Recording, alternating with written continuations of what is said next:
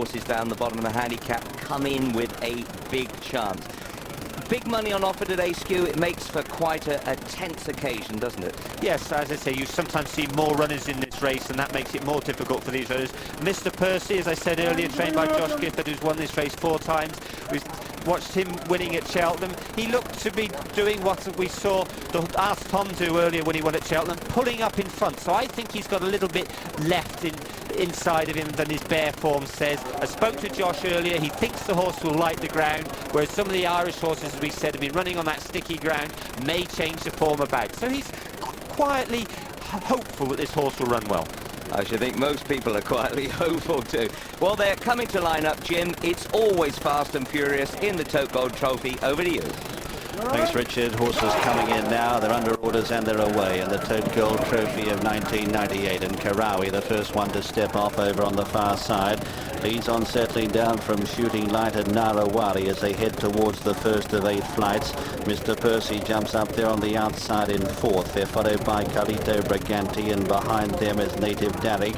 Then Comanche Court, who takes up a prominent position on the inside. A little bit wider out then is In Defense, followed next in the field by Bellator, and next right in the middle of the pack is, as they sort themselves out, Tibetan. Then Graphic Equalizer, who's about 4th last on the inside of Sharpigal from Tajani.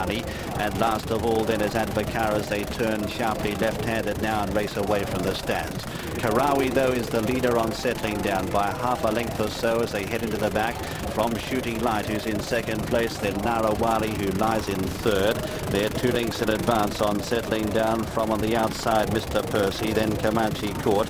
Further back then is Native Darrick, and out deeper on the track is Carlito Briganti. Half a length further back as they go to the second is In Defense, followed by Bellator. 2 lengths away is Tibetan, followed on the inside next by Graphic Equalizer. They're followed by Tajani, and then out the back of the field in Sharpigal, who didn't jump that too well. And last of all is Advocar. Heading down the back down towards flight number 3, and Shooting Light in the centre, joined by Narawali on the near side, who jumped into a clear lead. Then in 3rd is Mr. Percy, followed further back then by In Defense, who's just tucked in behind them in company there with Bellator. Half a length away Comanche Court, followed by Graphic Equalizer, who's getting a little bit closer, creeping up on the far side. Then Tibetan as they head towards number 4. Bellator on the near side of the black jacket as they jump the 4th. Shooting Light the leader over it from Narawali. A length and a half then to Karawi. 2 lengths back in the field, that is Mr. Percy racing on the inside of Bellator is number 8. In Defense is right there in the centre, followed by Comanche Court, who's starting a forward move on the inside in the white jacket from Graphic Equalizer. Just behind them is Native Darrick, then Tajani, who's going widest of all on the near side, followed by Carlito Briganti, who's been shuffled back through the field. Sharpical's giving them a fair start, but they're packed right up as they leave the back and race across the top of the course. It's Karawi on the inside, who's just the leader, joined though by Shooting Light and Kara on the outside, Narawali.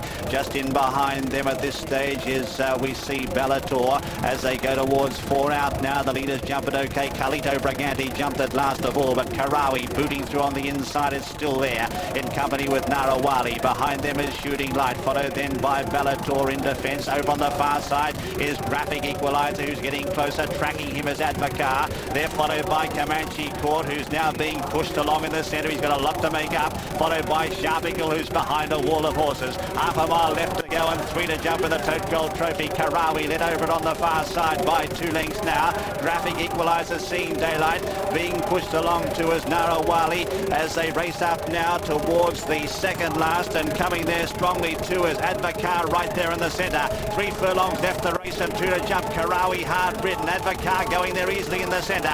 Races upsides him now. 2 lengths in front of Graphic Equalizer, then Narawali. Further back in the field, Sharpigal coming very late as well. They've got just under 2 furlongs to race and 1 to jump. Karawi on the far side, but here's the well-backed Sharpigal in the centre, looming up now. Tajani's running on well as well. Just over a furlong to go. Karawi in front. Here's Sharpigal produced on the near side, followed then further back by Narawali and Tajani. They settle down to fight it out. 100 yards left to go. Karawi grabbed now by Sharpigal, the plunge horse, and Sharpigal well back today, ridden by Mick Fitzgerald. A gem of a ride. It goes on to win by 3 or 4 lengths. In 2nd, Karawi. Tajani was 3rd, followed by Narawali in 4th. Further back, Advocar, followed by Native Darrick, then Bellator, Comanche Court. Behind them was Shooting Light. Then Tibetan Graphic Equalizer has only beaten 3 home, and they are Carlito Briganti, Mr. Percy, and In Defence. The winner is number 9, Sharpigal, a big shortener today, a lot of confident support behind him, trained by Nicky Henderson, ridden by Mick Fitzgerald. Second, number 3, Karawi. What a race he ran. Carl Llewellyn in the saddle, and third was number 14, Tajani, ridden by 17-year-old Francis Berry, having his first ride over jumps in Britain today. Number 14, Tajani, third, and fourth, number 11, Narawali, ridden by Tony McCoy. As usual, the Tote Gold Trophy was a thriller from start to finish, but what a ride the Grand National winning rider Mick Fitzgerald gave Sharpigal. Yes, you're quite right, Jim. They've got no real gallop early on, and that's Kawari still in front with the white face and the white breastplate, just jumping the fence now, and that's Advocar coming there under Francis Berry, just upsides him. But in behind them is Mick Fitzgerald on the winner, Sharpigal, and what a cool tactical ride he's given this horse. As we saw last time, he had plenty of light going to last in the Ladbroke hurdle and missed the hurdle for it, but he's going very, very easily on this easy ground and jumps the hurdle really well and goes on to an easy win. To the left of your picture there is Graphic Equalizer in the red. He was cantering throughout the race, but really wasn't good enough when the taps were turned on. Just here, Kawari has won a great race under a bold ride from Carl Llewellyn, but really the writing is on the wall already, and really as long as Sharpigal goes when Mick Fitzgerald says go, the race is all over. And doesn't he quicken up really well? The blinkers just helping him concentrate. Mick Fitzgerald, no need to resort to the stick, just doesn't even change his hands, just pushes him along.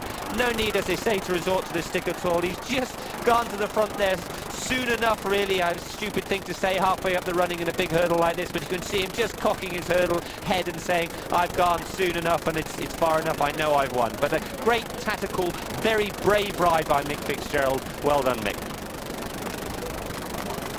There is Nicky Henderson giving Mick Fitzgerald a well-deserved congratulations for his bold ride.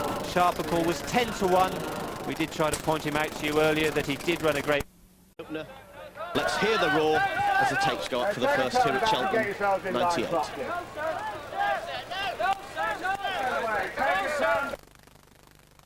Into the second last and then just petered out.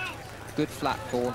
Yeah, I disagree with that. I mean, your description of the event, yes, it is true enough, but it was her first attempt over hurdles, and she duly followed up.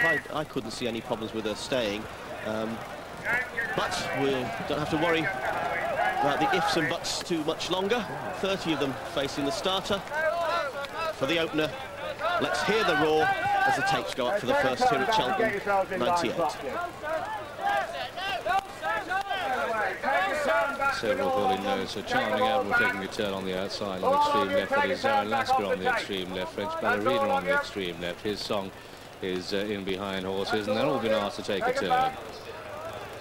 Serendipity, the blue jacket out the back, is taking a turn. Gatflack's taking a turn. His song taking a turn. There's Simon Moran, the starter.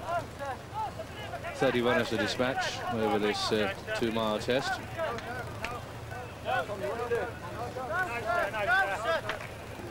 Coming out wide here, Percy Crow, but the starter's still not satisfied. No, sir.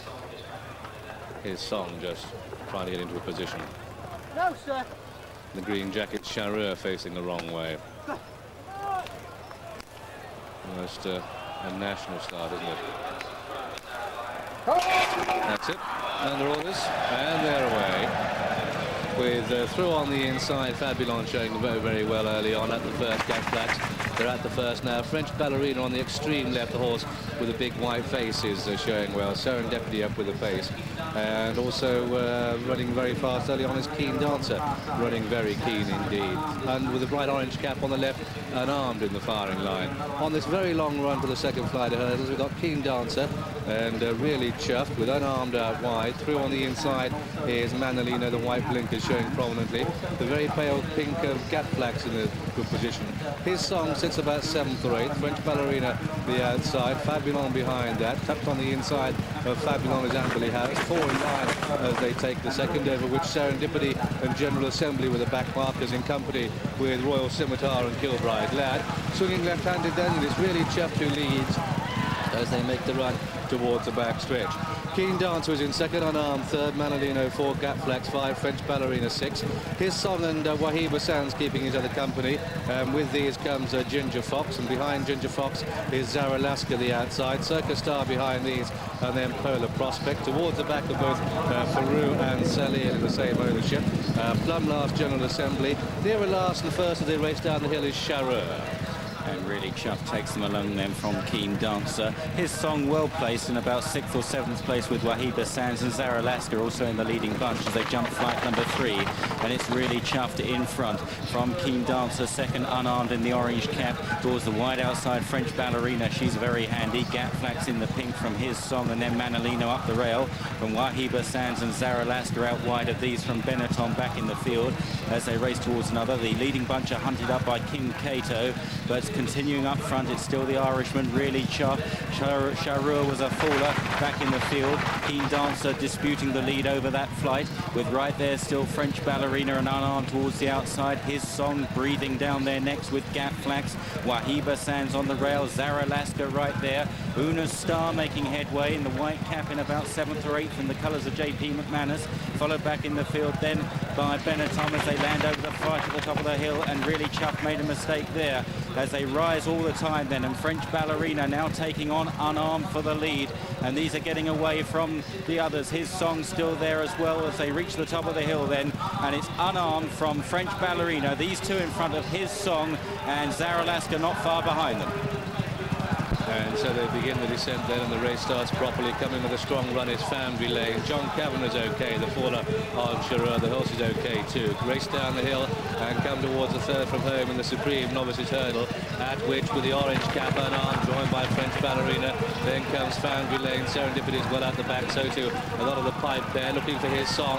The blue jacket, red sleeves travelling well. Una Star making a great run the outside. Gatflax coming through on the inner in pink, arriving at the second from home, and it's French Ballerina that's got it. French Ballerina in the lead to His Song, who flattened the flight of hurdles. Coming wide the outside is Una Star. Listen to the Irish roar. It's French Ballerina kicking on clear by 2 to His Song in second place. In third is Una Star. That's an Irish 1-2. Staying on in the pink, the best English hope is Gatflax. They're at the final flight now, and French Ballerina has landed well. Strains of Montalado here as he come up toward the line in the Citroën Supreme Novices Hurdle, because this goes to French Ballerina. Graham Bradley booting her home clear by 6 to 8 lengths. His Song a banker in second place. Back in third is Gatflax, but it's French Ballerina to His Song, Gatflax, then Una Star, Amberley House, Benetton, followed by Native Estates, and then after this one came Polar Prospect, and behind Polar Prospect was Ginger Fox, and the winner therefore is a great front-running role here by French Ballerina, who was keen from the top of the hill, came home in extremely good style in the colours of Mr. John Magnier, this number 26 on the card, trained by Pat Flynn. Of course, Montalado landed so many huge coups for that team in the past, but French Ballerina, this Sadler's Wells mare, has done the job well. Second horse home is number 12 on the card. This is His Song, made so many a banker, but sunk by French Ballerina, who really danced home here. Third horse home is number 9, Gatflax, the Nigel Twiston-Davis, Carl Llewellyn combination, the best of the English. But Graham Bradley, smiling from ear to ear, all the teeth are genuine, and he's landed the opener, the Citroën Supreme Novices Hurdle.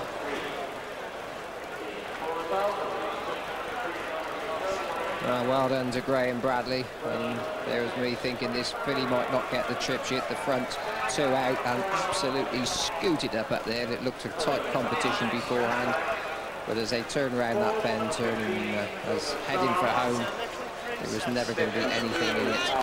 By a little bit of an upset at the last, she came up I think a little bit further out than Graham would have liked. Pat Flynn, of course, successful in this race with Montalado a few years ago. The only horse to have won 2 back-to-backs at Cheltenham. He won the year before in the bumper. And Brad, who's as Yorkshire as they come, but actually Lambourne based now, spent a lot of time riding in Ireland over the last 5 or 6 seasons. Very popular over there. This is his 9th Cheltenham festival success. The first of those was back in 1983, so 16 years ago, and you could tell from the pulling up shots then, every one of his colleagues that passed him shook his hand, the esteem which his fellow riders held him. They work so hard, these lads. Most of the time they're riding for peanuts. Today they earn a few quid and take the limelight, and who can do well it's one of those situations you're just praying that you meet this hurdle just on a good stride. She's come along, and Brad's half thinking at this stage of not quite certain what's going to happen. He just says, right, okay, let's have a short one more. No, I'm going to come up. Puts in a really big jump there at the last, and from then on carried the old scoot on up the hill. Smashing filly, this. Good handicapper on the flat. Not much of her.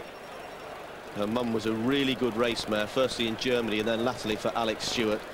And I suppose when she went to the covering shed, they didn't have Cheltenham in mind, more likely the Derby or the Oaks. 3 years ago with Tourist Attraction and Clare and Davis. In the 80s they did it with Miller Hill and the Brockshire in 82 and Slaney Hill and Anaglo's Daughter in 1980, and there's some support for the 3rd and 5th in the Champion Hurdles last year coming over from Ireland. That Space Tracker is now a 10-to-1 chance, Space Tracker, and Hill Society an 8-to-1, and it's the Irish money is holding them up. But I've rarely known a race at the festival when there's so little confidence. They pushed them out from 4-to-1, 9-to-2 to 6-to-1 the field 3 times. Absolutely, people feel here virtually any of these novices could win it. There could even be a result that Ho Warrior, for instance, has touched 50-to-1, is now a pony 25-to-1, and some bookmakers are showing 20-to-1 against Ho Warrior. It's one of those races when you smell it out, you don't feel confident, you might have a few quid in for the interest, but no real plunges going on in a tough, hard, most open Arkle there has ever been. Direct Route is a horse who will benefit from this strong pace. I was really impressed with the way that he battled at Sandown. Doesn't want to hit the front too soon. He actually got run out of it here against Queen of Spades early on in the season. I should think that Tony Dolan will be looking to get him settled in. It's a tremendous race, this. Let's hope they all get round safely. That's John Graham. Ascot just taking a turn. Lake Kariba taking a turn. Two coming off the rail. Warrior non-vintage, and again Simon Moran just waiting for them to get in the right position before he lets them go. The mare Potter's Gale, the check sleeves. The mare Queen of Spades trying to jockey her for a position. Well, Potter's Gale facing the wrong way. Again they're taking a turn on the outside. Those on the inner, lined up on the inner. Sean Space Trucker. Catastrophe through on the inside, but they kick away. Oh, and Lake Kariba was slow to go, and Potter's Gale was very slow to go as well. Non-vintage at the back, but they're at the first already, and the leaders are safely all over the first. Sean on the inside is Idle, the Catastrophe on the outer is Edelweiss to Moulin and Hill Society. These 4 in the air together at the second. Very wide Chief Song, Ground Nut, very wide on the course is Direct Route, and they've got themselves organised now on this long run to the third. Potter's Gale at the back, non-vintage, and Lake Kariba are all slow to go. And on this haul to the third fence is Catastrophe that leads. The Yellow Jacket Ground Nut on the outside, these sit 1 and 2. Between them the grey Sean Liv, and then Edelweiss to Moulin. Wade Road, the inner. Hill Society, Mandis Maintino, and then wide we've got Chief Song, very wide Direct Route. Warrior and Lake Kariba made up the ground he lost at the start. The mare Potter's Gale just in front of Delphi Lodge, and non-vintage and Queen of Spades at the back too. 12 lengths between the leader and the last, and the leading pair are Direct Route, the outside of Catastrophe, this grand galloper who jumps so well. They're going to take the 4th now, comes into it and measures it well. Direct Route a little bit iffy. Delphi Lodge jumped out to the right, and Queen of Spades a little bit out to the right as well. They swing left-handed, race away from the stands, downhill to the first of the four on the stretch of the track, with Catastrophe and Groundnut sharing the work. Chief Song made a bad mistake at the fourth fence. Meanwhile, over the fifth, Catastrophe and Groundnut from Champlev and Edelweiss to Moulin. Delphi Lodge is making errors and is losing ground. On towards the water jump now, and it's Catastrophe and Groundnut with Champlev the grey driving up. Wade Road is full of running in the pale blue jacket as they clear it. Space Trucker not too fluent there in the air side of the sheepskin noseband. Direct route is close too as they run towards a big open ditch, and it's Catastrophe just about with his nose in front from Champlev as they take better jump by Champlev over that. There's a faller there, direct route is down, and Chief Song is also a faller at the ditch. Champlev left in front from Catastrophe and Edelweiss to Moulin, the front three as they take a plain fence. Space Trucker follows these. Hill Society is not far away. Wade Road is still on their heels with Mandy's Mantino not far behind. They take a left-hand turn, and here's a problem coming up, a big ditch, and it's Catastrophe on the inside of Champlev. Edelweiss to Moulin, Space Trucker, then Wade Road. These are followed by Mandy's Mantino and Hill Society, and Potter's Gal and Lake Kariba back in the field, and Non-Vintage is tailing off. They're at the top of the hill, and it's the champion jockey on Champlev. Tony McCoy has the call in the Guineas Arkle from Catastrophe second. Edelweiss to Moulin, Space Trucker, Mandy's Mantino, Wade Road, and Hill Society down the hill. Must be between these. The Mayor's Potter's Gale and Queen of Spades are well out of it. So too Groundnut. Mick Fitzgerald is on his feet. The two horses are okay following that fall, and they're looming large to the third last now in the Guineas Arkle. And it's Champlev who went from the top of it, and there a mistake by Space Trucker. Hill Society starts to pick up. Mandy's Mantino gets into third place. Look in the pale jacket in second. That's Edelweiss to Moulin, and they're coming down towards the second last. And it's Champlev that comes to it, rushes to the top of it. Edelweiss to Moulin in second place. Mandy's Mantino third, and then Catastrophe and Hill Society, and then behind that one Wade Road. They make the final turn, and it's Champlev in the Guineas Arkle. The team were here last year, and it's champion jockey Tony McCoy, champion trainer Martin Pipe, and David Johnson, the owner of Champlev, who's biting his nails now because Mandy's Mantino is in second place and closing. Jumped it well with the red cap on the left. Is Hill Society. Edelweiss to Moulin. The far side is Champlev, the 5-year-old, is getting a very weary horse, and look at the charge. Mandy's Mantino and Hill Society. It's going to be a blanket finish here. The strength of McCoy. Here comes Richard Dunwoody. Hill Society on the nod between Champlev and Hill Society. Then Mandy's Mantino, Edelweiss to Moulin, Wade Road, and Queen of Spades and Her Warrior. And after that one, Potter's Gale, and after Potter's Gale came Space Trucker Catastrophe, Delphi Lodge, and then Groundnut and Non-Vintage and Lake Kariba.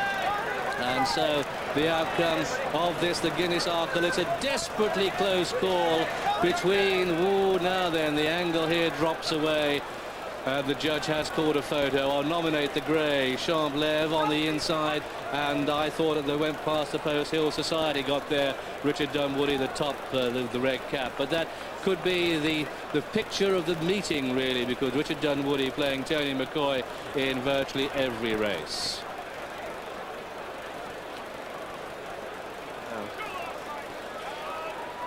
Third horse home is Mandy's Mantino. The judge calls a photo to the outcome of the Guineas Arkle, and that may take a moment or two to determine.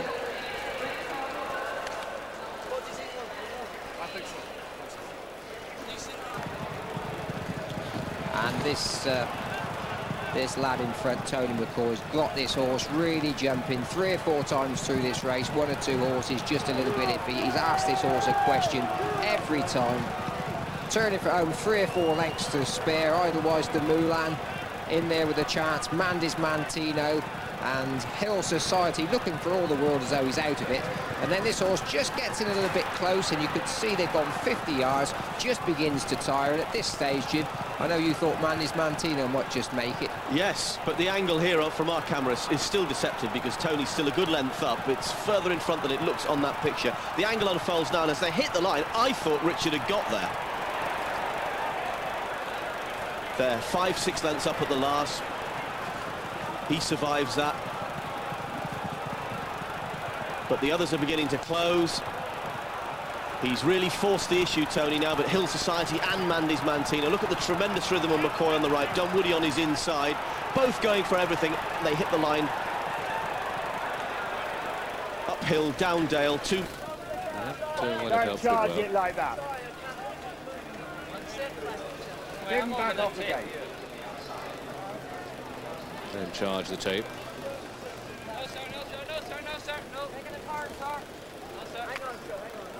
Estabrak taking a turn now. Theatre World a turn at the back as well.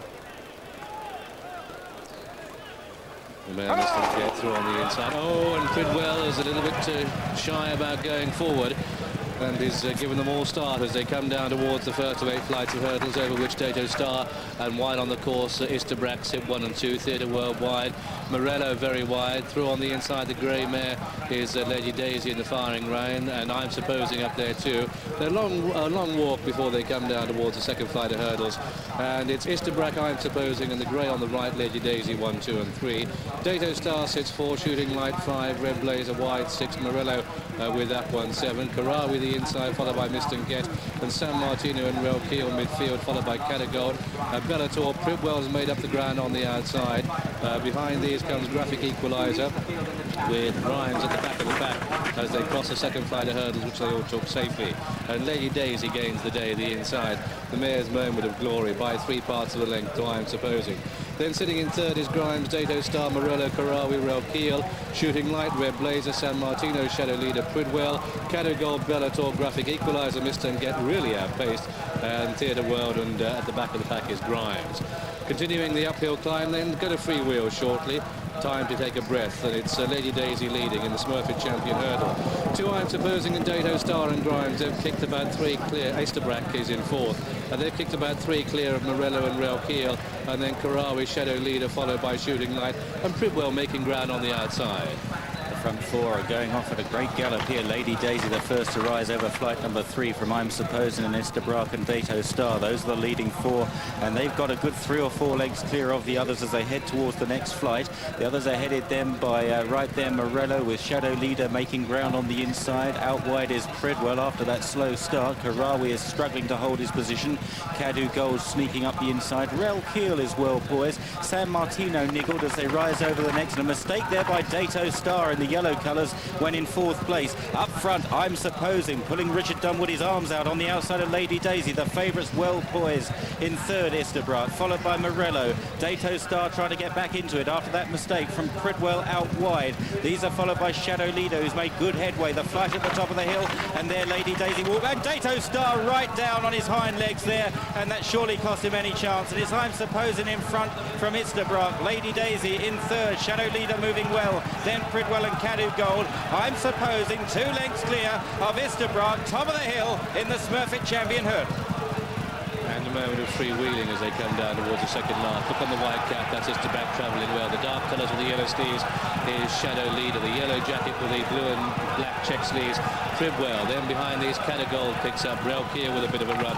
Graphic Equalizer, that was 2 out, and then comes Theatre World, who was placed last year. They've got 2 more flights of hurdles to take, and the champion Estabrak is surely for him now is gone 2 clear of I'm Supposing, but Shadow Leader, who shows such a devastating turn of foot the outside, is in 3rd place. Here we are 2 out. It's Estabrak clear by 2 to I'm Supposing, Shadow Leader, and then comes Pridwell, and these 4 are about 8 lengths clear of the next Theatre World. Catagold, Bellator staying on, but it looks to be all over as Estabrak makes the final turn in the Smurfit Champion hurdle, and Irish eyes are smiling because J.P. McManus, unbeaten this season. Estabrak takes the last flight of hurdles and is cleared by 10 to 12 lengths. A faller at the final flight with Shadow Leader. It brought down Bellator, but they're toiling in the wake as they race up towards the line, because the champion hurdle this year, the Smurfit Champion hurdle, goes to the Irish on St Patrick's Day. It's Estabrak and Charlie Swan who win. It's going to be an Irish 1-2, because Theatre World comes through for second, I'm Supposing third, Pridwell 4, Karawi, Bistan Get, and then behind that one Shooting Light, followed by Graphic Equalizer, Real Keel, Cadu Gold, Morello, San Martino, Dato Star, Lady Daisy, and last of all was Grimes. And so not just an Irish 1-2, and Aidan O'Brien 1-2 in the Smurfit Champion hurdle. The winner is number 7, Estabrak, in the colours of J.P. McManus, his 9th winner at the festival meeting. This one trained by Aidan O'Brien and ridden by Charlie Swan, whose success at this meeting just continues to go from strength to strength. Congratulated there by Conor O'Dwyer, who rode the same owner's Grimes. That finished last. But the second horse home is number 15, Theatre World, the colours of Mr. John Mannion. trained by Aidan O'Brien and ridden by Tommy Tracy. Third horse home was number 6, I'm supposing, that the Mount of Richard. Well, no, I just think he's a lazy horse. I think, you know, when we saw him beat Hill Music earlier and 1 or 2 other performances in Ireland, I think this horse just does enough. Charlie's had to work hard on him, but as Max said, you know, no horse has ever won 12 lengths before in a champion hurdle, and he's just absolutely pulverised him. There's some decent horses in this field, and he was able to go the pace early on. He was the one, he jumped incredibly well, jumped just as quickly as you could ever hope a horse to do, and then powered his way up the hill. Be very interesting to compare the time of his performance with that of French Ballerina in the first. Charlie Swan, unrelenting, making Mr. Brack maintain the gallop, flies the last. He probably knows now the race is won, but he's got the horse in a tremendous rhythm. Yeah, he has a look over, knows how far they are behind, and he ain't letting up.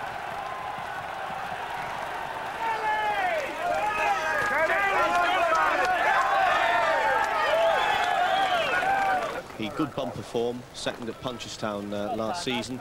You have to say, as Ted Walsh was telling Brough 5-10 minutes ago, there isn't the form in the book to back up that theory, but you ignore Aidan O'Brien and Charlie Swan when they make a statement like that, because you could actually have argued, despite Mr. Brack's splendid record, that he didn't have the form in the book to win in the style that he did yesterday. You ignore an O'Brien representative at your peril. Yeah, it just looks like he's got a little bit of quality about him.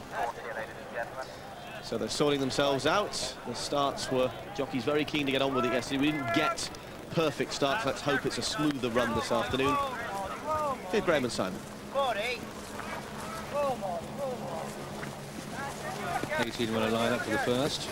Coming out onto the track, 2 miles 5 for this Royal and Southern Alliance novices hurdle. 10 flights of hurdles to jump. And no Sam Sweet Lord just holding up proceedings, yet to come out onto the track. There they go. There's Sam coming out. The stable rep down at the start.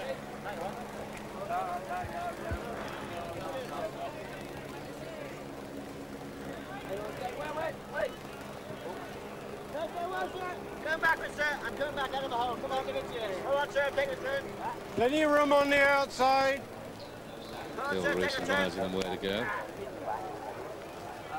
Horizon making a round trip on the outside. Facing the wrong way is Sweet Lord. Ishkin facing the wrong way as well for the moment.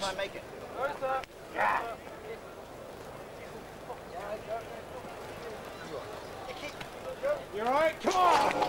That's it. They race away. 1 or 2 a little bit slow to go. Jazz Track went off them.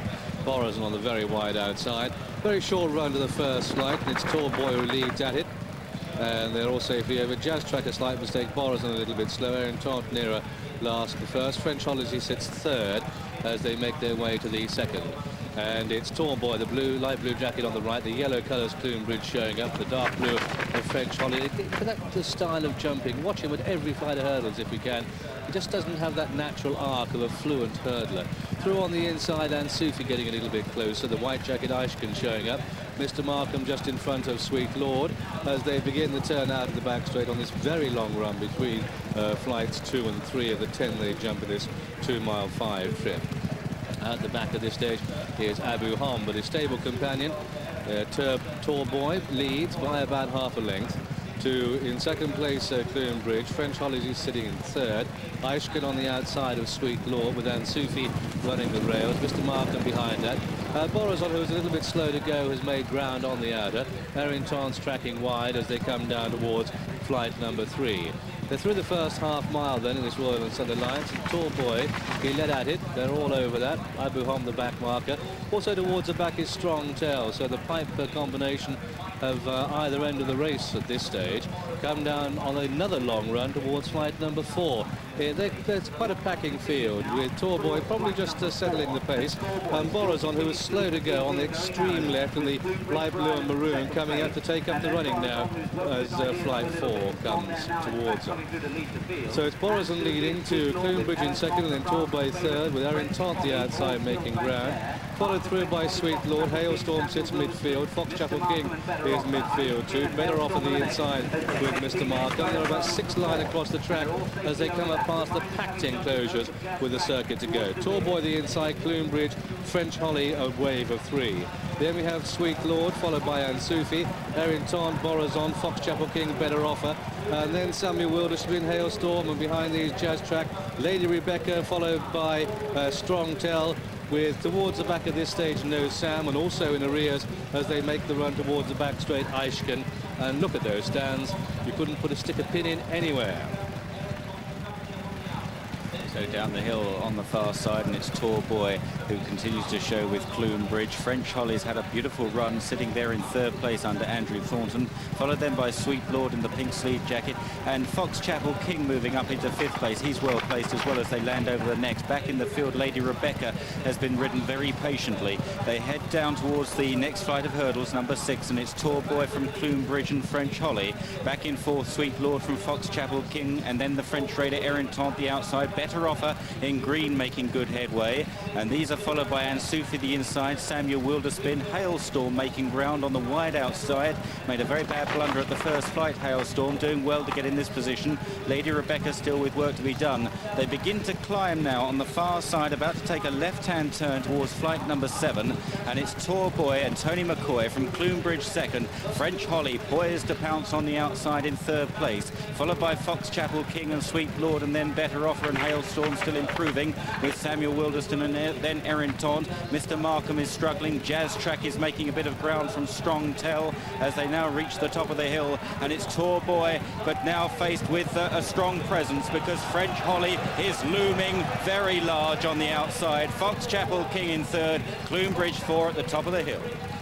Lady Rebecca being ridden along, and the red colours down in about 7th place. Errington with a lot of running to do, but look on the left, the dark blue, that's French Holly, unbeaten 4 out of 4, but the black and white on the right is Foxchapel King, and between Foxchapel King, a mistake there, and between the pair was Torboy continuing to race downhill, and this power performer, this is French Holly into the lead to Torboy in 2nd. The yellow is Clunbridge in 3rd, the black and white is Foxchapel King, but they've got 2 more flights of hurdles to jump, and it's French Holly in the Royal and Sun Alliance. He went for the top of it. Torboy is keeping up a gallop and running a personal best, but is spreading with the field here, and this is a giant of a horse in every way. It's French Holly and Andrew Thornton enjoying his best season. Andrew Thornton's had 70 so far. He's had 1 winner at the festival meeting, 2 if he takes this. He doesn't jump it fluently, but what a huge horse he is, getting a tremendous reception. There's a furlong and a half between the leader and the last. The leader is French Holly. The winner's going to be French Holly. His ears pricked, and he is a mighty contender. It's French Holly who wins. Torboy is 2nd, Clunbridge is 3rd, and these 3 are 20 lengths clear of a bunch for 4th, which Samuel Wilderspin just nosing through in front of Jazz Track, and then Foxchapel King. Lady Rebecca Errington in front of Ansoufi, who finished Better Offer and Strong Tell, and Mr. Markham and Hailstorm, and behind these came Sweet Lord, and after Sweet Lord, Borazon, and then we had No Sam, and last of all to finish was Abu Ham. And so the result then of this, the Royal and Sun Alliance novices hurdle, hailed as an English, as a British.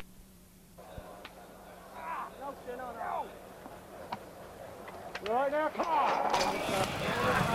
Under orders then, and race away for the Queen Mother Champion chase, and cover the first of the 12 fences already. The grey one man, one off the rails. They're all safely over the first. One man probably just has the edge. Viking Flagship and Clare and Davis in the firing line. Also on the outside, Lightning Lad. They're at the 2nd now. And 5 in the line there. The previously mentioned 4 joined by Ask Tom, who's using his giant stride on the outside to go into the lead. The back markers all Royal and Lord Dorset and Seeking the Faith. They come through the first quarter mile, and as they make their way towards the 3rd, it's Ask Tom with the 1 man the inside. Then Viking Flagship and Clare and Davis with Lord Dorset the inner. Then Lightning Lad, followed by All Royal and Seek the Faith at the back of the pack as they take the 3rd. At tremendous speed. Come up past the enclosures then, and it's Ask Tom, the outside of the grey 1 man. The Northern Riders, Brian Harding and Russ Garrity, head for head in the Queen Mother Champion chase. Clarence Davis is stalking in third, Viking Flagship on the out of fourth, then Lord Dorset and All Royal, and the other two getting just woefully outpaced. Left-handed down the hill, they race away from the stands. Ask Tom leads the parade, ears pricked to one man on the inside, and Clarence Davis in third. On towards the fifth then, Ask Tom with one man on the near side. Clarence Davis sitting a handy third then, Viking Flagship. Ask Tom just out jumping one man at this stage. Lightning Lad and Seek the Faith just can't go the gallop at all. It's a real throat cutter as they head on towards the water jump, and it's Ask Tom and one man going head and head. Lord Dorset on the near side, Viking Flagship, Clarence Davis. All Royal wasn't too fluent at the water there, and then the other two. On towards the big open ditch now, fence number 7, and one man pulling his way back to the lead just, but Ask Tom jumping well again. Lord Dorset in third position as they continue along the back straight towards fence number 8, and Clarence Davis has lost a bit of ground back into 5th place. Over the next, one man from Ask Tom, clear of Lord Dorset as they now continue to climb on the far side. They've kicked clear of All Royal, who's trying to get up into 4th. Then Clarence Davis, Viking Flagship is losing his position. There's a long gap to Lightning Lad and Seek the Faith. The big open ditch, number 9, and it's one man on the inside of Ask Tom, dueling for the lead still from Lord Dorset in third. Clarence Davis is off the bit, so is All Royal back in 5th from Viking Flagship. They're reaching the top of the hill, and it's one man by a half length to Ask Tom, and they've got the others on the stretch. And those others headed by Lord Dorset, the striped jacket Viking Flagship, the grey is All Royal. But a great gasp from the crowd as one man skipped round that corner, and Russ Garrity. We'll don't have to worry about the ifs and buts too much longer. 30 of them facing the starter. For the opener, let's hear the roar as the tapes go up for the first here at Cheltenham, 98. Several holding nose, so Charming Admiral taking a turn on the outside on extreme left, that is Zaralasca on the extreme left, French Ballerina on the extreme left. His song is in behind horses, and they've all been asked to take a turn. Serendipity, the blue jacket out the back, is taking a turn. Gatflax taking a turn. His song taking a turn. There's Simon Moran, the starter. 30 runners to dispatch over this 2-mile test.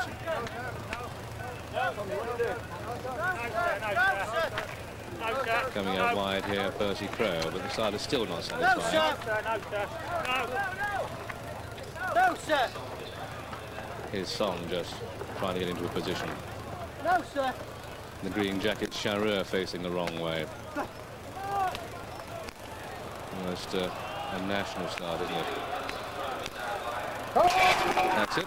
Under orders, and they're away. With through on the inside, Fabulon showing very, very well early on at the first gap flat. They're at the first now. French Ballerina on the extreme left, the horse with a big white face is showing well. Serendipity up with the pace. And also running very fast early on is Keen Dancer, running very keen indeed. And with a bright orange cap on the left, unarmed in the firing line. On this very long run for the second flight of hurdles, we've got Keen Dancer, and really chuffed with unarmed out wide. Through on the inside is Manolino, the white blinkers showing prominently. The very pale pink of Gatflax in a good position. His song sits about 7th or 8th. French Ballerina to the outside, Fabulon behind that. Tucked on the inside of Fabulon is Amberley House. 4 and 9 as they take the second, over which Serendipity and General Assembly with the back markers in company with Royal Scimitar and Kilbride Lad. Swinging left-handed then, and it's really chuffed who leads as they make the run towards the back stretch. Keen Dancer was in second, unarmed third, Manolino 4, Gatflax 5, French Ballerina 6. His song and Wahiba Sands keeping his other company.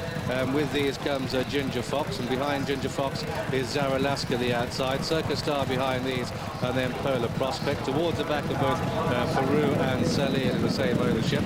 Plum last, General Assembly. Nearer last and first as they race down the hill is Charreur. And really Chuff takes them along then from Keen Dancer. His song well placed in about 6th or 7th place with Wahiba Sands, and Zaralasca also in the leading bunch as they jump flight number 3. and it's really chuffed in front from Keen Dancer, second unarmed in the orange cap, towards the wide outside French Ballerina. She's very handy. Gap Flax in the pink from his song, and then Manolino up the rail from Wahiba Sands and Zara Lasker out wide of these from Benetton back in the field as they race towards another. The leading bunch are hunted up by King Cato, but continuing up front, it's still the Irishman, really chuffed. Charrua was a faller back in the field. Keen Dancer disputing the lead over that flight, with right there still French Ballerina and unarmed towards the outside. His song breathing down there next with Gap Flax. Wahiba Sands on the rail. Zara Lasker right there. Una's Star making headway in the white cap in about 7th or 8th in the colours of J.P. McManus. Followed back in the field then by Benetton as they land over the fight at the top of the hill, and really Chuff made a mistake there as they rise all the time then, and French Ballerina now taking on unarmed for the lead, and these are getting away from the others. His song still there as well as they reach the top of the hill then, and it's unarmed from French Ballerina. These two in front of his song, and Zara Lasker not far behind them. And so they begin the descent then, and the race starts properly. Coming with a strong run is Fanby Lane. John Kavanagh's okay, the faller on Charrua. The horse is okay too. Race down the hill and come towards the third from home in the Supreme Novices Hurdle, at which with the orange cap unarmed, joined by French Ballerina. Then comes Fanby Lane. Serendipity is well at the back, so too a lot of the pipe there, looking for his song. The blue jacket, red sleeves, travelling well. Una's Star making a great run the outside. Gap Flax coming through on the inner in pink, arriving at the second from home, and it's a French Ballerina that's got it. French Ballerina in the lead to his song, who flattened the flight of hurdles. Coming wide the outside is Una's Star. Listen to the Irish roar. It's French Ballerina kicking on clear by 2 to his son in second place. In third is Una's Star. That's an Irish 1-2, staying on in the pink. The best English hope is Gap Flax. They're at the final flight now, and French Ballerina has landed well. Strains of Montalado here as he come up toward the line in the Citroën Supreme Novices Hurdle, because this goes to French Ballerina. Graham Bradley booting her home clear by 6 to 8 lengths. His song a banker in second place. Back in third is Gap Flax, but it's French Ballerina to his song Gap Flax. Then Una's Star, Amberley House, Benetton, followed by Native Estates, and then after this one came Polar Prospect, and behind Polar Prospect was Ginger Fox, and the winner therefore is a great front-running role here by French Ballerina, who was keen from the top of the hill, came home in extremely good style in the colours of Mr. John Magnier, this number 26 on the card, trained by Pat Flynn. Of course, Montalado landed so many huge coups for that team in the past, but French Ballerina, this Sadler's World mare, has done the job well. Second horse home is number 12 on the card. This is his song, made so many a banker, but sunk by French Ballerina, who really danced home here. Third horse home is number 9, Gap Flax, the Nigel Twiston-Davis, Carl Llewellyn combination, the best of the English. But Graham Bradley, smiling from ear to ear, all the teeth are genuine, and he's landed the opener, the Citroën Supreme Novices Hurdle.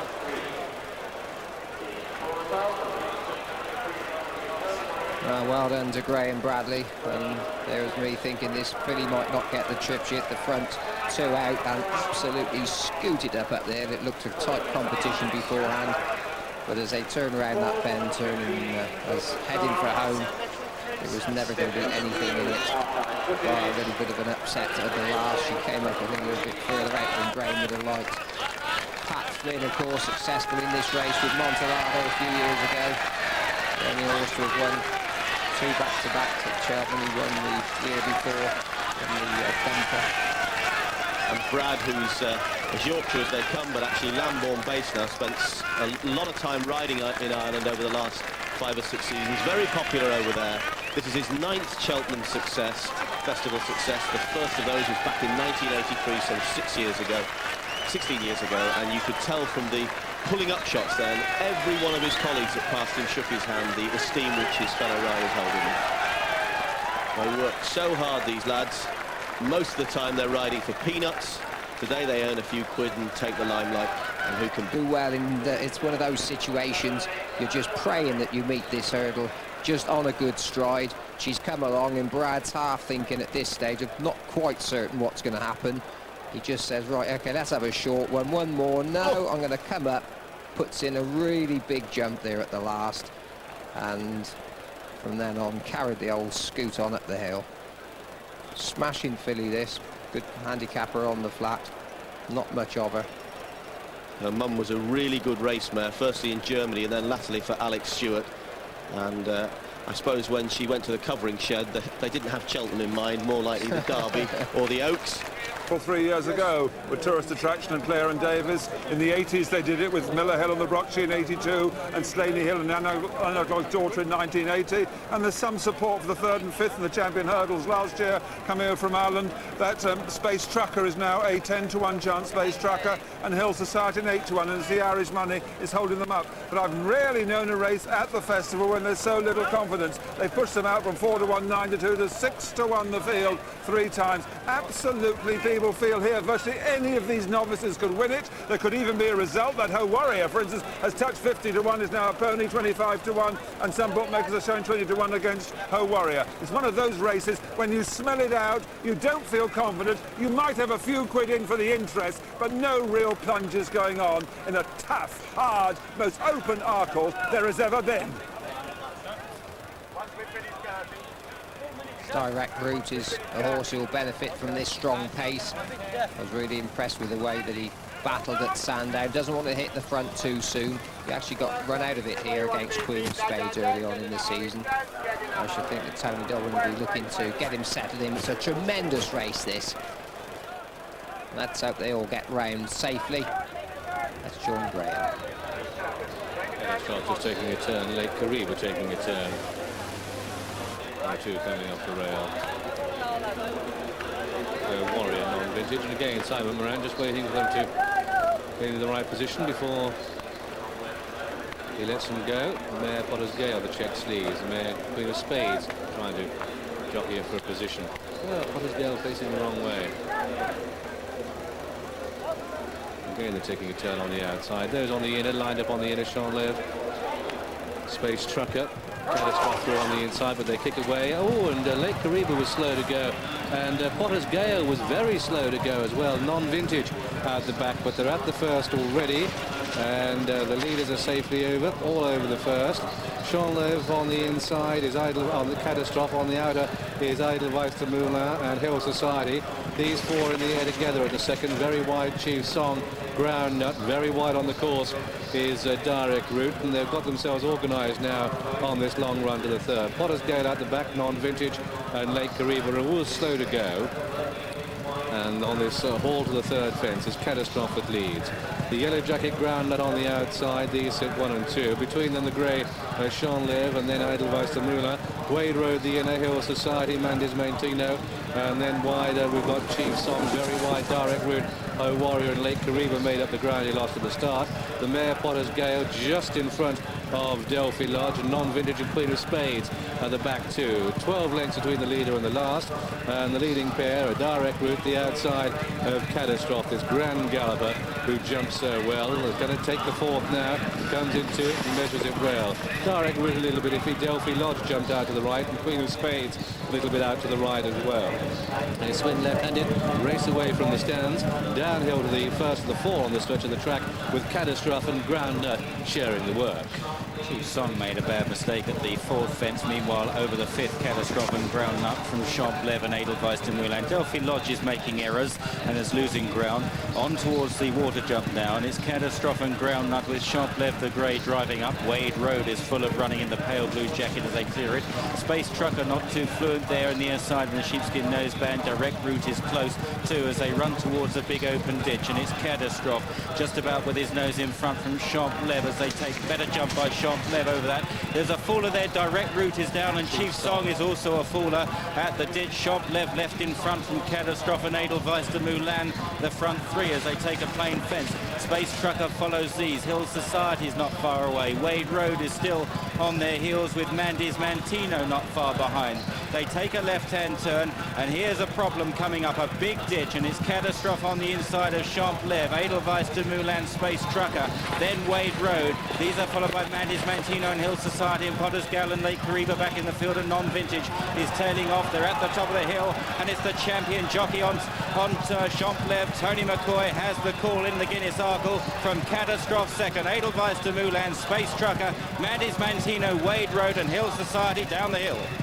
must be between these. The mare's Potter's Gale and Queen of Spades are well out of it. So too Grand Nut. Mick Fitzgerald is on his feet. The two horses are okay following that fall, and they're looming large to the third last now in the Guineas Arkle. And it's Chantelet who went for the top of it, and there a mistake by Space Trucker. Hill Society starts to pick up. Mandy's Mantino gets into third place. Look in the pale jacket in second. That's Edelweiss de Moulin, and they're coming down towards the second last. And it's Chantelet that comes to it, rushes to the top of it. Edelweiss de Moulin in second place. Mandy's Mantino third, and then Catastrophe and Hill Society, and then behind that one Way Road. They make the final turn, and it's Chantelet in the Guineas Arkle. The team were here last year, and it's champion jockey Tony McCoy, champion trainer Martin Pipe, and David Johnson, the owner of Chantelet, who's biting his nails now because Mandy's Mantino is in second place and closing. Jumped it well with the red cap on the left. Is Hill Society, Edelweiss de Moulin. The far side is Chantelet, the 5-year-old, is getting a very weary horse. And look at the charge, Mandy's Mantino and Hill Society. It's going to be a blanket finish here. The strength of McCoy. Here comes Richard Dunwoody, Hill Society on the nod between Chantelet and Hill Society. Then Mandy's Mantino, Edelweiss de Moulin, Wade Road, and Queen of Spades and Ho Warrior. And after that one, Potter's Gale, and after Potter's Gale came Space Trucker Catastrophe, Delphi Lodge, and then Grand Nut and Non-Vintage and Lake Kariba. And so the outcome of this, the Guineas Arkle, it's a desperately close call between, now then, the angle here drops away. The judge has called a photo. I'll nominate the grey, Chantelet on the inside, and I thought that they went past the post. Hill Society got there. Richard Dunwoody, the top, the red cap. But that could be the picture of the meeting, really, because Richard Dunwoody playing Tony McCoy in virtually every race.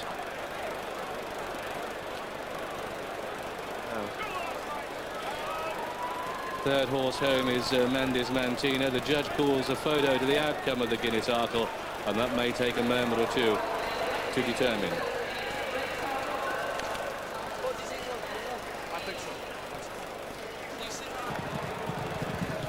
And this lad in front, Tony McCoy, has got this horse really jumping 3 or 4 times through this race. 1 or 2 horses just a little bit iffy. He's asked this horse a question every time. Turning for home 3 or 4 lengths to spare. Edelweiss de Moulin in there with a chance. Mandy's Mantino and Hill Society looking for all the world as though he's out of it. And then this horse just gets in a little bit close, and you could see they've gone 50 yards, just begins to tire. And at this stage, Jim, I know you thought Mandy's Mantino might just make it. Yes, but the angle here from our camera is still deceptive because Tony's still a good length up. It's further in front than it looks on that picture. The angle unfolds now, and as they hit the line, I thought Richard had got there. They're 5-6 lengths up at the last. He survives that. But the others are beginning to close.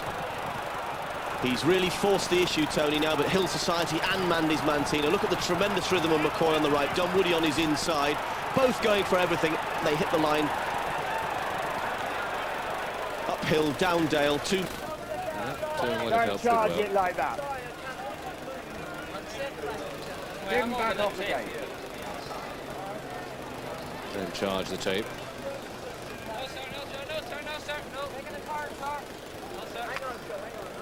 Isterbrack taking a turn now. Theatre World a turn at the back as well. The man is going to get through on the inside. Oh, and Fidwell is a little bit too shy about going forward, and he's given them all start as they come down towards the first of 8 flights of hurdles, over which Tato Star and wide on the course. Isterbrack sit 1 and 2, Theatre World wide, Morello very wide. Through on the inside, the grey mare is Lady Daisy in the firing line, and I'm supposing up there too. They're a long walk before they come down towards the second flight of hurdles, and it's Isterbrack, I'm supposing, and the grey on the right, Lady Daisy 1, 2 and 3. Tato Star sits 4, Shooting Light 5, Red Blazer wide 6, Morello with that 1, 7, Karawi the inside, followed by Mr. Get, and San Martino and Relkeel midfield, followed by Catagold. Bellator, Pribwell's made up the ground on the outside. Behind these comes Graphic Equalizer with Rhymes at the back of the pack as they cross the second flight of hurdles, which they all took safely. And Lady Daisy gains the day the inside. The mare's moment of glory by 3 parts of the length, to I'm supposing. Then sitting in third is Grimes, Dato Star, Morello, Karawi, Regailed, Shooting Light, Red Blazer, San Martino, Shadow Leader, Pridwell, Cadu Gold, Bellator, Graphic Equalizer, Mr. and Get really outpaced, and Theatre World, and at the back of the pack is Grimes. Continuing the uphill climb, then go to free wheel shortly. Time to take a breath, and it's Lady Daisy leading in the Smurfit Champion Hurdle. Two I'm supposing in Dato Star and Grimes. They've kicked about 3 clear. Easterbrook is in fourth, and they've kicked about 3 clear of Morello and Regailed, and then Karawi, Shadow Leader, followed by Shooting Light, and Pridwell making ground on the outside. Front four are going off at a great gallop here. Lady Daisy, the first to rise over flight number 3 from I'm Supposing and Easterbrook and Dato Star. Those are the leading 4, and they've got a good 3 or 4 lengths clear of the others as they head towards the next flight. The others are headed then by right there Morello with Shadow Leader making ground on the inside. Out wide is Pridwell after that slow start. Karawi is struggling to hold his position. Cadu Gold sneaking up the inside. Regailed is well poised. San Martino niggled as they rise over the next, and a mistake there by Dato Star in the yellow colours when in 4th place. Up front, I'm Supposing, pulling Richard Dunwoodie's arms out on the outside of Lady Daisy. The favourites well poised. In 3rd, Easterbrook, followed by Morello. Dato Star trying to get back into it after that mistake from Pridwell out wide. These are followed by Shadow Leader, who's made good headway. The flight at the top of the hill, and there Lady Daisy walk, and Dato Star right down on his hind legs there, and that surely cost him any chance. And it's I'm Supposing in front from Easterbrook. Lady Daisy in 3rd, Shadow Leader moving well, then Pridwell and Cadu Gold. I'm Supposing 2 lengths clear of Easterbrook, top of the hill in the Smurfit Champion Hurdle. And a moment of freewheeling as they come down towards the second lap. Look on the white cap, that's Easterbrook travelling well. The dark colours with the yellow sleeves is Shadow Leader. The yellow jacket with the blue and black check sleeves, Pridwell. Then behind these, Cadu Gold picks up Regailed with a bit of a run. Graphic Equalizer, that was 2 out. And then comes Theatre World, who was placed last year. They've got 2 more flights of hurdles to take. And the champion, Easterbrook, is surely for him now is gone too clear of I'm Supposing. But Shadow Leader, who shows such a devastating turn of foot the outside, is in 3rd place. Here we are, 2 out. It's Easterbrook clear by 2 to I'm Supposing, Shadow Leader, and then comes Pridwell, and these 4 are about 8 lengths clear of the next Theatre World. Cadu Gold, Bellator staying on, but it looks to be all over as Easterbrook makes the final turn in the Smurfit Champion Hurdle, and Irish eyes are smiling with J.P. McManus, unbeaten this season. Easterbrook takes the last line of hurdles and is clear by 10 to 12 lengths. A faller at the final flight with Shadow Leader. It brought down Bellator, but they're toiling in the wake as they race up towards the line, because the Champion Hurdle this year, the Smurfit Champion Hurdle, goes to the Irish on St Patrick's Day. It's Easterbrook and Charlie Swan who win. It's going to be an Irish 1-2, because Theatre World comes through for second, I'm Supposing 3rd, Pridwell 4, Karawi, Vista and Get, and then behind that one Shooting Light, followed by Graphic Equalizer, Regailed, Cadu Gold, Morello, San Martino, Dato Star, Lady Daisy, and last of all was Grimes. And so not just an Irish 1-2, an Aidan O'Brien 1-2 in the Smurfit Champion Hurdle. The winner is number 7, Easterbrook, in the colours of J.P. McManus. His 9th winner at the festival meeting. This one trained by Aidan O'Brien and ridden by Charlie Swan, whose success at this meeting just continues to go from strength to strength. Congratulated there by Conor O'Dwyer, who rode the same owner's Grimes. That finished last.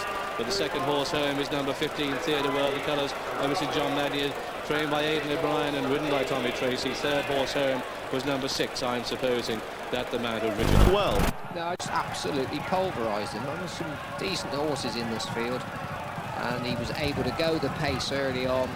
He was the one, he jumped incredibly well, jumped just as quickly as you could ever hope a horse to do, and then powered his way up the hill. Be very interesting to compare the time of his performance with that of French Ballerina in the first.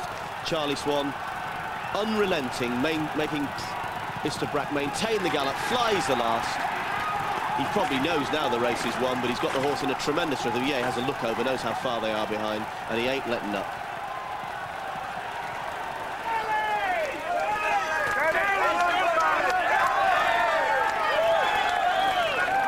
He good bumper form, second at Punchestown last season. You have to say, as Ted Walsh was telling Brough 5-10 minutes ago, there isn't the form in the book to back up that theory, but you ignore Aidan O'Brien and Charlie Swan when they make a statement like that, because you could actually have argued, despite Mr. Brack's splendid record, that he didn't have the form in the book to win in the style that he did yesterday. You ignore an O'Brien representative at your peril. Yeah, it just looks like he's got a little bit of quality about him. So they're sorting themselves out. The starts were, jockeys very keen to get on with it yesterday. We didn't get perfect starts. Let's hope it's a smoother run this afternoon. Here's Graham and Simon. 18-minute line up to the first. Coming out onto the track, 2 miles 5 for this Royal and Southern Alliance novices hurdle. 10 flights of hurdles to jump. And no Sam, Sweet Lord just holding up proceedings, yet to come out onto the track. There they go. No Sam coming out. The stable rep down at the start.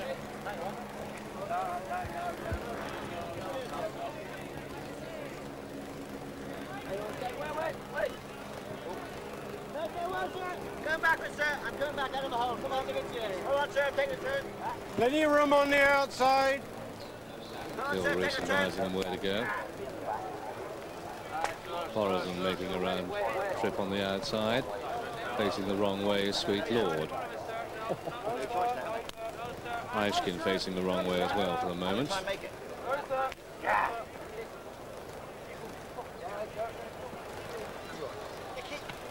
You all right? Come on!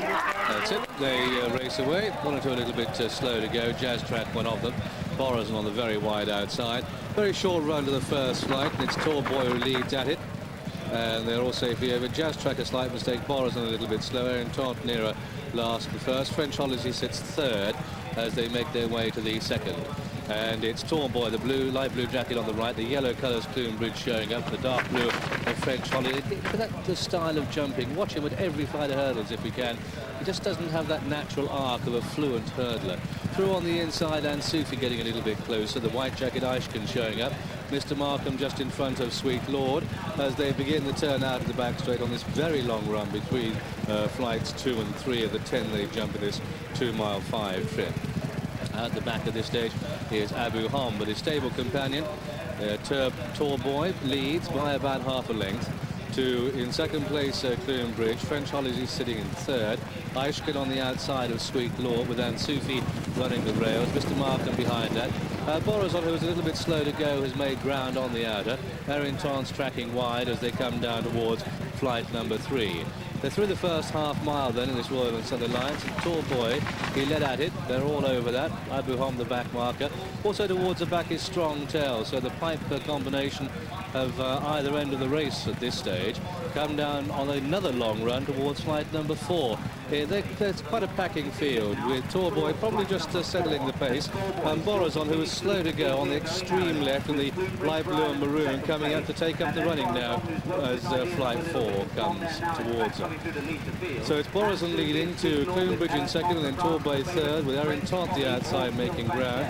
Followed through by Sweet Lord. Hailstorm sits midfield. Foxchapel King is midfield too. Better off on the inside with Mr. Markham. They're about 6 line across the track as they come up past the packed enclosures with the circuit to go. Tall Boy the inside, Clune Bridge, French Holly a wave of 3. Then we have Sweet Lord followed by Ansufi, Errington, Borazon, Foxchapel King, Better Offer, and then Samuel Wilderspin, Hailstorm, and behind these Jazz Track, Lady Rebecca followed by Strong Tell, with towards the back of this stage No Sam, and also in arrears as they make the run towards the back straight Ishkin. And look at those stands, you couldn't put a stick of pin in anywhere. So down the hill on the far side, and it's Tall Boy who continues to show with Clune Bridge. French Holly's had a beautiful run, sitting there in third place under Andrew Thornton, followed then by Sweet Lord in the pink sleeve jacket, and Foxchapel King moving up into 5th place. He's well placed as well as they land over the next. Back in the field, Lady Rebecca has been ridden very patiently. They head down towards the next flight of hurdles, number 6, and it's Tall Boy from Clune Bridge and French Holly. Back in 4th, Sweet Lord from Foxchapel King, and then the French raider Errington the outside. Better better offer in green making good headway. And these are followed by Ansoufi the inside, Samuel Wilderspin, Hailstorm making ground on the wide outside. Made a very bad blunder at the first flight, Hailstorm, doing well to get in this position.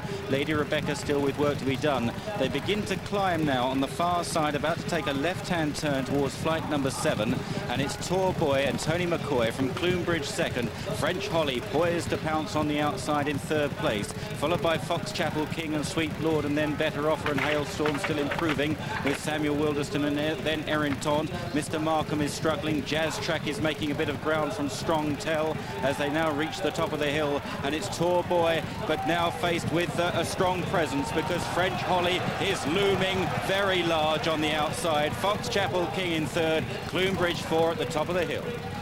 Lady Rebecca being ridden along, and the red colours down in about 7th place. Errington with a lot of running to do, but look on the left, the dark blue, that's French Holly, unbeaten 4 out of 4, but the black and white on the right is Foxchapel King, and between Foxchapel King, a mistake there, and between the pair was Torboy, continuing to race downhill, and this power performer, this is French Holly into the lead to Torboy in second, the yellow is Clunbridge in third, the black and white is Foxchapel King, but they've got 2 more flights of hurdles to jump, and it's French Holly in the Royal and Southern Alliance. He went to the top of it. Torboy is keeping up a gallop and running a personal best, but is spreading with the field here. And this is a giant of a horse in every way. It's French Holly and Andrew Thornton enjoying his best season. Andrew Thornton's had 70 so far. He's had 1 winner at the festival meeting, 2 if he takes this. He doesn't jump it fluently, but what a huge horse he is, getting a tremendous reception. There's a furlong and a half between the leader and the last. The leader is French Holly. The winner's going to be French Holly. His ears pricked, and he is a mighty contender. It's French Holly who wins. Torboy is second, Clunbridge is third, and these 3 are 20 lengths clear of a bunch for 4th, which Samuel Wilderspin just nosing through in front of Jazz Track, and then Foxchapel King. Lady Rebecca Errington in front of Ansoufi, who finished Better Offer and Strong Tell, and Mr. Markham and Hailstorm, and behind these came Sweet Lord, and after Sweet Lord, Borazon, and then we had No Sam, and last of all to finish was Abu Ham. And so the result then of this, the Royal and Sun Alliance Novices Hurdle, hailed as an English, as a British.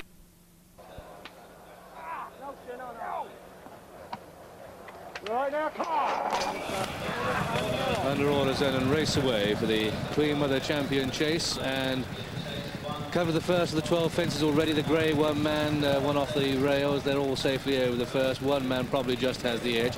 Viking Flagship and Clare and Davis in the firing line. Also on the outside, Lightning Lad. They're at the second now. And 5 in the line there.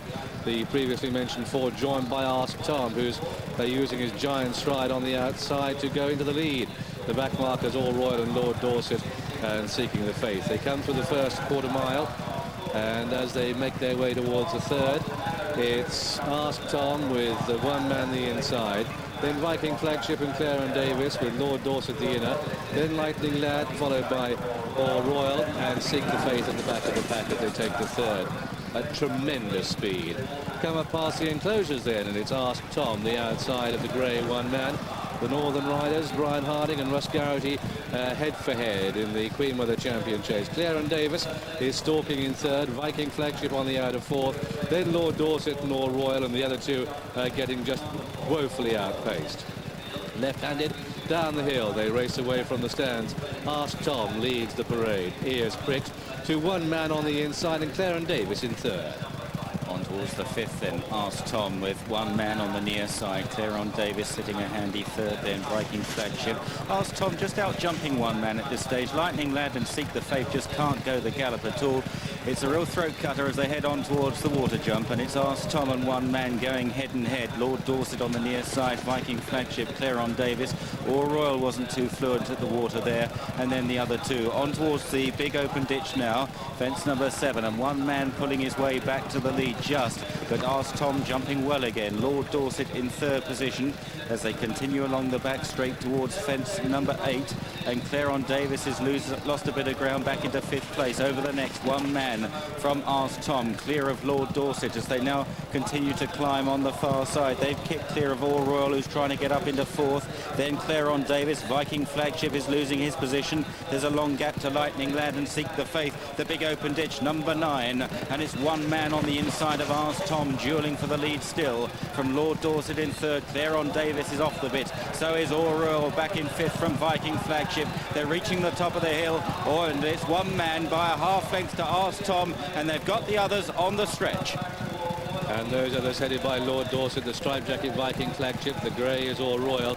But a great gasp from the crowd as one man skipped round that corner, and Russ Garrity asked Tom for extra effort, but they've still got 3 more fences to jump, and the leading 5 in the Queen Mother chase are one man. What a good jump. Ask Tom, Claron Davis, an unusual mistake there, and it's one man. Then look at this, hard held to the jump. One man, the grey, the giant grey. Ask Tom in 2nd, Lord Dorset in 3rd, and so the Northern jockeys 1, 2 and 3 as they take the 2nd from home, with All Royal back in 4. Claron Davis a most disappointing 5. Viking Flagship, who's been high on the barometer of braveness, well beaten as they make the final turn.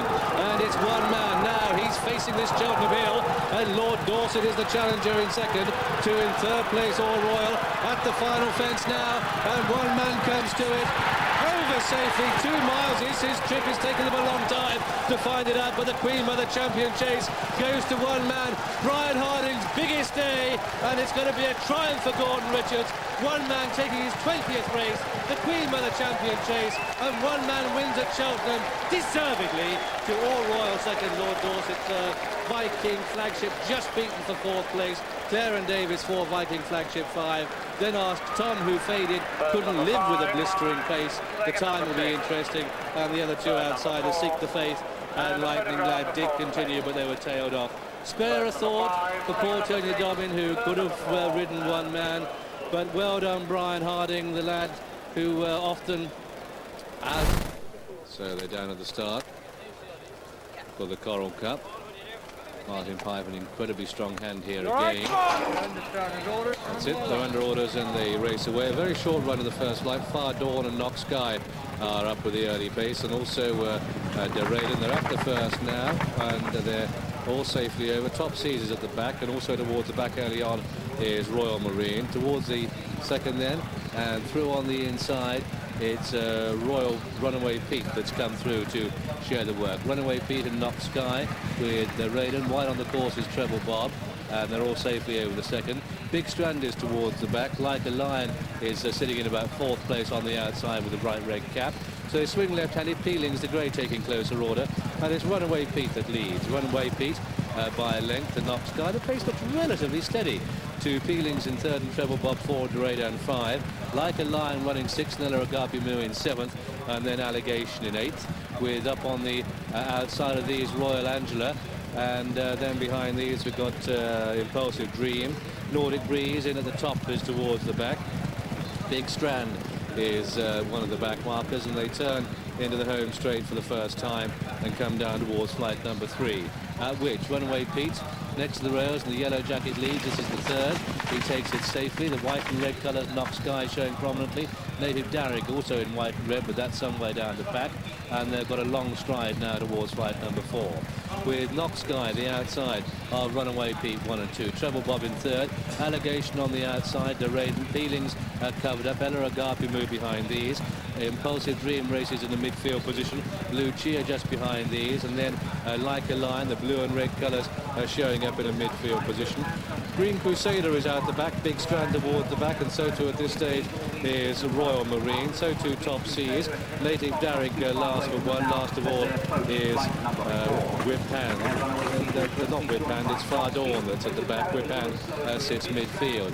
They come up past the enclosures then, and it's still Runaway Pete that leads. To Knox Guy in second, the Peelings, and then Treble Bob and Deradan and Ella Agapi Mu and Lucia 40.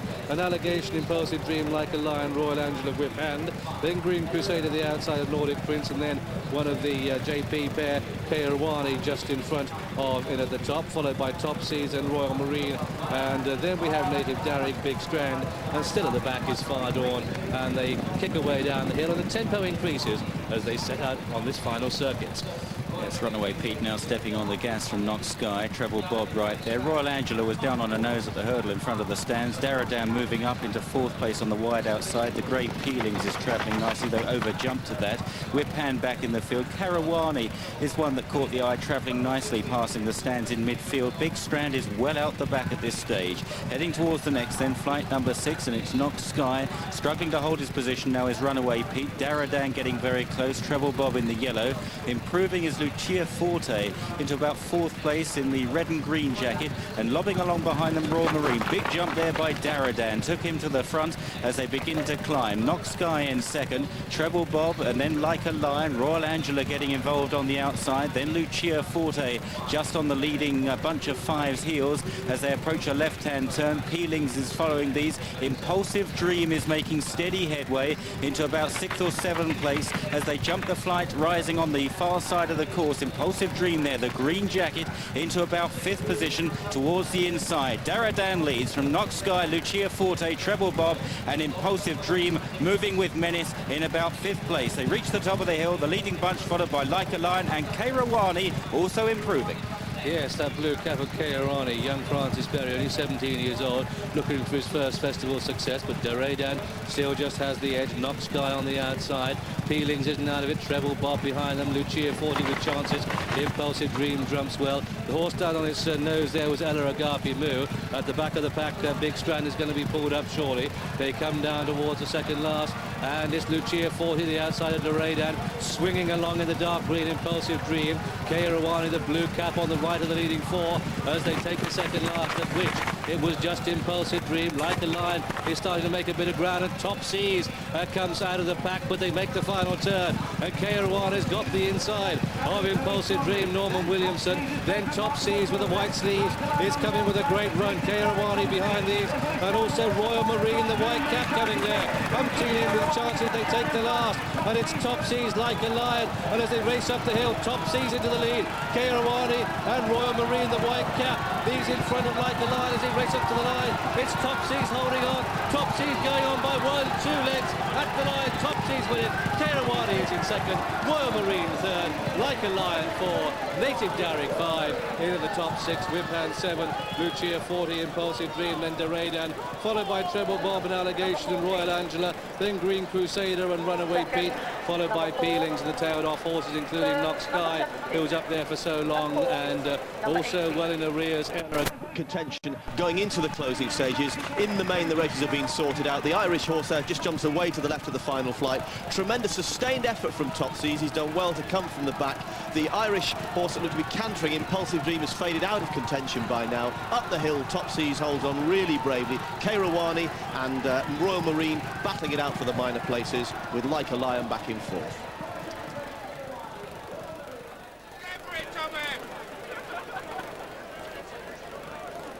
Gallop here. Astor Butler likes to bowl along. I'm sure that you'll see Richard Dunwoody on the favourite just getting into a rhythm. He's just lining up behind the others. Always a wonderful contest, this. It's the Royal Ascot steeplechase, 19 fences to jump, and there'll be 8 in the air together at the first, possibly just Eton Gale will touch down with the edge, and they're all safely over the first. Now Florida Pearl is settled in last. Eton Gale and Edgewall Prince, who is a bit keen to post 1 and 2, Ottawa 3. Then we've got Fiddling the Facts, followed by Fulip, Escada, Fegan, Lottery ticking a gap of 3 lengths to Ask the Butler, Jolliver, and Florida Pearl is at the back of the pack as they head towards fence number 2, at which it will be Edgewall Prince who led. And the faller there was Jolliver. The jockey's okay, the horse is on his feet as well. They swing left-handed, they race down the hill, and it's Andy Thornton on Edgewall Prince that's towing them along. makes Edgemore Prince the leader. And Richard Dunwoody's thrown out the anchor on Florida Pearl over the first two fences. Edgemore Prince lands over the third from Eton Gale, and then in third is Ottawa, and these are just a little way clear of the others, who are headed close up by Fulip and then Fiddling the Facts behind those two racing in fourth and fifth. On towards the water jump then, and they land over that, and it's Edgemore Prince from Ottawa, and then Eton Gale in third position. And these are followed then by Fiddling the Facts and Fulip and Escata Fig as they race over an open ditch. And these are then followed by Florida Pearl jumping well there from Ask the Butler, and the back marker is Lottery Ticket. Up front though, and racing towards the next fence number 6 is Eton Gale, who lands over this one as they begin to climb on the far side. Edgemore Prince the leader from Ottawa, then Eton Gale back in third.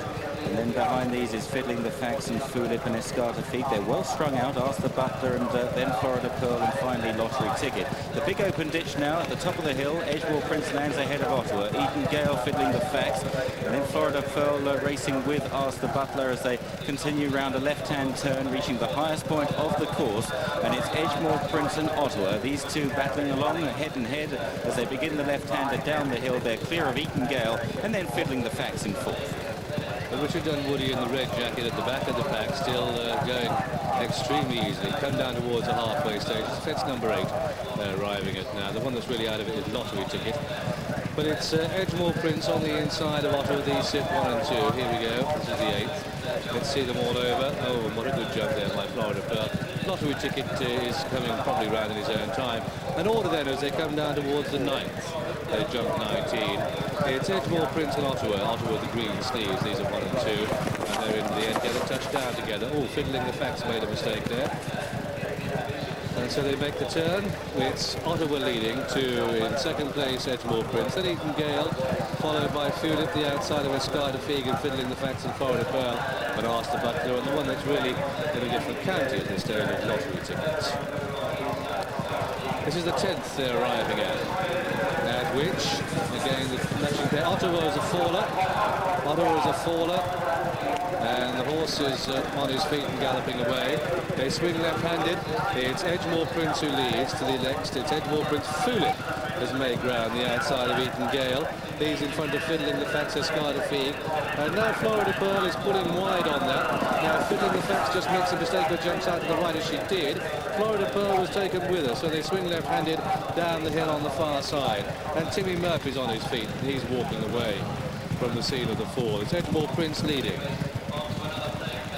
And so, chaps, Florida Pearl making ground on the outside. Yeah, he's been pulling quite hard so far. Richard Dunwoody, I thought was going to let him just bowl his way up to the front as they came past the stands, but he stuck him back on the inside. Luckily missed the fall of Ottawa. Pleased to see Timmy Murphy back on his feet. But touch wood, I was just going to say, they've all been jumping well, but that was Edgemore Prince, the first mistake he's made. He didn't deserve that, and it's allowed Fulip, the French runner, to take up the running.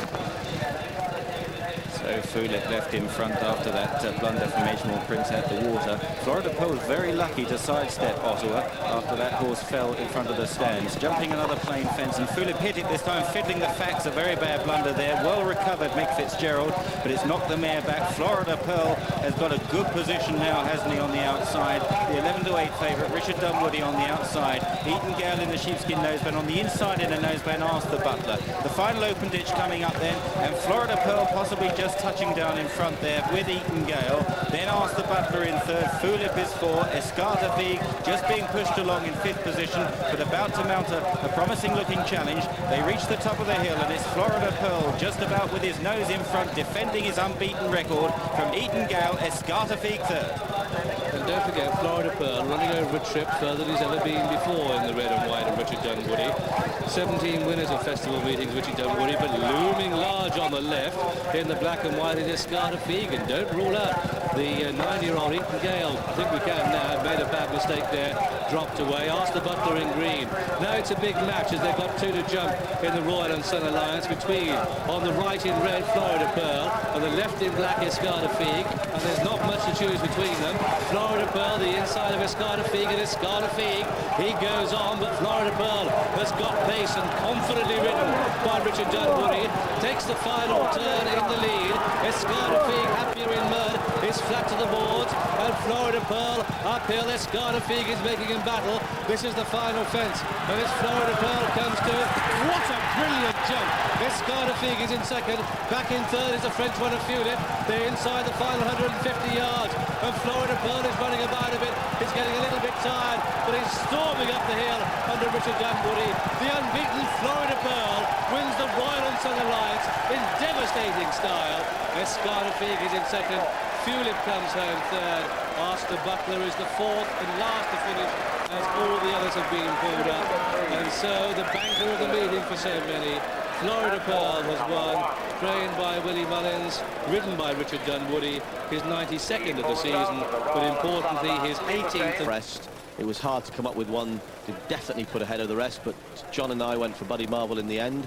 City Hall and Rainbow Frontier impressed on course. Shalal didn't. In the betting ring, Tyrolean Dream for outside money. Zafarabad, the favourite, well supported. It's relatively negative vibes for Iron County, Christmas and Nomadic. It'd be a great day if this grey could win City Hall. It's trained up in Lincoln by Val Ward. And when her father died, Liz Woolley insisted that she go out and buy him a decent horse to remember him by, and God, she's done well with his Son of Generous. Absolutely hacked up at Sandown in a good field last time. He's a really good sort for a 4-year-old. Lots of size, lots of scope, and I'm sure there's plenty more decent races to come. It wouldn't be beyond the impossible for him to win here. Tremendous race, not an easy one to call. Here's Graham.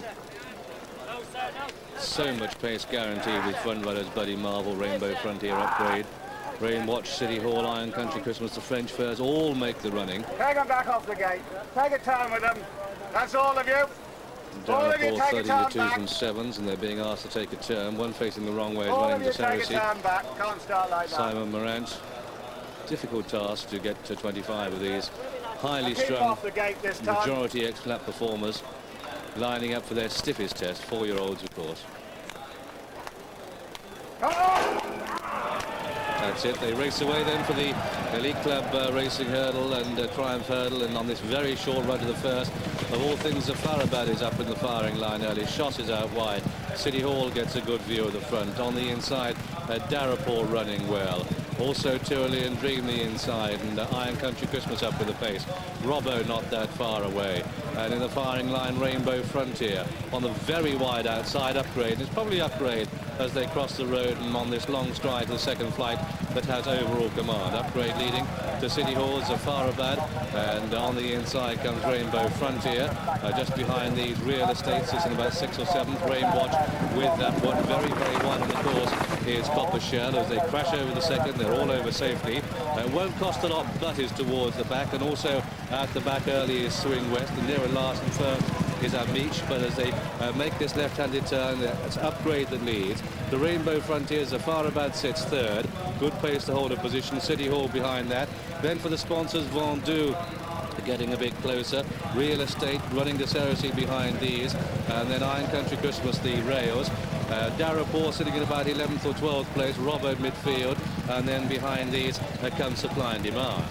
And the back and on towards flight number 3, Upgrade and Rainbow Frontier on the near side. City Hall in the firing line 2 from Tyrolean Dream. Buddy Marvel towards the rear over the first couple of flights. Got a lot of work to do, but still plenty of time to make up the ground. And it's Rainbow Frontier and Upgrade and City Hall from Tyrolean Dream and Vendoux as they clear the next flight and stake by Rainbow Frontier. There's Zafarabad. He's just lost his position slightly. Sat third passing the stands, dropped back to 7th or 8th now. Meanwhile, they head on towards the next. And Rainbow Frontier a crashing fall there. Oh, a somersaulting departure, and the rest of the field just about avoiding the stricken jockey there.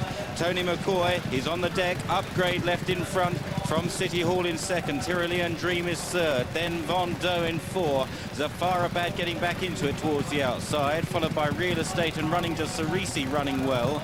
Back behind these then was Nomadic, but at the next it was Upgrade that landed in front. The rest of the field streaming over.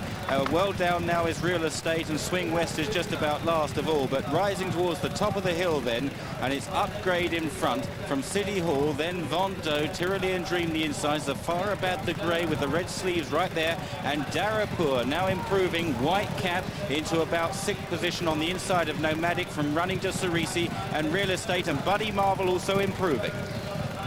And Andrew McCoy is still on the ground, being attended by the medics. The horse is okay. As they race down the hill in the Elite Racing Club Triumph Hurdle, it's still Upgrade that shows the way to Darapur. City Hall coming with a run, and as they are making ground on the outside too, is running to Cerisi, and McCoy is on his feet. They come down towards the second from home, and it's Upgrade the inside City Hall with Zafarabad the outer in the white and red under pressure, that one. Nomadic staying on. Vendée is making a big run. They make the final turn, and it's still Upgrade and Carl Llewellyn who make this final turn with a length and a half to spare over City Hall's Zafarabad, and then Nomadic on the inside. Amich is one of the outsiders, but putting in a big finish. After these comes Vendée. Dropping about a bit is Darapur. Buddy Marvel staying on, but with a lot to do. They make the final flight now, and it's Upgrade. What a tough horse to City Hall. Then in third place, the far side is Nomadic with Zafarabad staying on well. 150 yards to go, and Upgrade still has the edge, but City Hall is putting in a strong finish with Nomadic in third and Zafarabad fourth as they race up to the line. Upgrade's going to hold on by a couple of lengths. The Elite Racing Club Triumph won by Upgrade, City Hall in second, then came Nomadic and Zafarabad in fourth, Amish in fifth, followed by Vendée and then Rainwatch and then Robbo. Then came home Buddy Marvel, and they're well strung out, running to Cerisi. Beats won't cost a lot. Darapur was very disappointing, and after that one Tyrolean Dream, and then Real Estates, and behind Real Estates was another night. The field dropped back to Swing West and Scott, who was last of all. And so the result then of this Elite Racing Club Triumph, a triumph in no uncertain terms for Upgrade in the colours of Matt Archer and Gene Broadhurst. This horse that landed a massive gamble at What a tremendous race this has turned out, and what a brave performance from this Upgrade and Carl Llewellyn. They were always up there in the first 2 or 3 over the first couple of flights, made every yard over the running after that. City Hall always up there with him as well. And Matt Archer and Mrs. Jean Broadhurst, they've got some decent horses. Old Karawi is another really tough performer for them. But this horse, well, they've given them some, or he's given them an awful lot of pleasure already this season. But there's no doubt that this is the icing on the cake for them.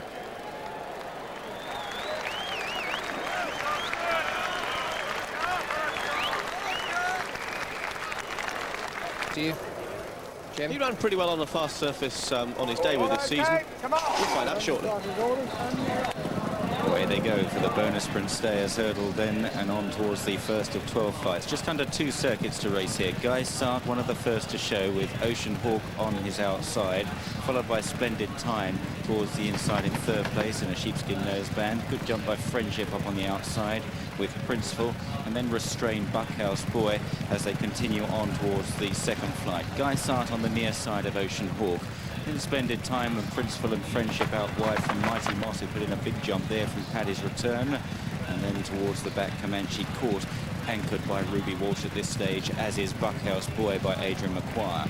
On towards the third, and the 2 leaders take it together there, Guy Sart and Ocean Hawk.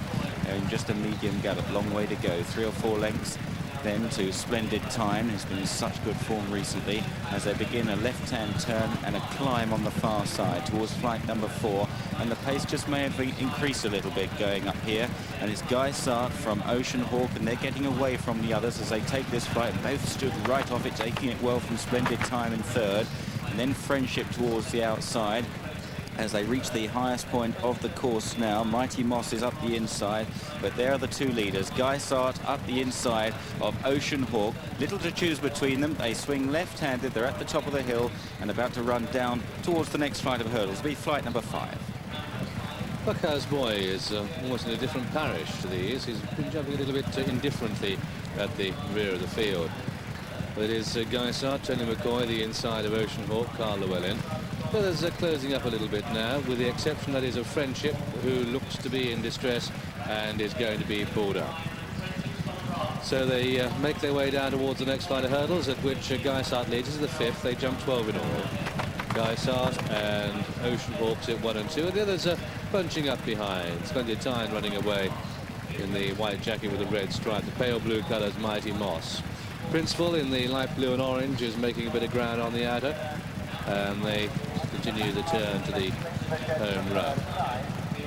Towards flight number 6 in the halfway stage in this bonus sprint stayers hurdle. The tough players, the long distance stayers, and it's Guisart that just has the edge to Ocean Hawk. Now the favourite Paddy's Return, really bowling on the ground on the outside, and measured it impeccably. And Paddy's Return on the extreme left there, the green and white hoops. Why, he's taking one stride to everybody else's 2. Huge horse. The back marker is Buckhouse Boy still, but he's only about 8 lengths off the pace now as they swing in front of us and make their way to their point of departure and out onto the final circuit of Prestbury Park. And it's Tony McCoy on Guisart to Splendid Tyne, and then Ocean Hawk. Guisart gets reminders with up on the inside Mighty Moss, and then Princeful of Paddy's Return and Comanche Court towards the back. Very interesting to see Tony McCoy really waking up Guisart, turning away from the stand. He set a stop-start pace here. They've really bunched up in front of the stands, and maybe he's just trying to inject some pace into the race again. But Guisart needs to be kept up to his work. Splendid Time towards the outside of him. And then wider still is Paddy's Return. He's been travelling very sweetly. Paddy's Return, a festival regular, past Triumph Hurdle winner. Mighty Moss on the near side of Princeful as they take next. Guisart missed out there. Buckhouse Boy still no move from him towards the rear. And McCoy's having to be fairly vigorous with this leader, Guisart, with Splendid Time right there, and then Paddy's Return the outside. Mighty Moss is next, and then up the centre of these is Ocean Hawk, is just struggling to hold his position, a little bit outpaced as they begin the climb on the far side again, swinging left-handed. Guisart joined by Splendid Time. Paddy's Return in third in the orange cap. Mighty Moss, the pale blue, going fairly well from Princeful. Then Ocean Hawk, then the inside Comanche Court, plenty close enough, and Buckhouse Boy out wide. The flight at the top of the hill, Buckhouse Boy a bit sticky there, and it's Guisart in front, but only narrowly from Splendid Time. Mighty Moss travelling well in third. Then Paddy's Return now shaken up from Comanche Court, reaching the highest point once again on towards the final 2 flights of hurdles. A long run to the next though. Guisart, Splendid Time, Paddy's Return, then Mighty Moss, Princeful and Comanche Court. So this staying race is going to be a sprinting race at the end. But can anybody get past Guisart? Tony McCoy, champion jockey. Now you know why. Splendid Time is a progressive horse. Warren Marston on the outside. Between the pair sitting pretty is Mighty Moss. The favourites on the left with the orange cap. That's Paddy's Return. Princeful coming with a run. Don't rule out Comanche Court. We know he can finish. Here we are, 2 out. And now it's Splendid Time and the favourite Paddy's Return who take up the running, but Mighty Moss is a battler and he's coming through. Guisart tries to come back for more. He will not give up the rail position. Princeful behind these making ground in the light blue sleeves, and as they make the final turn, it's a real thriller bubbling up here in the bonus sprint stayers, because Splendid Time pressed on the left by Princeful, who's coming with a strong run, and Princeful takes command as they race down towards the final flight for Robert Hitchens and the Jenny Pittman yard. But Splendid Time is a fighter and watching battle. Back in third place is Mighty Moss, and then comes Ocean Hawk with Comanche Court staying on. But Princeful and Splendid Time do battle on this stiff uphill to the finish, and it's Princeful with a length and a half lead over Splendid Time in second. Through to third is Ocean Hawk, and up towards the line Princeful's going to take it, striding clear by 2 to 3 lengths at the line. The bonus sprint stayers won by Princeful with Splendid Time second, Ocean Hawk third, Mighty Moss forward, dead heat for 5. Leave that for the judge, academic only. Comanche Court and Paddy's Return, then Guisart and Buckhouse Boy, who was well, he ran in snatches, to say the best. The result then of this staying race, and what a tough customer this Princeful is, a winner here over 2 miles 5. Colours of Robert Hitchens, the orange and blue jacket, very well known indeed under both codes, successful. Jenny Pittman OBE has... A whole race has been added to the fact there are 17 runners. Calling them for us, Graham. And Simon Holt, they're lining up here for this German Gold Cup. Rough Quest just taking a turn. Hannigan Boy taking a turn. Strong Promise taking a turn. No, sir. No, sir. That's it. They race away. 22 fences in front of them. And Yorkshire Gale called on really early too, with Indian Tracker on the outside in company with Seymour Business, who's racing very wide indeed. but it's Cool Dawn, the Hunter Chaser, who's spring-heeled at the first. They're all safely over. Strathroyal, the back marker. And it's Cool Dawn with Barton Bank and Cyborgo, Senior Obertruti and Sunny Bay, who hugs the rail. Then Yorkshire Gale behind these. Go Ballistic, Indian Tracker, couldn't be better. Seymour Business out very wide. Simply Dashing and Rough Quest, and then Challenger to Look. Then Strong Promise and Addington Boy. Doran's Pride towards the back, and last of all is Strathroyal as they make their majestic progress towards the back straight, and it's Cool Dawn that leads to Barton Bank in second. And at this stage, Doran's Pride, the Irish favourite, has got 4 behind. And Seymour Business also deep in the midfield under Timmy Murphy. It's Cool Dawn from Barton Bank, then Senor Elbertruti, one of the greys, the other grey Sunny Bay in a blue jacket. Cyborgo next further out from Yorkshire Gale as they take the first down the back. Strathroyal is the back marker at the moment. On towards the fourth, it's the water jump. And it's Cool Dawn from Barton Bank and Cyborgo out deep from Senor Elbertruti and Sunny Bay. And these are followed by Yorkshire Gale. Cyborgo, a very slow jump at the water there, and ridden along on landing by Tony McCoy. Out very wide, couldn't be better, with Seymour Business now getting very close. A big open ditch. Cool Dawn gave it plenty of air in front from Barton Bank. They're all safely over. Cyborgo is close. Seymour Business in the star jacket towards the outside as they head towards another plane one. Doran's Pride is still in the midfield, just jumping it there with about 7 or 8 behind him now. Nicely placed, really, as they begin a left-hand turn, climbing on the far side. Another open ditch coming up, and it's Cool Dawn and Andrew Thornton. And there's Cyborgo is being pulled up, and he's taken out Indian Tracker and Seymour Business. A dramatic manoeuvre there by Cyborgo. He took out the Gold Cup second favourite at that ditch, and Cool Dawn is left in front, 2 lengths clear of Sunny Bay, and then Barton Bank as they take another plain fence. Over in fourth, Senor Elbertruti. Yorkshire Gale was next, and then back in the field to Simply Dashing and Go Ballistic. They begin the run now towards another plain fence. Drama there then. Seymour Business is carried out at that open ditch. He was travelling wide. Cyborgo is injured. They race down towards the fence at the top of the hill, and Cool Dawn leads. Doran's Pride is making ground through on the outside. Addington Boy towards the back, and they begin the descent down towards the fence on this stretch of the track. This is number 10 they're coming to now, and it's Cool Dawn who leads. Cool Dawn at the head of affairs. To Barton Bank in second place, and then Sunny Bay went through it, but over safely in third. Followed by Rough Quest, Yorkshire Gale, Senor Obertruti. Doran's Pride, the favourite, is on the outside as they come to the dog leg that takes them to the home straight and past their point of departure. And it's Cool Dawn that shows the way by 2 to 3 lengths to, in second place, Barton Bank. Then we have Senor Obertruti, Sunny Bay. Graham Bradley has given the rail to no one. Doran's Pride behind these. Couldn't be better, sits wide on the course. Rough Quest and then Yorkshire Gale, followed by Addington Boy and then Challenger to Look. After that one comes Go Ballistic, and then Strong Promise. Simply Dashing and Strathroyal are at the back. This will be the last next time round, at which it is Cool Dawn who leads, the Barton Bank, who's running a cracking race in second place. Sunny Bay is third, and Senor Obertruti 4. Doran's Pride is sneaked through to share 5 with the rank outsider, Yorkshire Gale, in front of Rough Quest and couldn't be better. And then Go Ballistic. After Go Ballistic is Challenger to Look, Strong Promise, Addington Boy, Strathroyal, and Simply Dashing. Beginning the run to the 13th now, plenty of cards still to be played. Strong Promise given a patient ride out the back, still going well. So is Rough Quest. Doran's Pride is sitting in a very handy 5th or 6th now, but Cool Dawn continues to take them along from Barton Bank in second. Then Sunny Bay towards the inside, always in the leading 3 or 4. Senor Elbertruti and Doran's Pride, and couldn't be better. On towards the water jump once again then, and Cool Dawn is giving Andrew Thornton a great ride in this Cheltenham Gold Cup, though he met that a little bit wrong. Barton Bank in second, then towards the outside, getting into it now is Go Ballistic, left of frame, and there Doran's Pride in the sheepskin noseband. At the ditch, all Cool Dawn paddled over, and some rather ragged leaps behind. Simply Dashing is now the back marker. Strong Promise is getting a lot closer. On towards another plain one, and it's Cool Dawn over ahead of Barton Bank. Bad mistake there by Go Ballistic. Strong Promise goes up into 5th place. Very promising headway as they begin this left-hand turn again towards the open ditch. A dangerous dangerous obstacle coming up, and it's Cool Dawn on the inside of Barton Bank.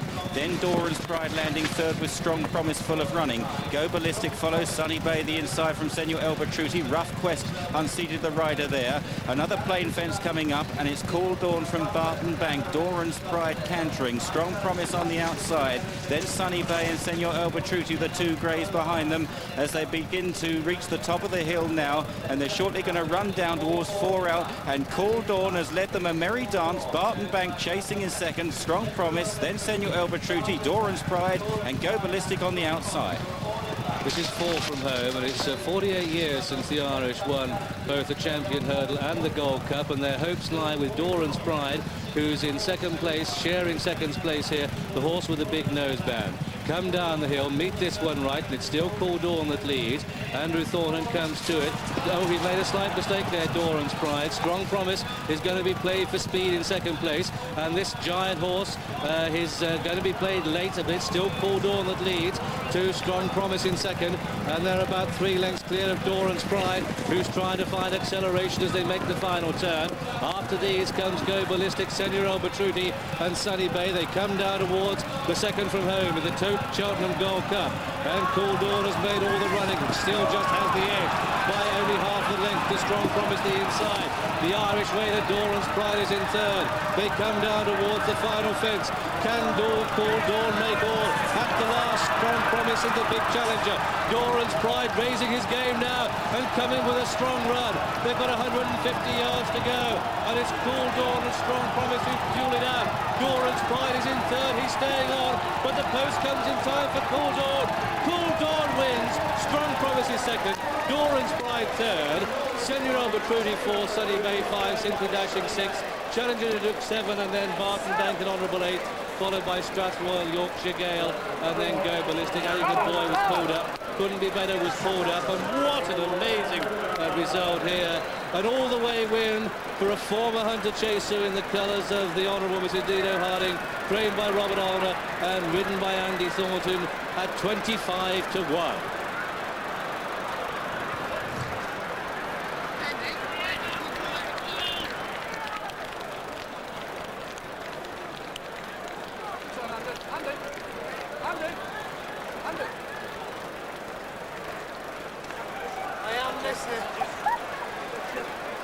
Andrew Thornton. But Tony McCoy just, I think probably see more business. If he hadn't been such an early part of the race, he might just as well had half a chance of getting him back and getting in. But when that happens suddenly, there's no way you can blame the jockeys behind.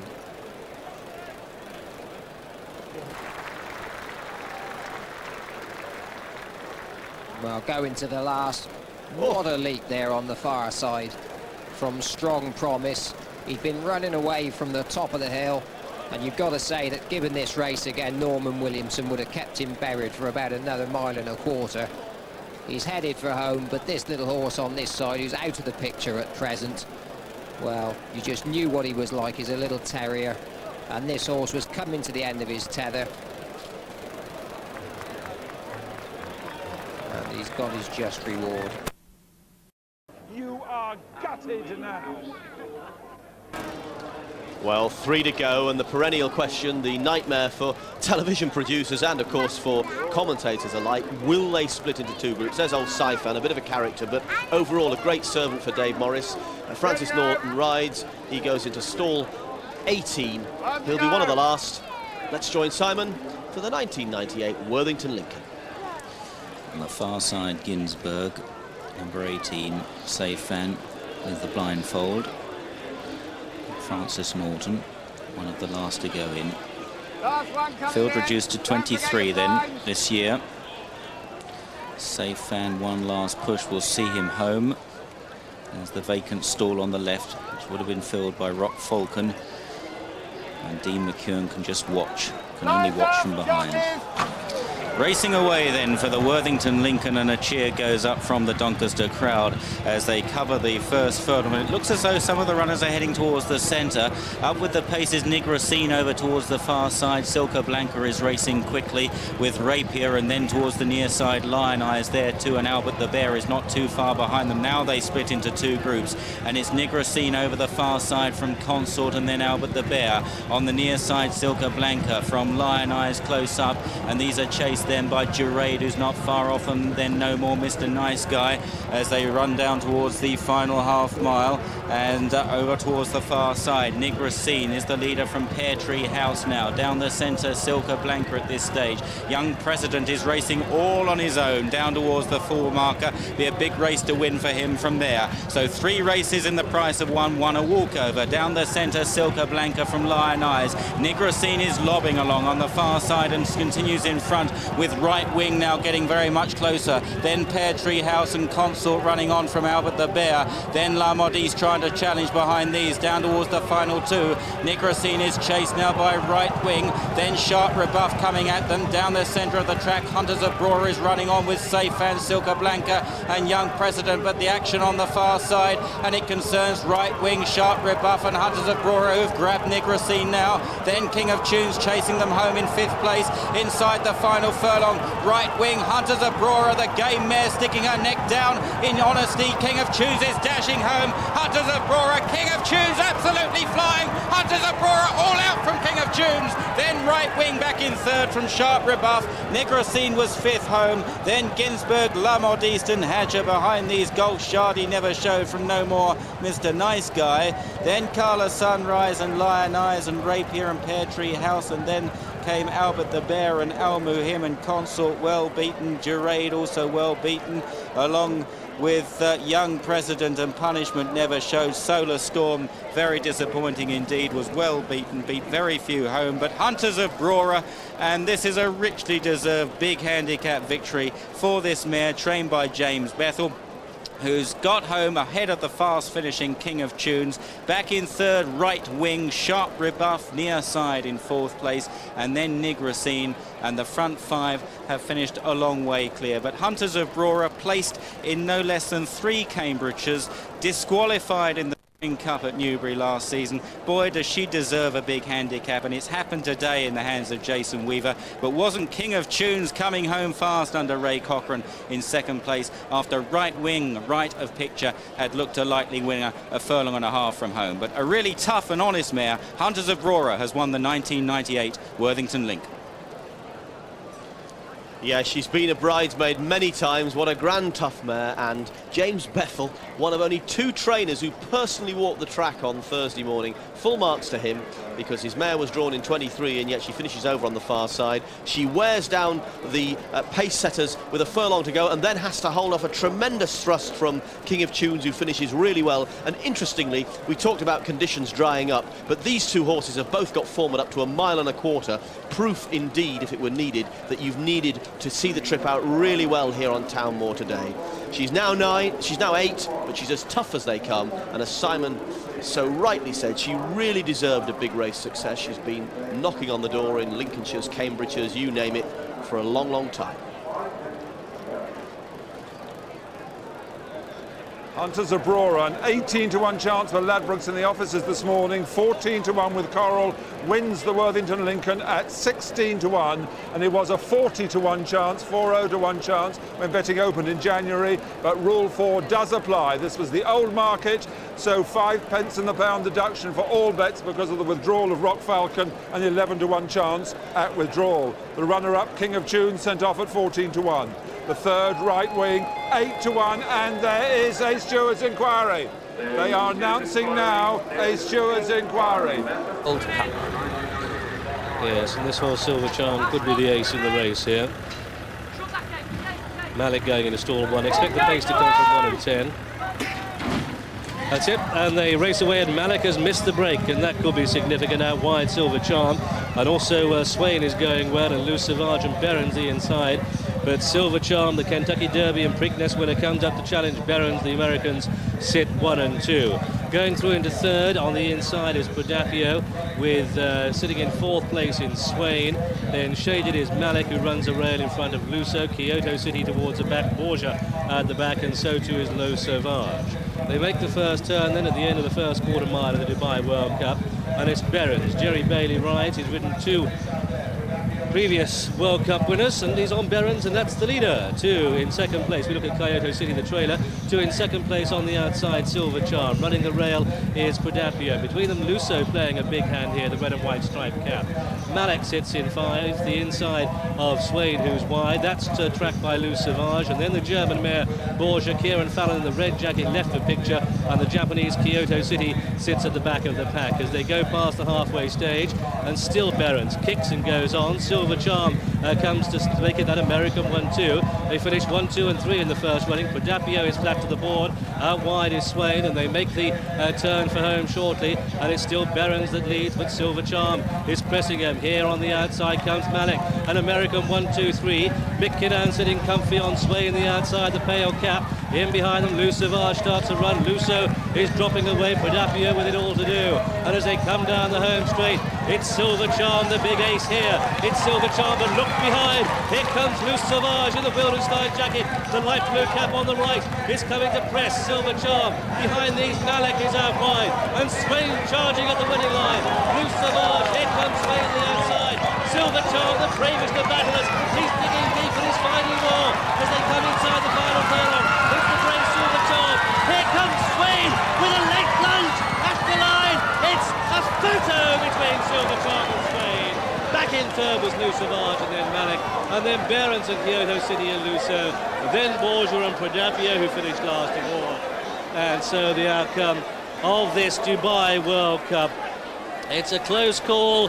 Silver Charm, he won the Kentucky Derby by a head. He won the Preakness by a head. This horse doesn't know the meaning of defeat. Has he followed in the footsteps of Cigar and Singspiel to win this Dubai World Cup? Or has that man Kiddan done it again on Swain?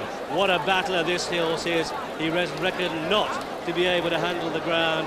He was reckoned not to be able to get the trip. But Silver Charm plays Swain in a thrilling finish to this Dubai World Cup.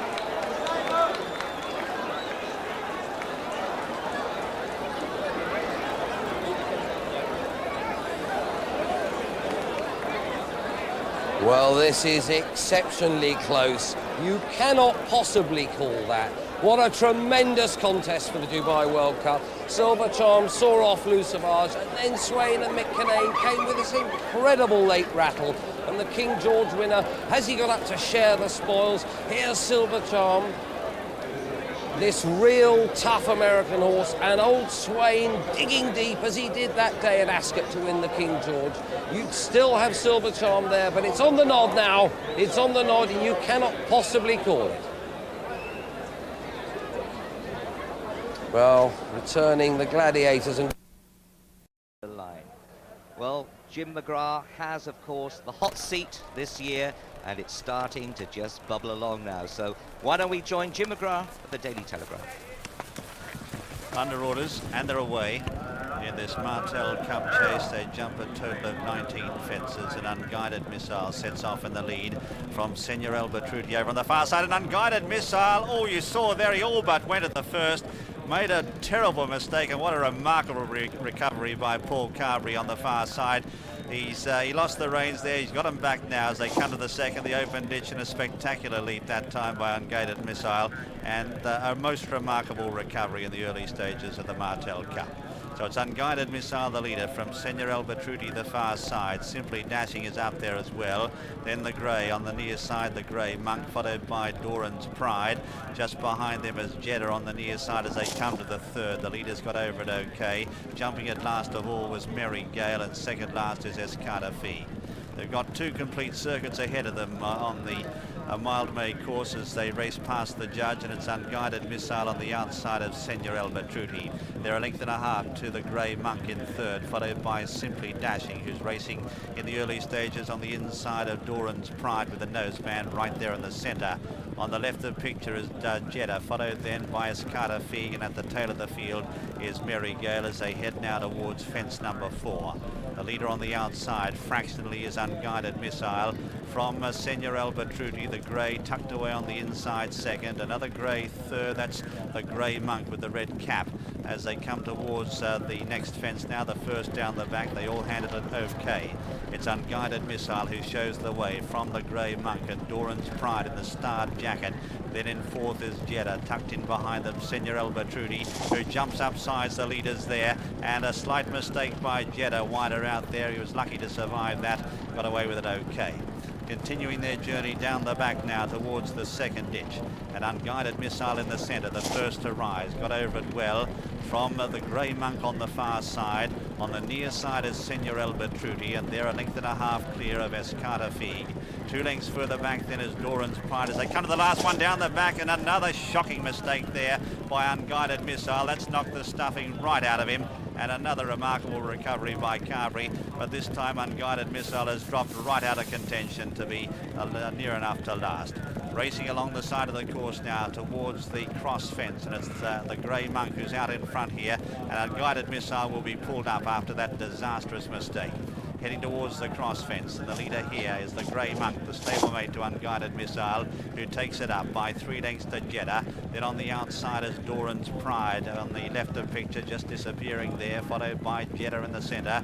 Further back in the field is Escata Figue, and they're followed by Simply Dashing, and a gap then to Merry Gale as they straighten up towards the 9th.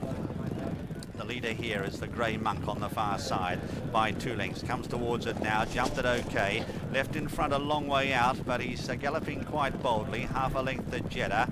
2 lengths away, Doran's Pride for Ireland in third, placing the dual Gold Cup third. Then in fourth, Senor El Batruti. Mighty lead by the leader there. Escata Figue is next. Doran's Pride wasn't that fluent at that, just got into it slightly. They're followed then by Simply Dashing, and Merry Gale is last in the field. Coming up towards the 1, that'll be the last next time round, and the grey monk shows the way by 3 lengths as they come to the 11th. It's the grey monk who's nicely clear, comes towards it, jumps it high and well by 3 lengths to Jeddah. Then in third place is Simply Dashing on the inside. They're followed by Doran's Pride, tucked in behind them Senor El Batruti, half a length to Escata Figue, who's being weighted with towards the rear of that main pack, and 2 lengths then to the other Irish runner, Merry Gale. Senor El Batruti losing ground as they round that corner and head towards the back now, and it's the grey monk out in front by 2 lengths to Simply Dashing on the inside of Jeddah. Starting to move up now is Doran's Pride, followed by Escata Figue, who's smothered up behind them. 2 lengths away, Senor El Batruti, who's feeling the pinch and is passed by Merry Gale. Heading down the back now towards fence number 12, and the leader is the grey monk on the inside, fresh from a little bit of a break in training, leads by 2 lengths, comes towards it now and jumped it well. Leader's got over it okay, and second is Simply Dashing, followed by Doran's Pride. Escata Figue is right on their heels now, is going pretty well. Jeddah's still out fairly wide as they come now to the second one down the back and ploughing through that Merry Gale. But as they continue their journey down the back now towards fence number 14, this is the second last ditch, and it's the grey monk who's out in front, comes towards it now and jumps it well. From in second, Simply Dashing. Escata Figue just got into that slightly. They're followed then by Doran's Pride, who's struggling, passed by Merry Gale, and Senor El Batruti has been pulled up. Last one down the back, and it's the grey monk who's still there, but Simply Dashing is looming up. So too is Escata Figue, going well about 3 or 4 lengths then to Merry Gale. Doran's Pride is struggling as they leave the back now, and they've opened up a big gap over Jeddah, who looks like he'll be pulled up as well. As they race across the top of the track now, they come towards the 4th last. It's the grey monk on the inside. Simply Dashing is coming there strongly. So too Escata Figue in the centre as they jump 4 out. They're 4 lengths then to Merry Gale, followed by Doran's Pride, who's really struggling. On the corner now, they've got 3 fences left to jump. The grey monk out in front here for Brian Harding, leads by a couple of lengths to Escata Figue with a white face, who's looming up as a threat, followed by Simply Dashing, who's back in the fight again. They've kicked away now from Doran's Pride. Coming towards 3 out. The grey monk steady there, jumped it well, joined by Escata Figue in the centre. They're followed by Simply Dashing, a long gap then to Doran's Pride and Regailed, the only ones continuing. The last ditch, this is 2 out. Escarafig with a white face loams up now, jumps it well, grabbed again by Simply Dashing. The Grey Monks run his race, a long gap then to Doran's Pride, who's struggling on from Regailed. One fence left to jump in the Martel Cup. Simply Dashing on the near side, Escarafig the far side. There's 6 lengths in front of the Grey Monk. They come towards the last. Escarafig now is finding a bit extra, comes towards it, jumps it well, lands over at 5 lengths clear.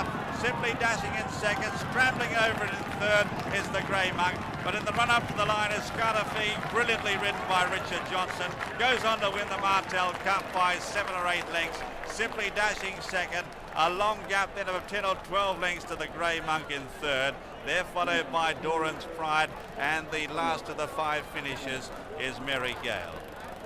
The winner is number 2, Escarafig, owned by Darren Mercer, trained by David Nicholson and ridden in quite brilliant style by Richard Johnson.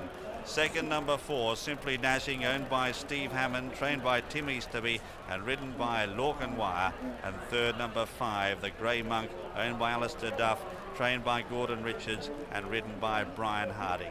Fourth, Doran's Pride was gone a long way out, Richard Dunwoody in the saddle, and the only other finisher, number 7, Regailed. But the winners were all pulled up. That'll put a smile back on David Nicholson's face. They were all pretty keen to go, Senor El Batruti on the inside, but just heading them now is Unguided Missile, Tony, and you know, they're going a steadyish pace. Yeah, but he just put down on Paul here, and he just guessed at it there, and he's done wonders. Watch Paul sit here, he's done wonders to stay with him. No reins. Look, Mum, Brilliant. both hands. But that wasn't to be the last mistake that Unguided made. This is very uncharacteristic for him to be making mistakes like this here. And Paul rightly's pulled him up after this. Look at him there, that's terrible. He's done well again to sit on him again. How the horse has stood up, I don't know. So he's done right to pull him up. Tremendous horseman, but obviously the horse not on song today. They quickened the pace a little bit, and when it got serious, a Carter Feig in Darren Merson's colours, remember second to Florida Pearl at the Cheltenham Festival, and a less considered Simply Dashing this side, and the Grey Monk now tiring, Tony. I think the Grey Monk's run a great race. I think he's just blown up. He's given his horse a brilliant ride, Richard Johnson, so he's just getting the lead most of the way. Brilliant. Yep, just riding out. David Nicholson, this will put a smile back. He had a lean time for a little while. They've been running well, but the winners had just been slightly elusive. In the end, it was probably 10 lengths. Well, here, winning jockey, Richard Johnson, and he really is a force to be reckoned with. Barton Bank won it last year for David Nicholson, who's won it again. It's making his race, this is race. Well, Jim, this was impressive. Gold Cup horse?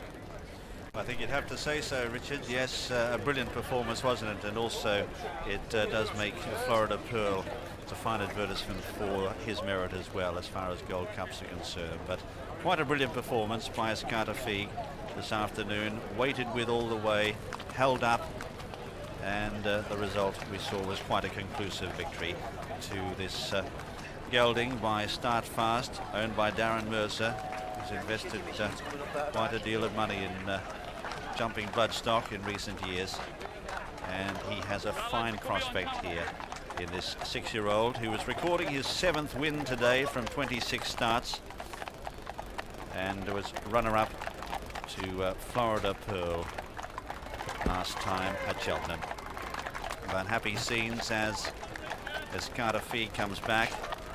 Prior to that, he'd won at Chepstow and at Wetherby, and he is a very, very exciting prospect for next season.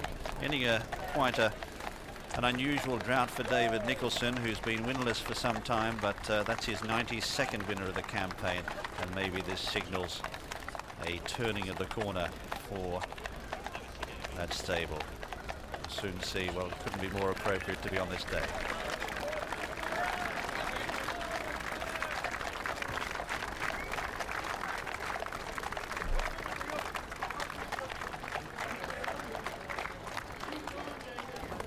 The starting prices for the last race as follows. A Carter Feig winning at 11-2. Simply Dashing running a superb race from the Easterby stable at 12-1. The Grey Monk at 7-2. Again running a good race. He'll be better for that run. We've 3 more live races for you to come. Sandyman McGull Novices Chase will be next at 3:10. You'll be leaving us now on BBC Two, but join us shortly on BBC One. Two Geordie brothers with a cunning idea. Flickable football marbles, they're in a league of their own. What we've done is we've basically reinvented the marble. Destined to make a fortune. I'd like to make $1 million, like, within a year. I reckon it's going to be the biggest game in the world. So will Flickerball become the biggest game in the world? The Unlikely Lads, Modern Times, Wednesday at 9 on BBC Two. It will not fail. It's too good. I hope. Today there were supposed to be partners in peace, but now it's emerged there are really large disagreements between the British and Irish governments on the future of Northern Ireland. Come in 4 points to 16-1. Even money, Champalive now. But Tempo is the one. There is the grey guy. But I must just tell you about Tempo, because Fergie Sutherland had a winner here on the flat in 59. I wonder if he could have his first jumper here today. They're coming in for the novice chase, Jim McGrath. Under orders and away in this Sandyman McGill Novices Chase, jumping 12 fences, a charge to the first. Tempo on the right, in the centre Champlev and Grey Guy there as well. They jump it okay. Champlev just went through the top of it but got away with it. Up in about 3rd position, the outside on the left of picture now is Classy Lad, and further back Direct Route in company with Ashwell Boy. Settling down now and racing around the home turn the first time. Bit of pace on, Tempo on the far side, appropriately named, half a length in front here of Grey Guy on the near side. Champlev there as well, a mighty lead by the leader. In 4th place was Classy Lad, Ashwell Boy behind them, and Direct Route is last of the 6 runners as they head up now towards the first of the ditches. Number 3, ploughing through that was Tempo, and the faller, heavy faller too, was Grey Guy. Conor O'Dwyer on the floor. Horse up okay there, Grey Guy. And looking back, Conor has also regained his feet as well, so they both appear to be okay.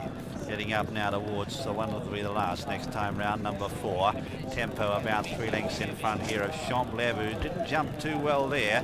Not jumping at all well today. Champlev gets a reminder there from Tony McCoy as they pass the judge with a circuit to go. In 3rd place then is Classy Lad, followed further back then in 4th by Direct Route, and half a length to Ashwell Boy, the inside. Direct Route just spearing a little bit wide at that, and the riderless Grey Guy is some way behind the field.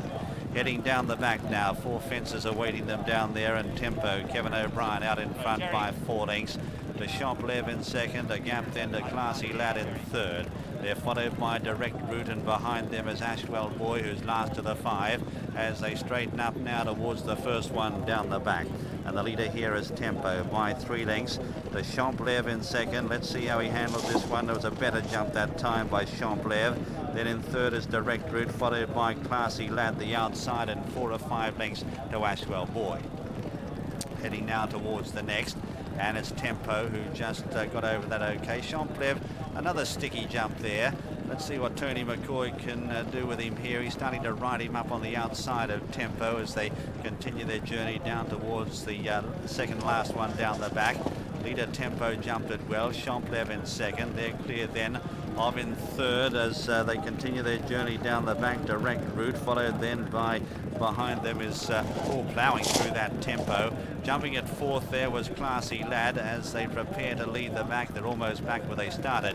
Well, Champlev, driven up on the outside, has taken it up clearly now by 3 lengths to Tempo, just giving ground. Direct Route, Paul Carberry is stalking this leader as they round that corner, racing across the top of the track. A gap then to Classy Lad, and Ashwell Boy is a long last. Coming towards 4 out, Champlev got through the top of that, but landed over it safely. 3 in front of Direct Route, who's moving up very stylishly. Carberry stealing a peep over his shoulder. He's absolutely cantering. Tempo is in 3rd, a long gap then to Classy Lad and Ashwell Boy. On the turn for home now, they've got 3 left to jump in the Sandyman McGill Novices Chase. Champlev under the whip, 2 in front. In behind Direct Route being ridden confidently by Carberry as they come to 3 out. Bad jump by Champlev, better one by Direct Route, who looms up on the outside now to throw out the big challenge. They're 5 or 6 lengths in front of Tempo and Ashwell Boy. At the second last now, and over on the far side, it's Champlev who lands over it, but being grabbed now by Direct Route on the near side, who's now taken a narrow lead, fighting back Champlev, but Direct Route on the near side is absolutely cantering with one left to jump. They're clear then of Tempo, who's battling on from Ashwell Boy. He's yet to press the button on Direct Route with one to jump. Champlev on the far side is hard ridden. They come towards the last now. Near side Direct Route, better jump, much cleaner than Champlev, who hasn't jumped well at all. He's getting to them, Carberry. This is a cheeky win. Punched out now, Direct Route is going to go on and score quite comfortably, and a perfect ride by Carberry as Direct Route goes on to win by 4 or 5 lengths. Tight second, Ashwell Boy on the near side, and Champlev in a photo, and a gap then to Tempo, who's the only other finisher. Classy Lad was pulled up at the top of the straight. So the winner is number 3, Direct Route, owned by Michael Thompson, trained by Howard Johnson, ridden by Paul Carberry. Second, number 1, Ashwell Boy, owned by ABS Racing, trained by Philip Hobbs, ridden by Richard Dunwoody, but that's a photo there. And the judge has now given it to Ashwell Boy, that's official. And third, number 8, Champlev, owned by David Johnson, trained by Martin Pipe, ridden by Tony McCoy. Fourth was Tempo, and here is the winner, Direct Route, Paul Carberry. After the Sandyman Miguel novices chase over 2 miles, it was the most confident of rides by Carberry, and he's run home a very, very comfortable winner. Yes, it had been a race full of incidents, Skew, prior to joining them 3 out, and Champlev puts in a very short one to get out of trouble there.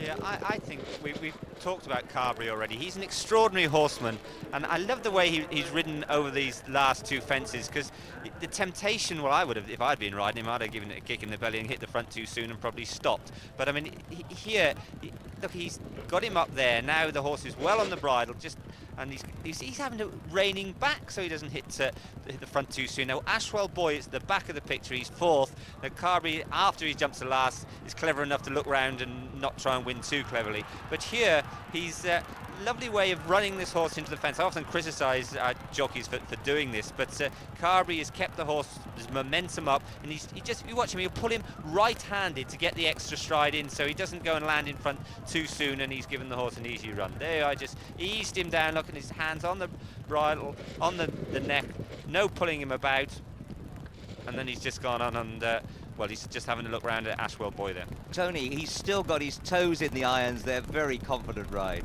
He's brilliant, isn't he? He gave that a peach of a ride. I think, to be fair, Champlev will be feeling the exertions of Cheltenham. I mean, Paul will have been told to get lead to the last, but I think he would have expected Champlev to be going a little bit easier to give him a better lead, you know. Well, Ashwell Boy has been running hand over fist. That's a very good run indeed.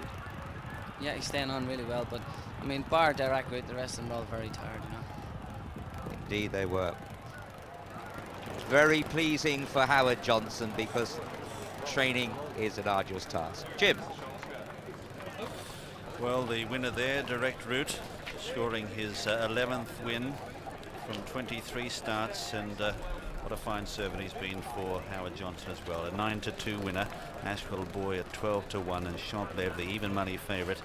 Never travelling well at all, and never jumping that confidently. Tony McCoy drove him up on the outside. This winner, Direct Route, has even been galloping on Redcar Beach as part of his preparation for Aintree this year, and I suppose that unorthodox preparation, some might call it unorthodox, has paid dividends. Happy Paul Carberry coming back, his 54th winner of the season. A remarkably confident young rider, naturally gifted horseman, and you could see a long way out that he had his name on that trophy for Direct Route. Ashwell Boy got up for second. Champlev never ever travelling well. And Tempo, after setting a fast tempo, has tired to finish. Paul Carberry coming back to a rather enthusiastic crowd here, and the winner scored officially by 4 lengths. 1 length separated second and third, and there was a neck between third and fourth. So a 4-length winner of the Sandeman Miguel Novices Chase, number 3, Direct Route.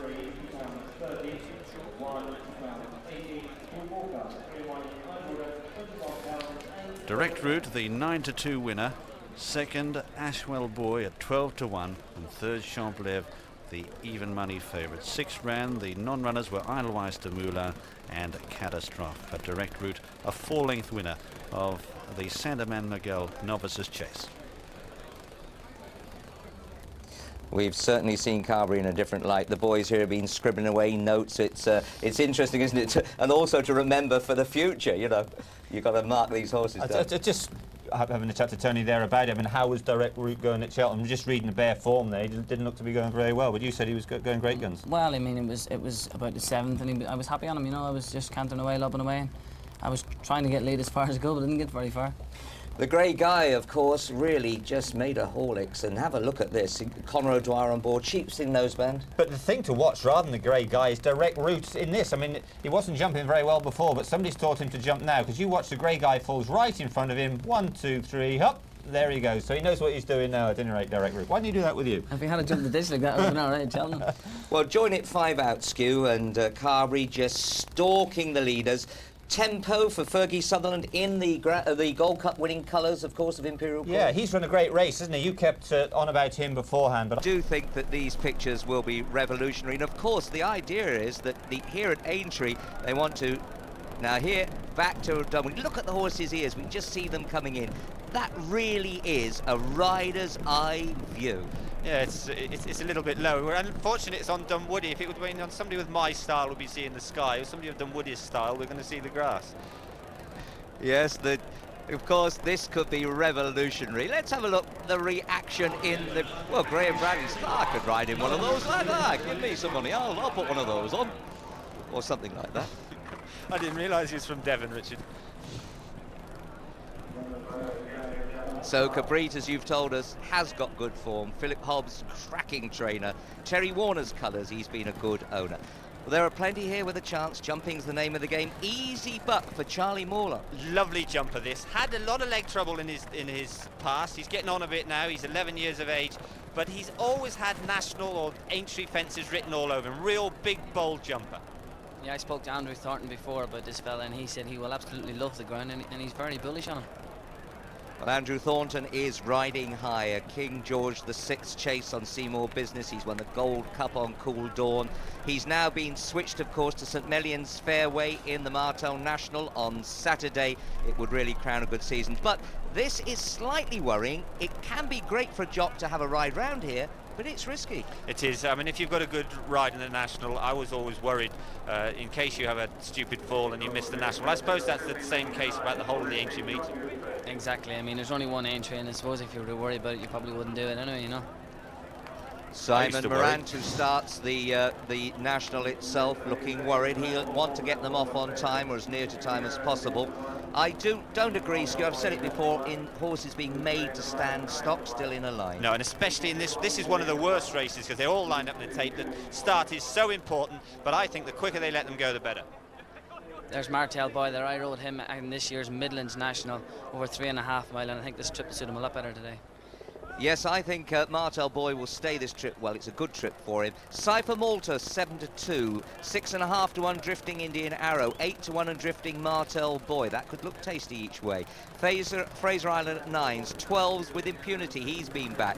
14s Glamont and Allswell Lad. 16 he's been back. Cherry Nut, the top one, with amateur Joe Tizard on board. Easy Buck steady at 20s. Linden's Lotto the same price, and a lot of money for Ballyline. Now they're going for Tom Kemp's, and so that one coming in for each way money. Brendan Powell on board.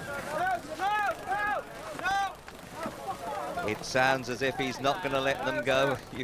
So Jim, it could be a slight delay, but not for long. All yours. Thanks, Richard. Yes, lining up for this John Hughes Trophy race over 2 3/4 miles, just over one circuit of the national course. That's Ballyline standing side on, down near the inside. Simon Morant instructing his rider Brendan Powell.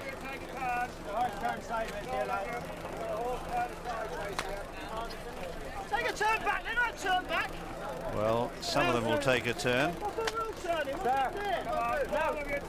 You can see just how vital it is to be in a good position, or how the jockeys do consider it to be vital.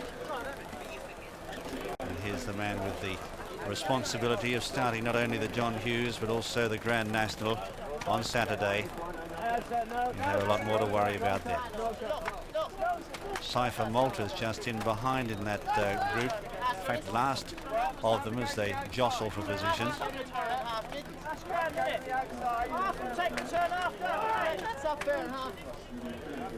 Now he's found a place, Cypher Malta.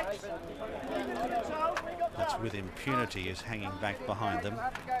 22 runners. That's it, under orders, and they're away, and the John Hughes are charged towards the first now. The leader is Golden Spinner. Up there too is Over the Deal in the early stages. Greenhill Raffles, the outsider, is also very prominent as they head towards the first now. Golden Spinner takes off in the lead. All got over the first okay, and charging now towards the second. It's Greenhill Raffles who's up on the outside, challenging Golden Spinner for the lead. Linden's Lotto is there as well, and Over the Deal just behind them as they head over the second, and Bendor Marker's a faller there. Bendor Marker's gone, and Griffin's Bar is also a casualty at the second. Racing now towards the chair, and Ballyline Cabrit joined Linden's Lotto in the lead, with Golden Spinner just behind them from Easy Buck. Then Nicholas Plant as they head over the chair there. Linden's Lotto went through the top of it, but they're all over the chair now as they race towards the water. It's Ballyline who shows the way here from Cabrit, up there as well as Easy Buck, and behind them Nicholas Plant. Then Cypher Malta, who jumped up on the outside and the inside from Golden Spinner. Indian Arrow, Linden's Lotto's dropped back a few places, followed next in the field there by Back Bar on the inside. Back in the field is River Unchin at this stage from With Impunity. Greenhill Raffles, they're followed back in the field by Fraser Island. Then Glamott, who's well back in company with Cherry Nut. Out wide a Martel Boy from Over the Deal. Well back in the field, Flapjack Lad, and they're followed by High Altitude, and Oswell Boy is last in the field as they race towards the Melling Road. And it's Easy Buck up there with Cabrit, and also Ballyline, Cypher Malta. As they head now towards the fifth fence, we join John Hanmer. And With Impunity has joined them in the centre of the course as well. Ballyline on the inside, With Impunity in the centre, then Cabrit, Easy Buck, Nicholas Plant, then River Unchin and Glamott and Linden Lotto as they come to fence number 6. And With Impunity and Ballyline took it together. A mistake by Indian Arrow, who's lost ground, and coming to the open ditch, fence number 7. Ballyline on the rails with Impunity. Then comes Cabrit, and they're streaming over that. And there's a faller there, which looks like Nicholas Plant. Nicholas Plant, the faller, and it's Ballyline disputing it with Impunity, who makes a mistake as we join Tony O'Hare. And racing down now towards fence number 9, With Impunity disputing the lead, with Ballyline on the inside. Right up there too is Cabrit, and they're being followed by Martel Boy creeping closer on the outside. Just in behind the leading group towards the centre of the track is Golden Spinner, and over that one we've lost a couple at that down River Unchin as a faller, and also out of the race at that fence as they head down towards Beecher's fence was Glemott as they come Greenhill Raffles as they come to jump Beecher's. Ballyline the leader, Martel Boy on the outside. Up there too is With Impunity, and they're followed by Cypher Malta moving up towards the leaders. Cabrit is just behind them. Easy Buck has been pulled up, but at the Foynaven fence the leader is Ballyline from With Impunity. Martel Boy, Cypher Malta jumps up into third. A gap then to Fraser Island and Cabrit. They're being followed by Glemott, and then comes Back Bar, and behind Back Bar is Cherry Nut, and after Cherry Nut is Indian Arrow, Flapjack Lad and Golden Spinner. They're a long way clear of Orswell Lad as they jump the canal turn. High Altitude has been pulled up far back in the field, and racing now away from the canal turn and on towards Valentine's Brook. Ballyline is the leader from With Impunity. Cypher Malta in third, they're followed in fourth by Martel Boy. Then comes Fraser Island. Cabrit is next. then Glenmont a mistake, Indian Arrow was next, then Back Bar, and Cherry Nut over the deal pulled up as we joined John Hanmer. And they've got 5 to jump. Ballyline and With Impunity are the 2 leaders. Cypher Malta's just in behind them. A mistake by Martel Boy, who made one earlier too. Then Fraser Island, who's followed by Cabrit as they come to the last open ditch, 4 out.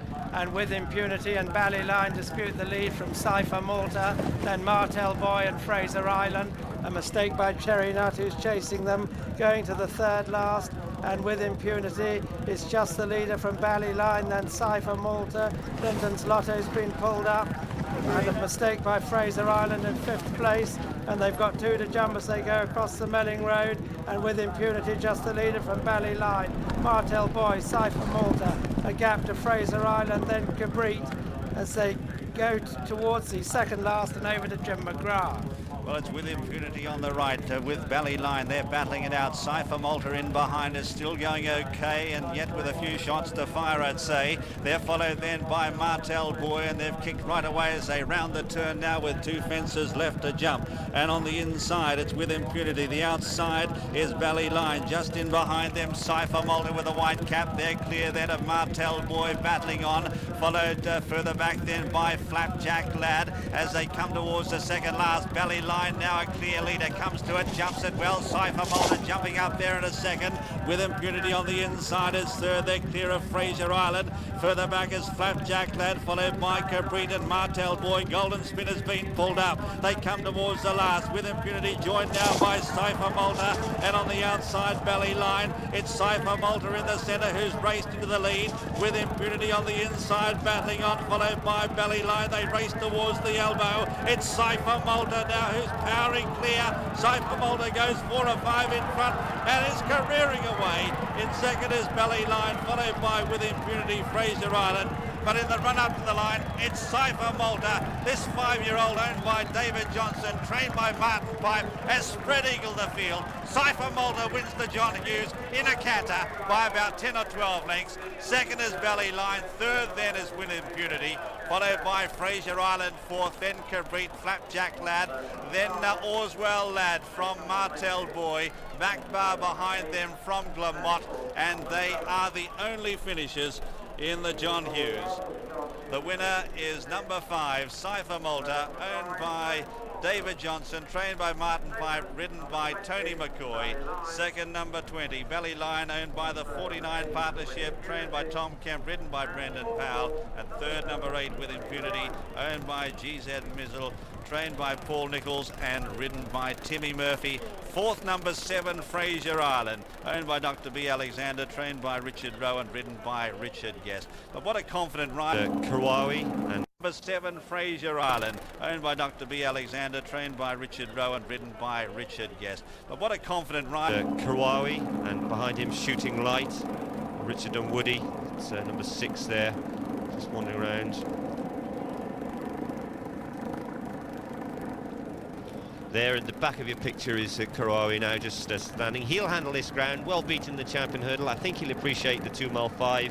I'm not quite sure whether he's good enough to catch up with Istabrack. I'm pretty sure he's not good enough to catch up with Istabrack, and I'd be worried about Collier Bay at his best. Matt Archer, one of his part owners, has put up a grand for me to do a bungee jump. I don't know what he's got against me, but anyway, I'm not I've told him all about you, Richard. I'm not going to do it. Well, what about the others? Because this will be a fascinating race. I have an idea they'll go slowly. San Martino was the outsider at 20 to 1, still is. We assumed he liked better grounds. That's it, and I think that's what is in all. 11 to 2, Collier Bay. Pridwell still at 6 to 1. Kawari 10 to 1. Shooting Light 12s. San Martino 20 to 1. But going back to Istabrack, I do think this is a very high-class horse. Anything can win the number of races that he has. What is it, 11 in a row. They're coming in. I think he'll be dropped in a bit over this 2.5. Jim, tell us how he goes. Where they go in the Martel entry hurdle, and Istabrack has begun 2nd last, and on settling down it's Karawi who takes up the early running, joined though by Collier Bay over on the far side, and they're a length of Pridwell as they come to the 1st of 11. Leaders jump it well. San Martino joining them out wide. They've kicked away by a couple of lengths on settling down. Istabrack back in 5th position, and Shooting Light is last. Heading now towards the 2nd, Karawi racing on the inside of Collier Bay, who's the first to rise in fact. fact, out wider. Half a length away then is Pridwell, followed a length further back in the field then by San Martino as they continue their journey out of the back straight now, and behind San Martino, second last in the screen, is Isterbrack with a white cap, and Shooting Light is last of all. Racing left-handed now, very sharply they turn out of the back and race across the top. A long run before they reach flight number 3, and it's Karawi out in front here for the Nigel Twiston Davis stable, represented by Earth Summit in the Grand National, Carl Llewellyn in the saddle. Karawi by a length to Collier Bay up on the outside. One length further back is Pridwell, who's tucked away on the inner. A length further back then San Martino racing on the outside of Isterbrack. Isterbrack carrying the JP McManus colours. It'll be carried by Gimme 5, Ken Whelan in the Grand National. And last is Shooting Light. Racing up the centre of the course here, getting away from that far side rail. It's been very testing ground over the 3 days, none more so than today when it's officially heavy. And it's Karawi who's in front by half a length or so to Collier Bay. 3 lengths away then is Pridwell, who's lying in third position, the black cap just tucked in behind those leaders.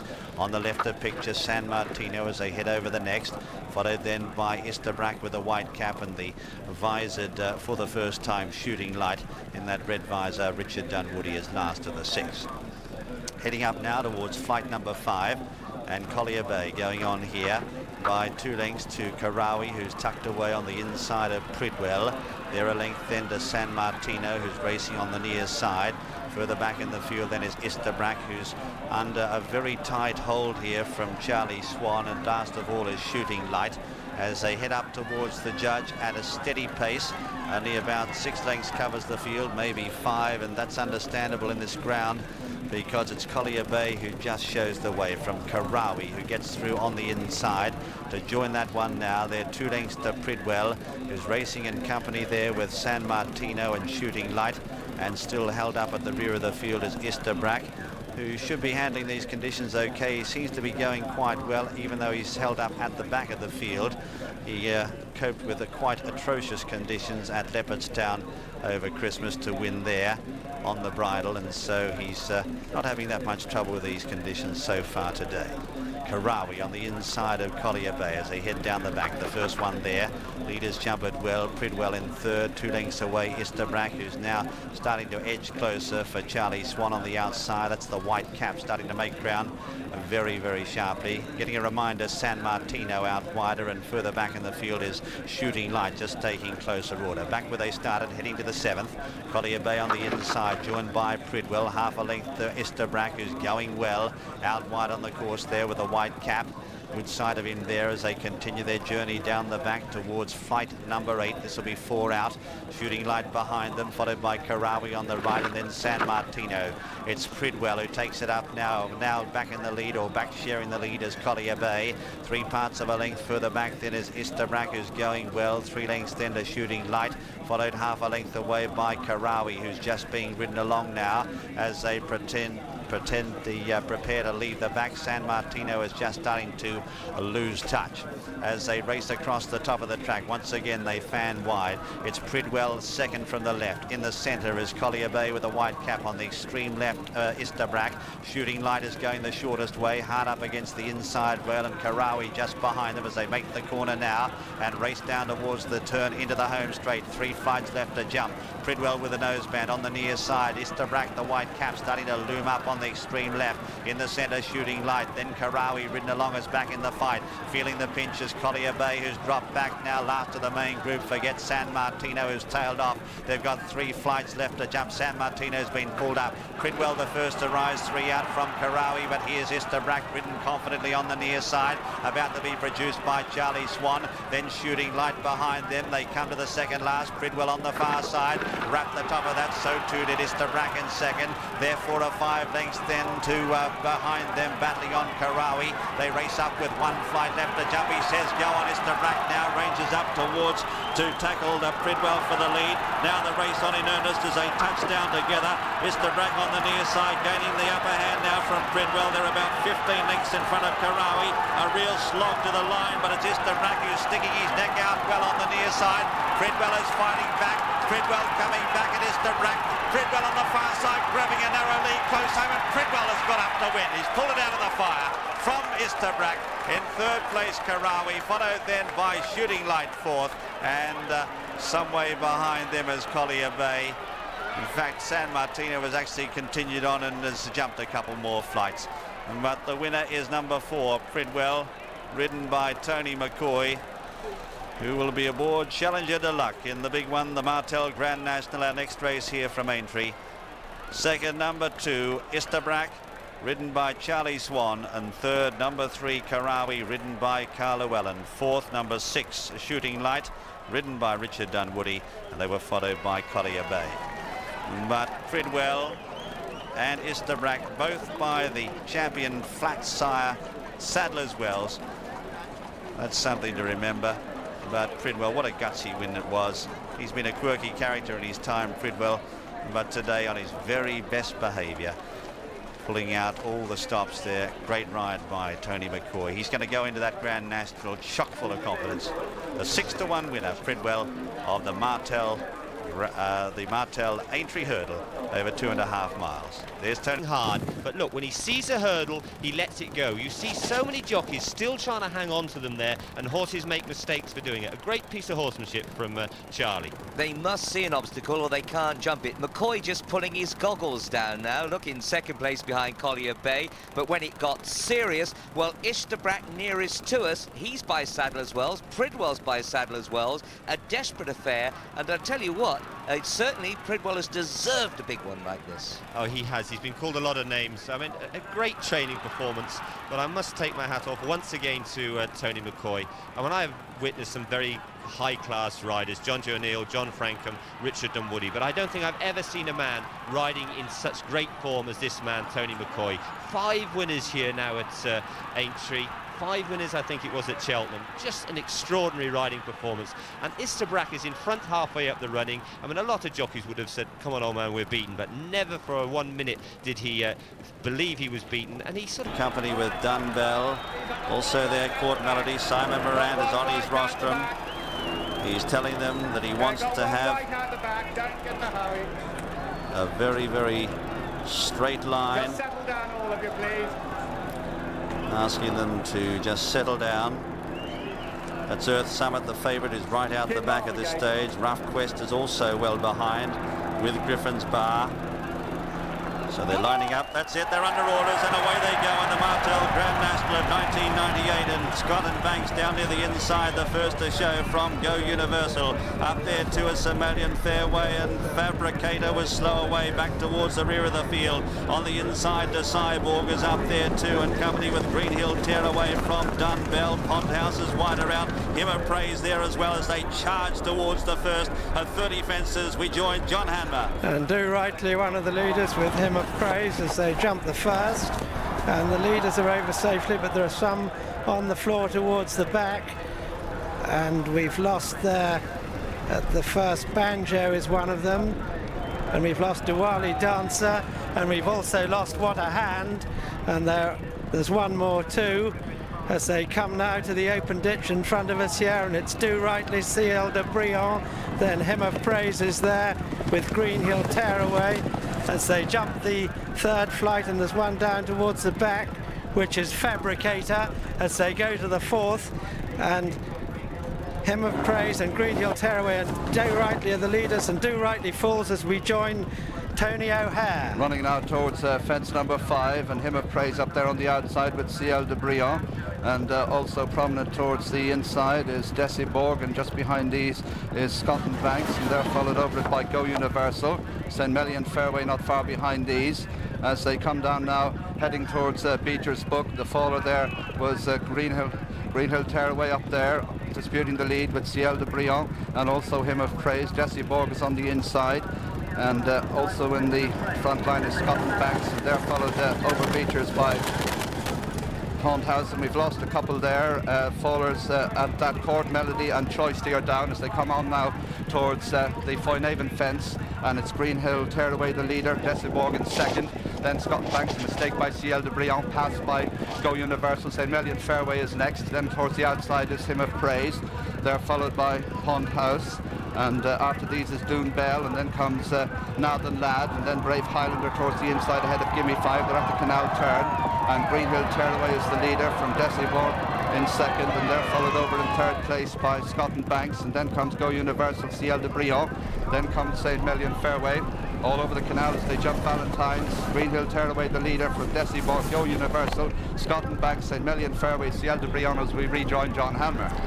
And Decibor on the inside of Greenhill Tearaway, then Go Universal, Scott and Banks, Ciel de Brion, then comes Pond House and St. Melian Fairway. No fallers amongst the leaders anyway. Back markers just going over it as they go now to the next open ditch as Decibor and Greenhill Tearaway clear now of in third place. We have Go Universal followed by Ciel de Brion, then Pond House, then comes Scott and Banks. They're followed by St. Melian Fairway, Gimme 5, Rough Quest and Maple Dancer as they jump the 12th. And Damas has refused, and still Cyborg and Greenhill Tearaway the leaders.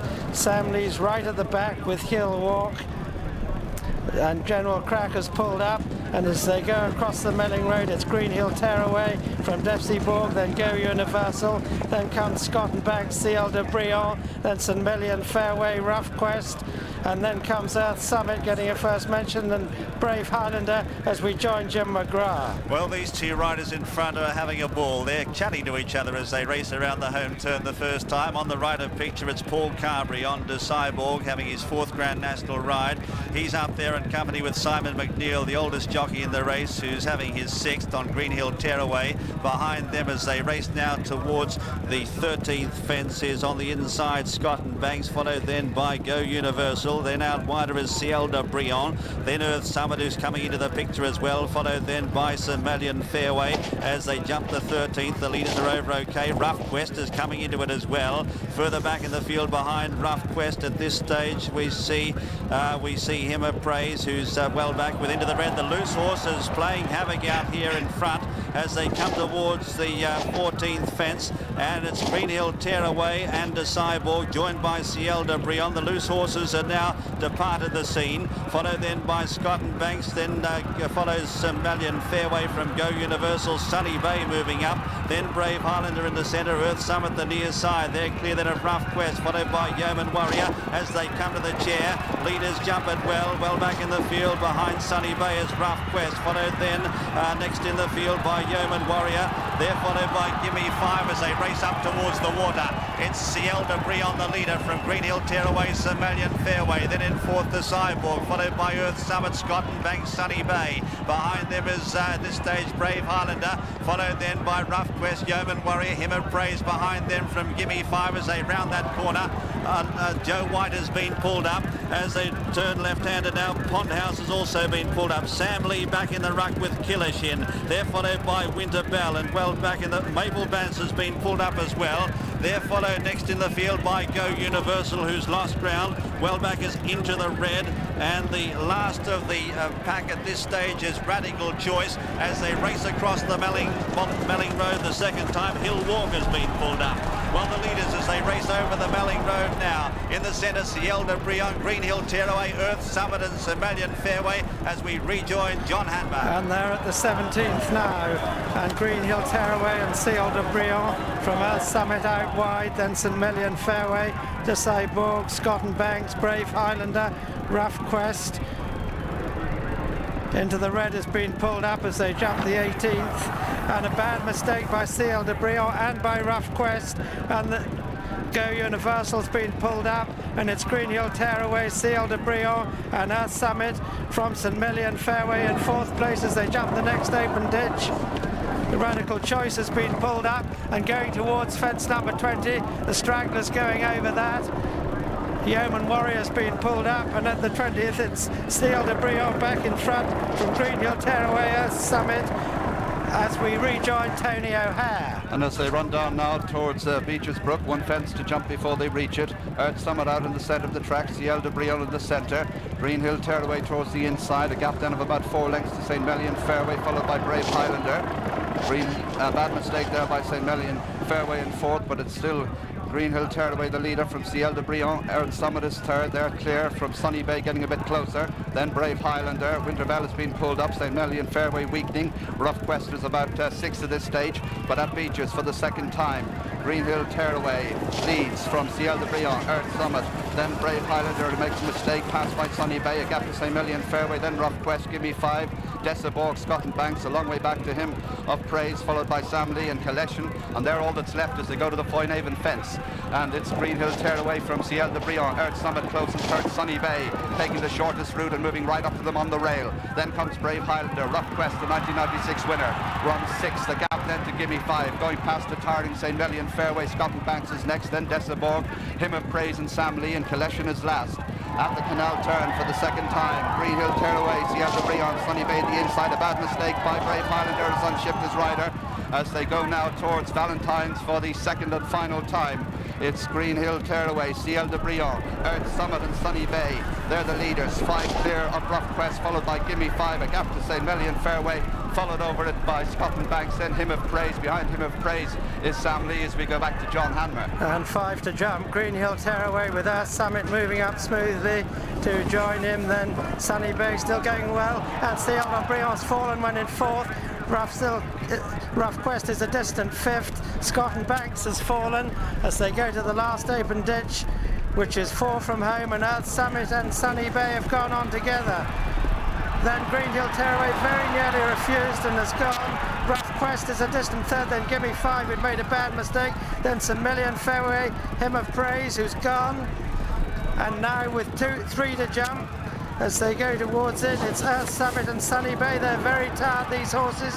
They jump it well clear. Dessaborg's refused. Rough Quest and Gimme 5 very tired in third and fourth, and St. Melian Fairway and Sam Lee, and I can't see anything else, but with 2 to jump in the Grand National, Sunny Bay and Graham Bradley, the grey, and Carl Llewellyn on Earth Summit. They've got it between them as we join Jim McGrath. Well, they race towards the turn now. They've got 2 fences left to jump in the Martel Grand National. It's going to be a real stamina test. It's Earth Summit on the near side, Carl Llewellyn, who won the race on Party Politics. On the right is Sunny Bay, Graham Bradley, as they swing the corner now. 2 fences left to jump in the National. They've cleared right away. There's only 6 continuing on in the race now as they round that corner. As they race now towards the second last, it's Earth Summit, who's on the near side. On the far side, Sunny Bay running a tremendous race under 12 stone. They've cleared right away as they come towards the second last. Gimme 5 has run into third. They come to the second last now. Earth Summit led over it from Sunny Bay.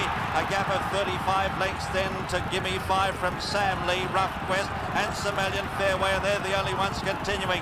They race towards the last fence in the Martel Grand National. It's Earth Summit who's gone 2 lengths in front. He comes to it and jumps it cleanly from Sunny Bay, who's battling on gallantly in second.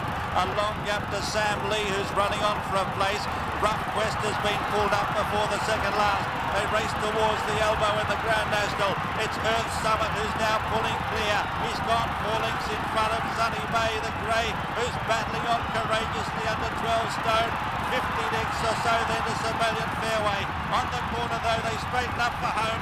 It's Earth Summit who's going to outstay them here in the Martel Grand National. Earth Summit, Carl Llewellyn, about 5 lengths in front and safely holding them all at bay.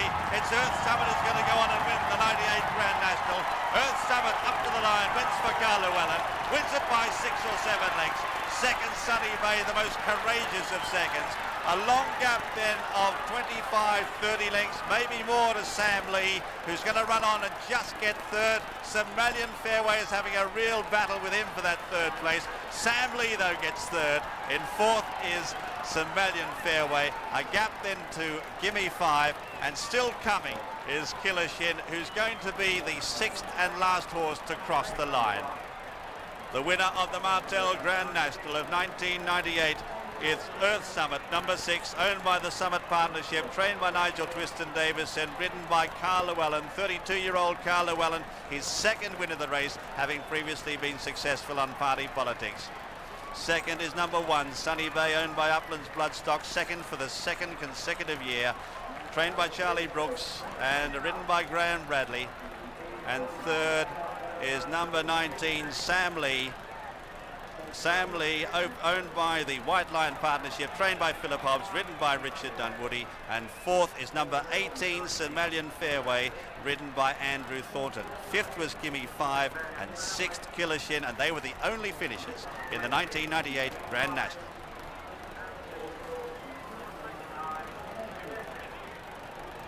Carl Llewellyn has enjoyed the most exhilarating ride in this Grand National, which with a heavy rain on the day and prior to that has made this a real stamina test.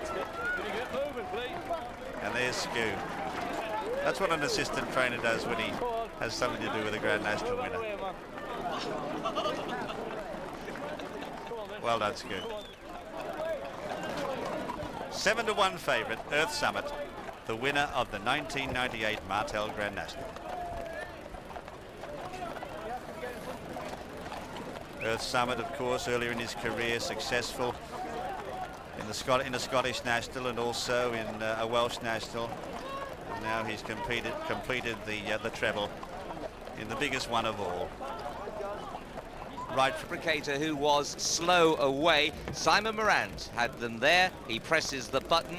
And just look at the back, because you will see Fabricator actually dwells there. Now, they've here, in actual fact, have been one of very few pictures that we see, because Banjo, I'm afraid, did not go too far, did he? Yeah, that's Fabricator is just getting lost at the back there. The winner, who I will notice all the way throughout the film, is last on the outside here. Carl decided, I think we chatted about that beforehand, he did tell you he'd be going down the outside, not rushing too much, but right up the front is what is up? Scott and Banks is front on the inner. Lorcan Wire going down the paint there. Greenhill Tearaway is very close. But remember, at this first fence, we lose Banjo, Diwali Dancer, What a Hand, and in fact there was one other, and it was Pashto as well.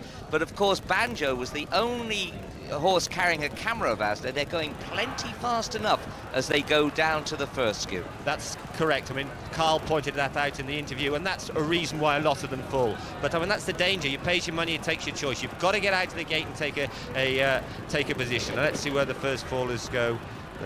Nothing gone yet, I don't think. Now they're beginning to go towards the back. It looks as if well, there's definitely an unseated rider there, isn't there? Yes, well, this is the fence eye view. Him of Praise going over nicely there. Well, that was Him of Praise jumping us now. Fabricator behind, he eventually has enough fairly well.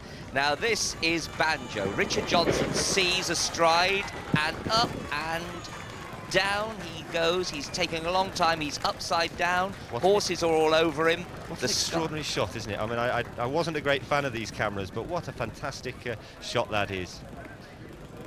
Well, you can't get any more feeling than that, can you? Upside down twice, rolling over, and eventually coming to a halt. There's Earth Summit, but just to point out again, I mean, you've got to feel, I mean, it's a sport, you've got to feel for the others. The most disappointing thing for owners and jockeys and trainers falling at the first is the most disheartening thing. As long as your horse comes back safe, that is the next most disheartening thing. Lorcan Wire on the paint where the brave men go, on the Scott and Banks there. He's got a good lead there. There's Him of Praise right near to him. Skew, big jump, wasn't it? Yes, it's an important time for the horses now, just feeling their way, trying to find out if they're going to like the fences or not. And now the big ditch coming up, the one that really tells you whether they're brave enough to jump all the way around. Do Rightly is the in the middle there. He's Paul Holly having a good ride, and Francois Dumas on the outside. He's having a tremendous time, and does do for a very long way.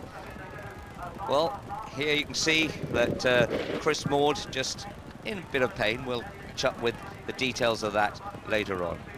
So, let's continue the race. They're spread right across the course here. We lose Fabricator, I think, at that ditch, don't we? Yes, Fabricator as all goes here, but he was behind and not very enthusiastic at the time, was he? He hadn't liked it at the start, and that was soon pretty evident. Here he goes. He's seen the ditch and says, no, thank you very much indeed. Well, Do Rightly is having a good run there. Thierry Duman had lost a bit of ground. St Melian's Fairway, look on the inside. We've got Greenhill Tearaway, then St Melian Fairway pulling hard. Pond House is then in the middle of the picture. Do rightly see a horrible fall there, but he sort of put down on Paul Holly, didn't he? And then he's caught the front of the fence with his front legs, and there's no return from there, unfortunately. Not despite having gone a fair gallop, they've just settled back into their stride because they know what's coming now, Skew. Yes, they've got one more, and then we've got the Beaches Brook. And the point being is that you ready yourself up for this some way in advance, don't you? They've patently steadied, and now Greenhill Tearaway just rises first. Look at that shot of Paul Carberry on the inside on Dieselberg. Sat right up his neck, you'd think it was a hurdle. And we've gone on to a point of boredom about this, but he really is an extraordinary horseman. And all credit to Greenhill Tearaway's jockey Simon McNeill, giving this horse a lot of inspiration, a great ride. Doonbell and Griffin's Bar had gone Skew, now we go to... Yes, and again we lose several horses. There's Earth Summit just jumping it now. Carl, he's waving to me, telling me how well he's going. He's not meant to do that. Call the cab, they call that. It's not really the correct thing to do. There's a few horses falling on the inside. That's Choicey and Court Melody. Yes, we'll just have a look from a different angle. Lots of people going the shortest way now, aren't they? They found that with the drop being less, Sunny Bay being settled with his big weight in order to get the trip, that was a necessity. But a lovely shot there, isn't it, in the sunlight? These brave horses. Oh, and there's the one foiler. That's Choicey just turning over, and there you see he's interfered with. But Sunny Bay very lucky to get out of the way there, because Rough Quest was almost pushing him in on the loose horses. Happily, you can see Court Melody standing up, and also Choicey, so they're okay. Now go on to the small fence. This is quite at an angle. It's deceptive. It is indeed. Now, as I say, we're really beginning to settle now. The jockeys just beginning to enjoy themselves now. Trying to track back left-handed towards Canal Turn. You've just got to be careful here. You don't get sandwiched on the inside, or when you come in back and you begin to track horses, that something falls in front of you. Yes, I think we see several bits of good riding here, and especially on the inside from Paul Carberry on Dieselberg.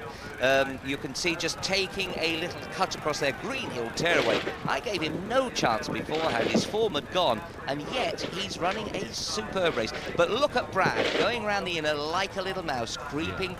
Yeah, I mean, they have. I mean, these jockeys now, the standard of riding is just so high.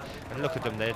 You see years ago, see all those paintings when the fences, they were that much stiffer, how far back the jockeys were getting. But now they're all sat up their neck. They look like you and I did in our heyday. Joe White was still there, but Rough Quest made a very short route round there and made up a bit of ground. But up front, Carberry nestles into the horse's neck. Fantastic. I mean, you're just becoming part of the horse. It inspires the horse with so much confidence. Just got to be careful that when you do that, that if he does make a mistake, you don't go flying off over his head. But as we saw him on Guided Missile earlier in the week, he doesn't fall off very often. Hymn of Praise had made a mistake at that last fence. He'd been jumping well, but I'm afraid he hit that one very hard. Now, this is the time of the race where these two leaders, they've gone away and they almost feel camaraderie.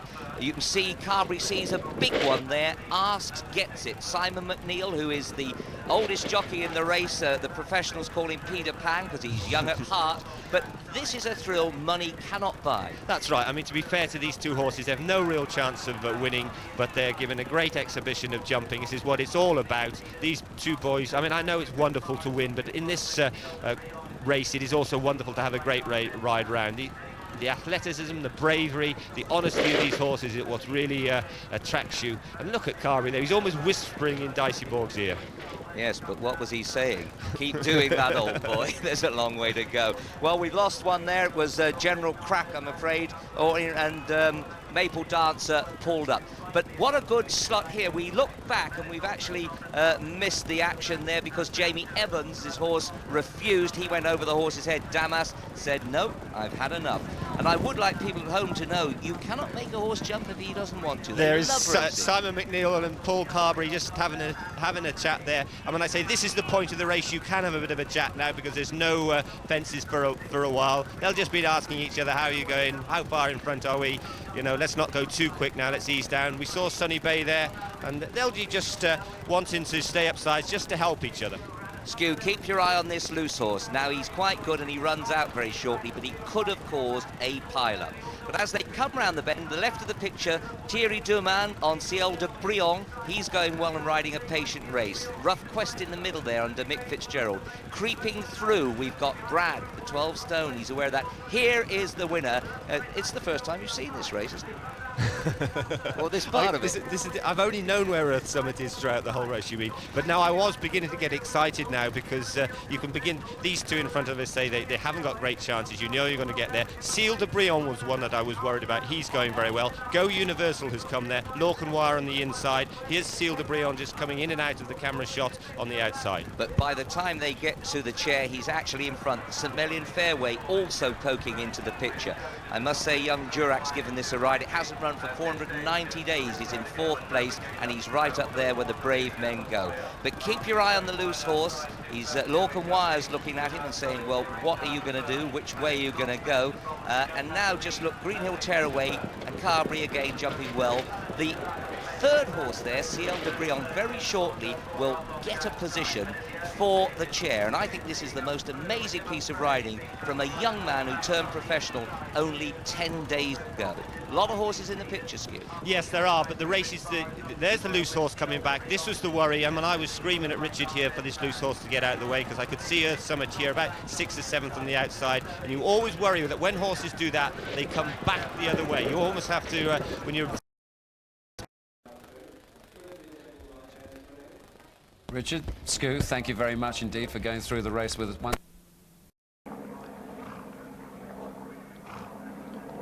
Let's see who's in getting the points on the eye catchers. Caribou Gold got a couple, Cool Dawn got a couple, one for Lively Night, and a couple of negatives for Carol's Crusader and Dom Samurai. And they start down the bottom of the hill and jump 2 fences before passing the stands.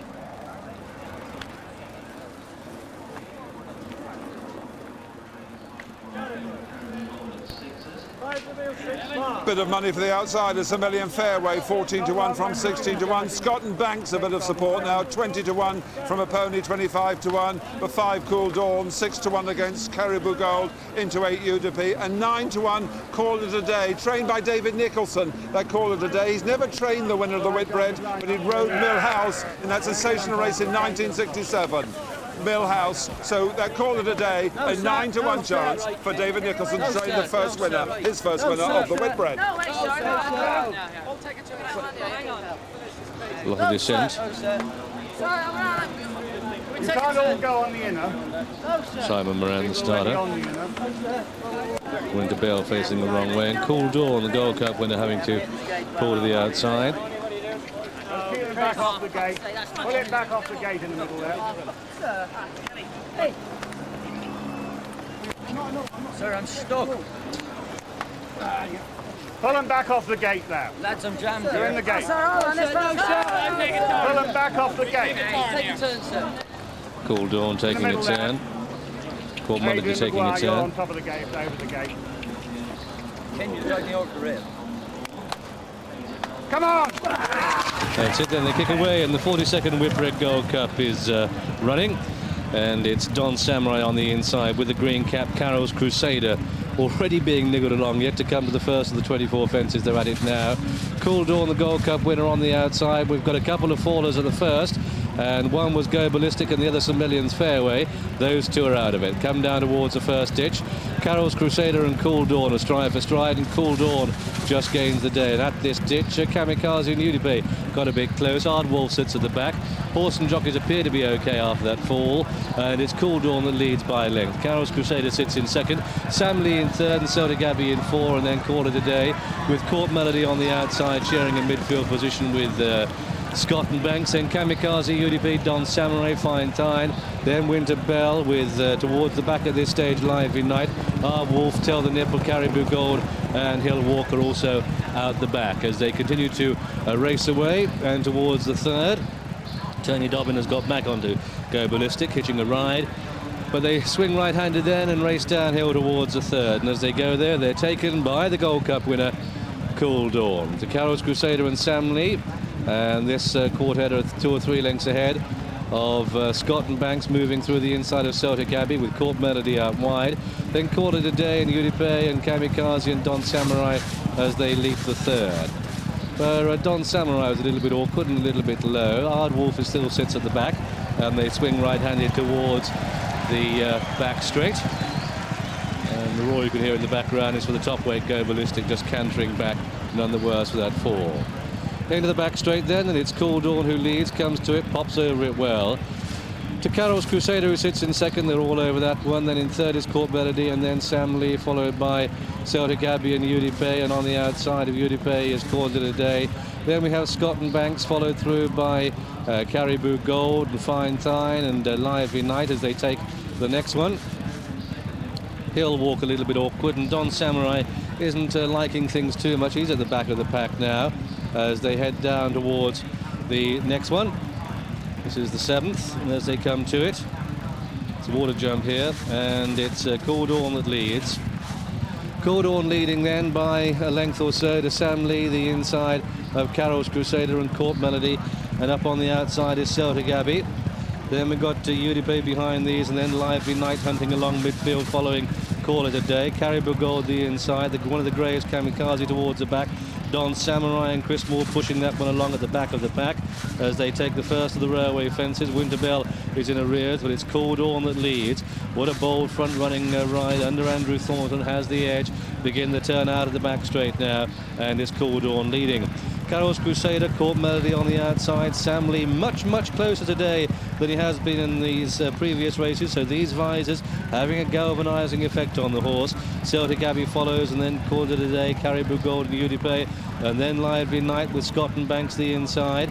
Cool Dawn, the 5-to-1 favourite, has the edge as they come down towards the 11th, the pond fence for the first time. They've nearly completed a circuit of the track here at Sandown in the Whitbread Gold Cup, and it's Cool Dawn who leads as they come into this, the 11th. The Carroll's Crusader, very little change amongst the front two. Sam Lee is in third, and they've got 2 miles left to go. Don Samurai are looking out of it as they turn towards what was their first, is the 12th, will be the 23rd next time round, and it's Cool Dawn who leads. To Carroll's Crusader and Sam Lee in third, and Celtic Abbey and Court Melody wide. Then we've got Call It a Day hunting along nicely. Caribou Gold the inside, Fine Thine, Udipe, He'll Walk, Tell the Nipper, and then Scott and Banks, Ard Wolf, Kamikaze, and the the outside of Winterbell is in front of Don Samurai. Celtic Abbey, a slight mistake at that ditch, and so the order as they pass is 20 lengths between the leader and the last, and that leader is Cool Dawn, to a length and a half back to Carroll's Crusader, still moving well the outside. Court Melody, Sam Lee, the front four, then Udipe, Celtic Abbey and Call It a Day, followed by Lively Night and Caribou Gold and Fine Thine, and then He'll Walk, and then Tell the Nipper, and then Scott and Banks and Kamikaze and Ard Wolf and Winterbell, and still at the back of the pack is Don Samurai, but these jump jockeys just do not give up, and he's riding that one for all his worth, is Chris Maud. Right at the bottom of the picture there, but chances surely for Lord.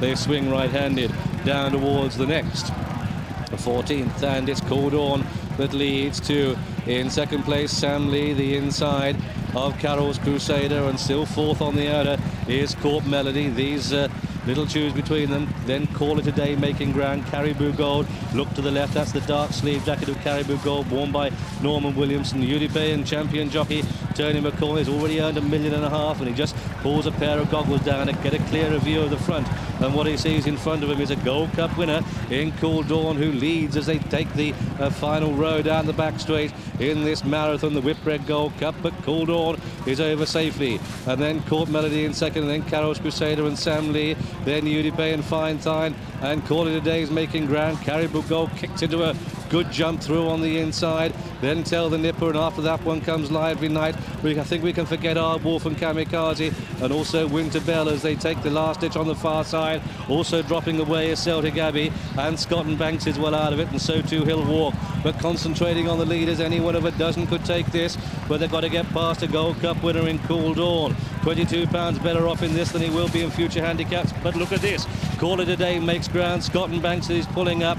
They go down towards the first of the three railway fences. This is is 6 from home, and it's Cool Dawn with Call It a Day. Both white sleeve jackets. They're 1 and 2. Wide on the course in the yellow cap is Court Melody. Caribou Gold getting closer. Sam Lee's bang there for Ireland. Tell the Nipper's coming with a run. Fine Tine is with a run too. And Cool Dawn is being ridden along and passed there by Call It a Day. This is 4 from home. Call It a Day on the outside. Court Melody. None going better than the pink of Fine Tine. Then Cool Dawn, Tell the Nipper. Udipe behind these. And then making ground on the outside is Lively Night with a white sleeve jacket. Kamikaze starts a run. Then Caribou Gold ridden along. Sam Lee for all his worth. But up front, it's Call It a Day on the inside of Court Melody.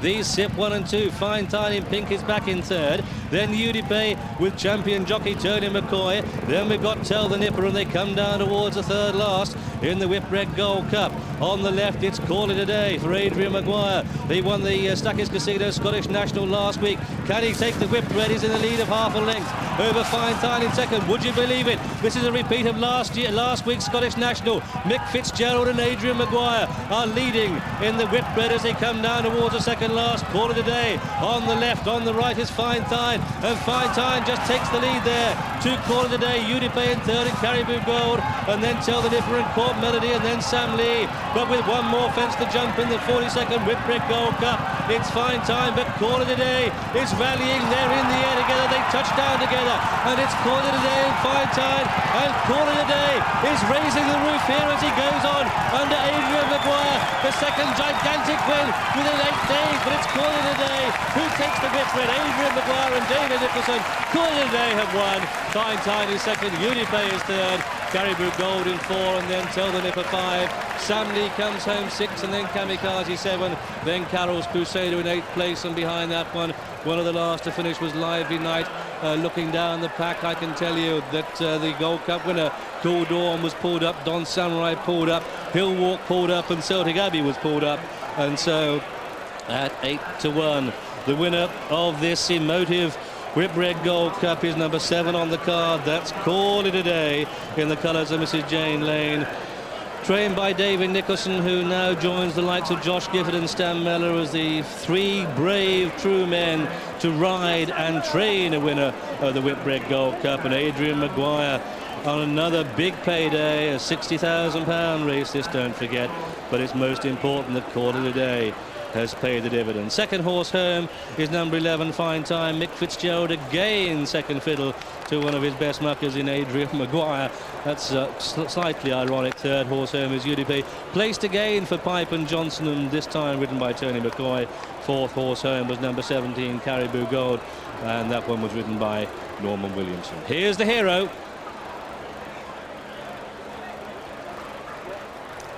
Well, you think back a month at Cheltenham, he looked wiped out on the floor. They put the screens up around Adrian Maguire, concussed, broken the collarbone.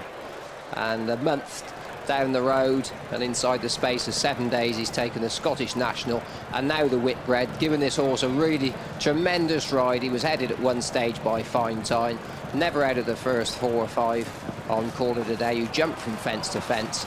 And this was another thrilling finish, John. Wonderful finish and a wonderful change of fortune for Adrian Maguire, who's waited so long and patiently. 3 National Hunt meetings he's missed for various reasons. As a matter of fact, he just got that one wrong, the second or third last, but that was the only mistake he made when it mattered. And as you see, now asking for everything. Bingo, the last is all right, and up the Sandown Hill, Fine Tine can't do anything about it. A tremendously popular victory for Adrian Maguire, a man who, well, maybe he won't be champion jockey while Tony McCoy is about with Mr. Pipe, but he deserves to be.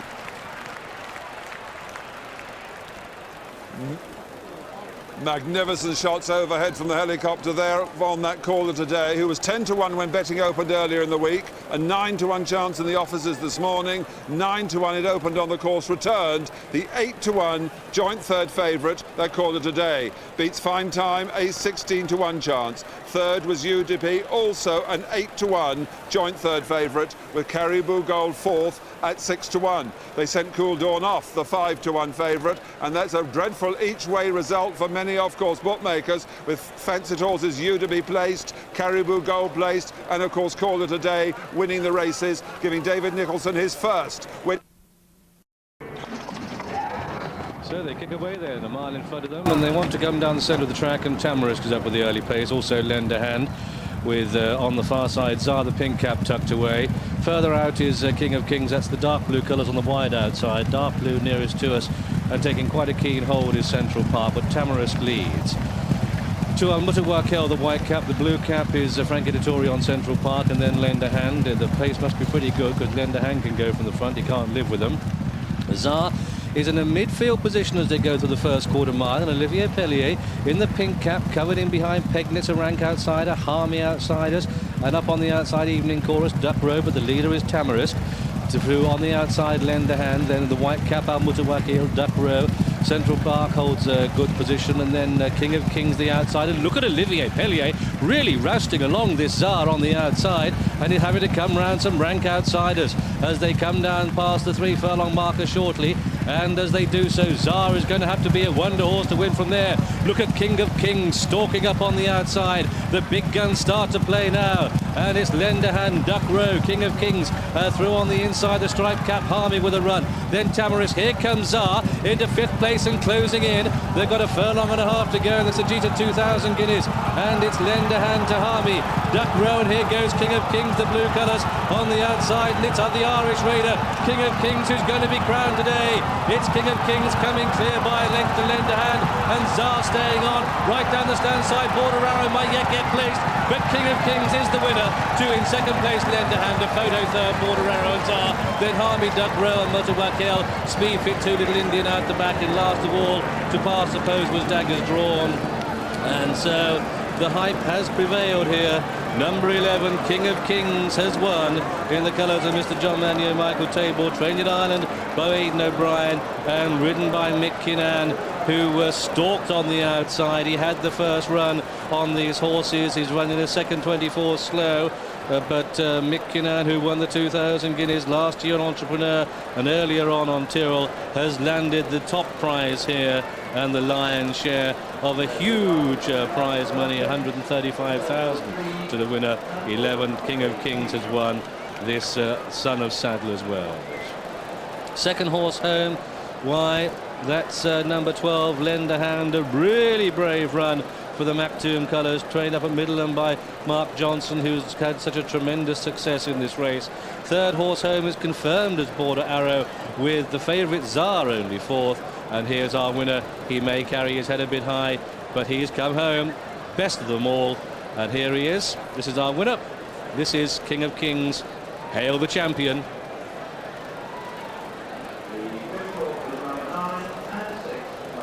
2 months ago, it was the champion hurdle for Aidan O'Brien, and this afternoon it's the first classic of the season, the Sakita 2000 Guineas, given a tremendous ride here by Michael Kinnan.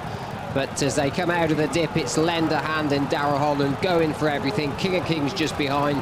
Tsar over on the far side. He got bumped and squeezed early on, didn't get a good run, but I don't think it made that much difference in the end. He runs on bravely to take 3rd spot. In fact, I think he just gets done for 3rd by the horse on this side, Border Arrow. Michael Kinnan, 2nd year on the run. I don't know what to ask you this year.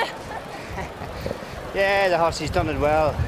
He's just idle a bit in front, but he went there very easy. He's a good horse. A proper job? Yes. And will he go on from here to where? Oh, I don't know. I'm sure we'll have a team talk after this, but no hasty decision's going to be made.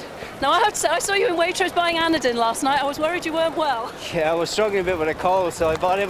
The youngest of our classic races, first run in 1814. Big crowd here today again. 19,000 here yesterday. The 1,000 Guineas, which got its name unoriginally when 10 were entered for the inaugural running at 100 Guineas each, hence 10 times 100, they ran for the 1,000. offices are going down the rails. Hills, Corals and Ladbrokes shoring up this Cape Verde, who is now back to favouritism. Cape Verde is now Burlington Bertie, 130 favourite to win the 1,000 guineas with 7-2 against Loving Words, 6-1 Jive, and 8-1 Exclusive, 9 Daunting Lady, and 10-1 Chartreuse. But it's only off-course office money. The public are not on this Cape Verde, but the officers forcing her back to favouritism. Burlington Bertie, 130, the worst classic favourite I can ever remember.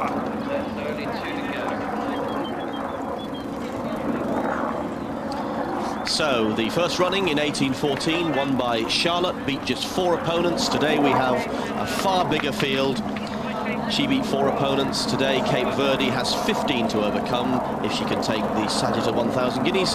Call for you now by Graham Good. We're waiting on Tarascon to go in and Quillin to go into the stalls. Jive has been installed for some time, little filly from the Cecil Yard. Expect the early pace possibly to come from Loving Claim on the outside, drawn 16. We heard trainer Cricket Head say that if she hits the stalls running Loving Claim, could very well make all. Olivier Deleuze is very keen to make the running in his races abroad. Cape Verde and Loving Claim joint favourites now. Jive nearest to a 6-1. But just it's lashing out. That Tarascon does not like the stalls at all. Goodness gracious me, isn't she a bit of a madam? Oh dear, oh dear, oh dear. And she's going to kick her way out, that is for certain. Quillin is in, that looks about it, and they're away and running for the Sagitta 1,000 guineas. Up on the outside on the extreme left, Loving Claim. Chartreuse is up with them, and clearly none the worse for lashing out. Tarascon sits third and pulling hard the outside. Through next to the rails, Ashrakard showing plenty of pace, Exclusive with it, and JG in the white and blue. Daunting Lady holds a good position. Cape Verde sits midfield, Jive midfield too. Forum held about the back, another Fantasy towards the back, and they go through the first furlong and a half. And as they come down to the 5 furlong marker, it's JG on the outside of Exclusive 1 and 2. Then next to the rails, Ashrakard probably just heads them off now, with Jive sitting 4, Daunting Lady 5, and then Cape Verde in 6. Loving Claim the outside with Chartreuse. Ridden along already is Tarascon now. Towards the back is Regal Revolution. Also towards the back, Forum and Crazy Mental. They come down past the halfway stage, and as they do so, it's Exclusive with a blue cap, JG. Next to the rails, Ashrakard, Jive with them. Here comes Cape Verde with a run. Loving Claim ridden for all she's worth in a midfield position and making no progress. Green cap on the outside, Chartreuse, but Cape Verde makes this 2 furlong out move and comes through to take the race surely. Cape Verde into the lead, to Exclusive in second. Chartreuse is back in third, Ashrakard fourth, and the Sagitta 1,000 guineas is all over. She moved badly in the market, but watch her come home. This is Cape Verde, 2, 3, 4 clear, up towards the line. Cape Verde for Godolphin, and Sai Bin Sarour's final classic jigsaw in place. Cape Verde wins, a blanket for third. Leave that for the judge, with Cloud Castle, Chartreuse and Exclusive all in places for third. The field trail back to the madam at the start, Tarascon. It's a very fast time, look at that. It's understanded, and this filly found Exclusive acceleration and goes onto the honour board of excellence. And very, very good performance indeed by Cape Verde to win it. It's a very close call indeed, and it might take the judges here, Jonathan Dimsdale and Jane Stickles, some time to sort that out, and that really is close. Let me nominate them for you. At the top of the picture we've got number 4, Cloud Castle. In the middle of those 3, number 14, Chartreuse, and at the bottom, number 7, Exclusive.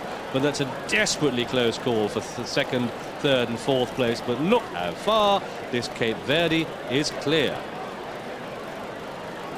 Well, all the disappointments of the last couple of days for the Godolphin team will be just distant memories now, because this filly would have lifted their spirits no end, put in a really impressive display in this second classic of the season. She was bought from Robert Sangster just prior to running in the Cheveley Park, where she was thought to be in season.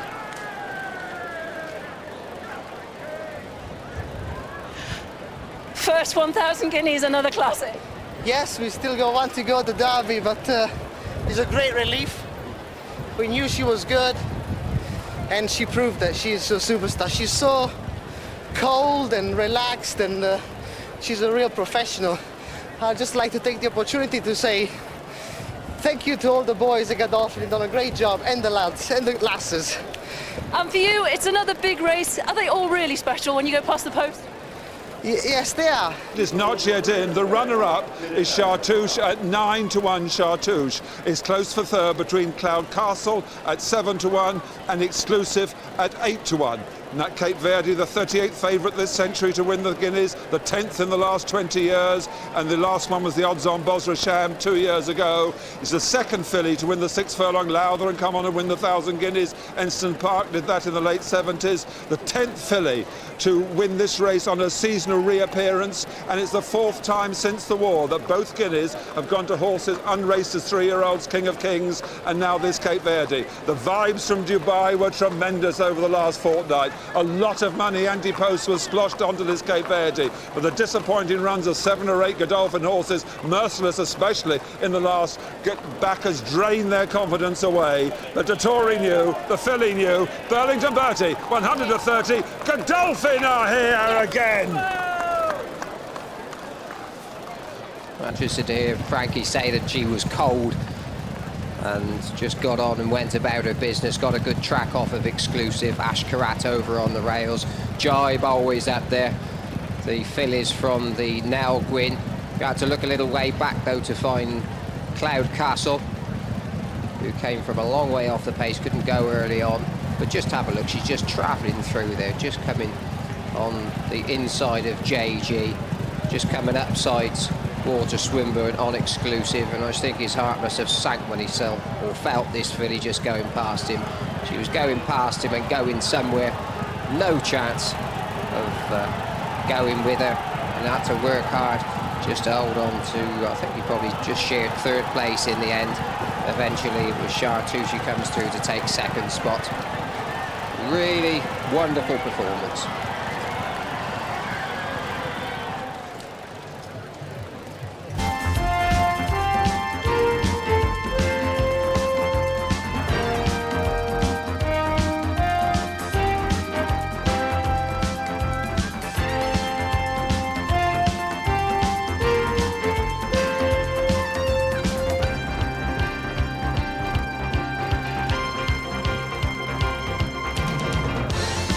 Chartouche, but Cape Verde makes this 2 furlong out move and comes through to take the race surely.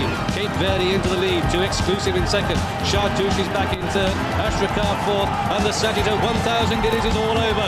She moved badly in the market, but watch her come home. This is Cape Verde, 2, 3, 4 clear, up towards the line. Cape Verde for Godolphin, and Simon Sarour's final classic jigsaw in place. Cape Verde wins.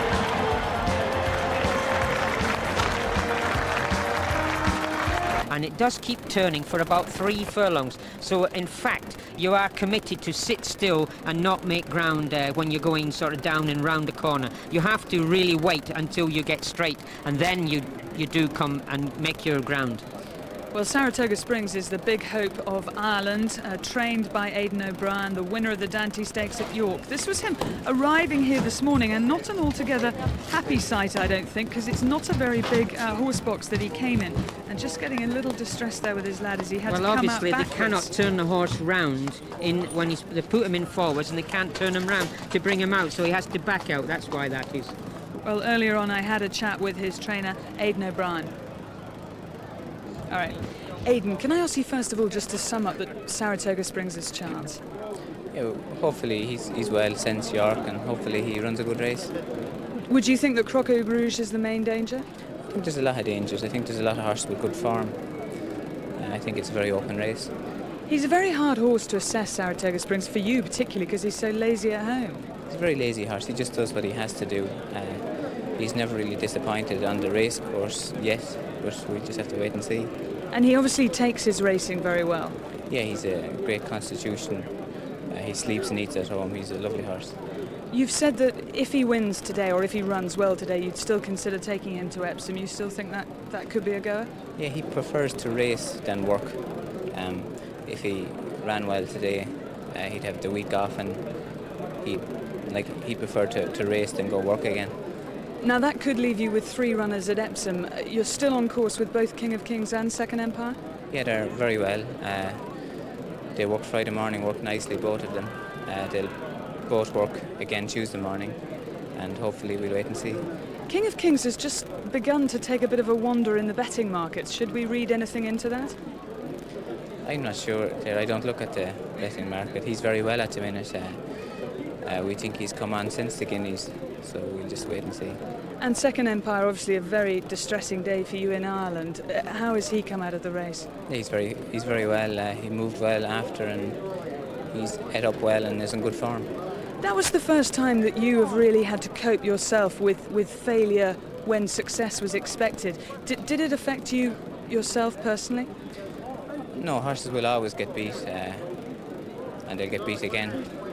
We'll just have to keep going and doing the best we can do.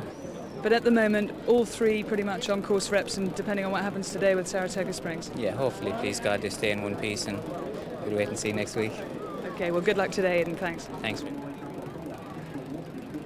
Well, let's take a check on the betting, see what's being backed here on the course in France. Saratoga Springs, still the favourite here, 2.9 to 1. 3.3 to 1, Croco Rouge. Des Marty there on 5.5 to 1. And Thief of Hearts and Mudir coupled on 5.6 to 1. 7.2 to 1, Dreamwell and Sayashan. And it's around 12 to 1, bar those horses. Those are the ones with the real chance. And Saratoga Springs, definitely the one that really, Willie, they all have to beat. Yeah, see, unfortunately, Saratoga Springs hasn't got the best of draws. He's drawn right on the outside, drawn 13, so he obviously he hasn't got anybody drawn 14, so he won't get interfered there. But it's going to be difficult for him to go and get a good position from that, because the one draw is the best draw to have.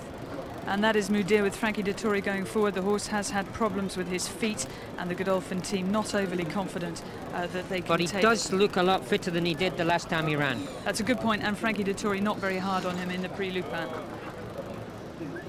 And there is Mountjoy just coming forward. The only unbeaten horse in the field. Unbeaten horse in the field. Although he's only won a listed race, still has to prove a lot today. He has to improve quite a bit. Okay, Willie, well, thank you for that. Let's hand over to Jim, because not too many more to go forward. Thanks, Claire. Yes, Mountjoy just playing up a little bit. That's Prolix over on the far side. Darrell Holland taking the ride. He's Carla de Bella, owned runner. Carla de Bella, of course, the owner of Sanglamore, who won this for Roger Charlton in 1990. That's it, they're all set. Stand by for a start. Under orders, and they're away. On the left of picture, Saratoga Springs began very well in the early stages. Madeira is going very fast too as they sort themselves out, and Prolix is out there as well. Rowley Abbey in the yellow jacket is also taking closer order, and also there is Makaruka, who's in search of a handy position as they sort themselves out, though. It's Makaruka going on here from Prolix. 2 lengths away then is Madeira, who takes up a prominent position on the outside of Sestino. Then Vasing is up there as well, followed by Dreamwell. Half a length away then on the inside is Mountjoy, followed by Des Marty going up in the centre. They're followed by Rowley Abbey, and then Saratoga Springs, who's 4th last early. Followed then 3rd last by Sayashan, and then Thief of Hearts the inside. Croco Rouge is last of all, I'd say about 10 or 12 lengths from the leader as they pass the mile, and it's Makaruka who shows the way by half a length to Prolix the outside. 3 lengths away then, up in a prominent position is at this stage we see Vasing. Then on the outside too is Rowley Abbey, and also there Madeira as they continue their journey down the back. But the leader here still is Makaruka by a length and a half to Prolix. 3 lengths away, Vasing in 3rd, followed by Sestino. 2 lengths then to Mountjoy. Out deeper on the track is Madeira, followed by Des Marty the centre. A length then to Dreamwell, followed out wider by Rowley Abbey. 1 length to Saratoga Springs, making ground now. Croco Rouge is trying to go with him. They're 4th last and 3rd last respectively, followed by Sayashan, and Thief of Hearts is last of all, 15 lengths off the pace. And that pace is being set by Prolix, who moves up on the outside to apply the pressure now to Makaruka. Pat Edry on the inside. 4 or 5 lengths then to Sestino, followed by Vasing. A good gap in the field then to the others as they swing the corner now. As back in the field there, Madeira being hard ridden, and Saratoga Springs taken to the outside now by Mick Cannan as they turn for home now. They've got just over 2 furlongs to travel. Prolix out in front by 2 lengths to Sestino. 3 away then is Vasing, followed by Makaruka. Here's Saratoga Springs and Croco Rouge Rouge launched down the outside as they come inside the furlong and a half. Sestino takes it up now. Here's Croco Rouge though on the outside. Dreamwell is running on well too from Prolix, who can't find any more. Croco Rouge moves up to grab the lead. Dreamwell though finishing like a rocket on the inside. Croco Rouge to the inside just in front, grabbed though by Dreamwell. Dreamwell gets up to win the Prix de Jockey Club. Croco Rouge is second, 4 or 5 lengths away. Third then Sestino, followed by Saratoga Springs, then Prolix behind them. They were followed by Mount Joy, Sayashan, then Vasing, a gap in the field of Rowley Abbey, followed by Thief of Hearts, and then De Marti, Makaruka and Madeira among the last to finish. The winner of the 1998 Prix de Jockey Club is number 8, Dreamwell. A bay colt by Sadler's Wells from Soul Dream, trained by Pascal Barry for the Niarchos family, and ridden by Cash Asmussen. It's very tight, as you can see, but Dreamwell on the inside, defeating number 11, Croco Rouge, owned by Wafik Said, trained by Pascal Barry, a 1-2 for him, and ridden by Sylvain Gio. And third, number 10, Sestino. Sestino, owned by Jerry Oldham, trained by Cricket Head, ridden by Olivier Deleuze. Fourth is Saratoga Springs, number 13, the near side, Mick Cannan. Fifth is number 1, Prolix, ridden by Darrell Holland. And sixth is Mount Joy. Seventh, Vasing. Eighth, number 7, which is Sayashan.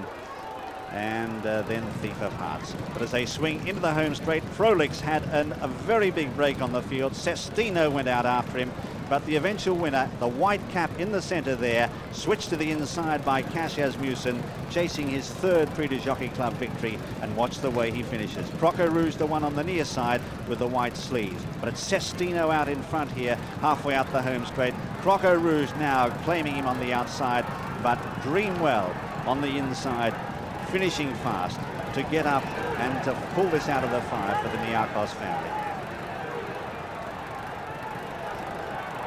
Well, Willie, Pascal Barry, we thought he had a very, very good chance of winning his third French derby, but he rather said to us that Dreamwell was the one who had no chance. Yeah, well, he was improving, and of course he's improved better than the trainer expected, because he said the second was the best horse he's ever trained. Well, now he's trained 2 of the best horses in his life in this one race. There's Cash Asmussen, they're winning his third Prix de Jockey Club, and Croco Rouge finishing second. It was a true run race. They went real good gallop. There is no excuses for any horse in the race.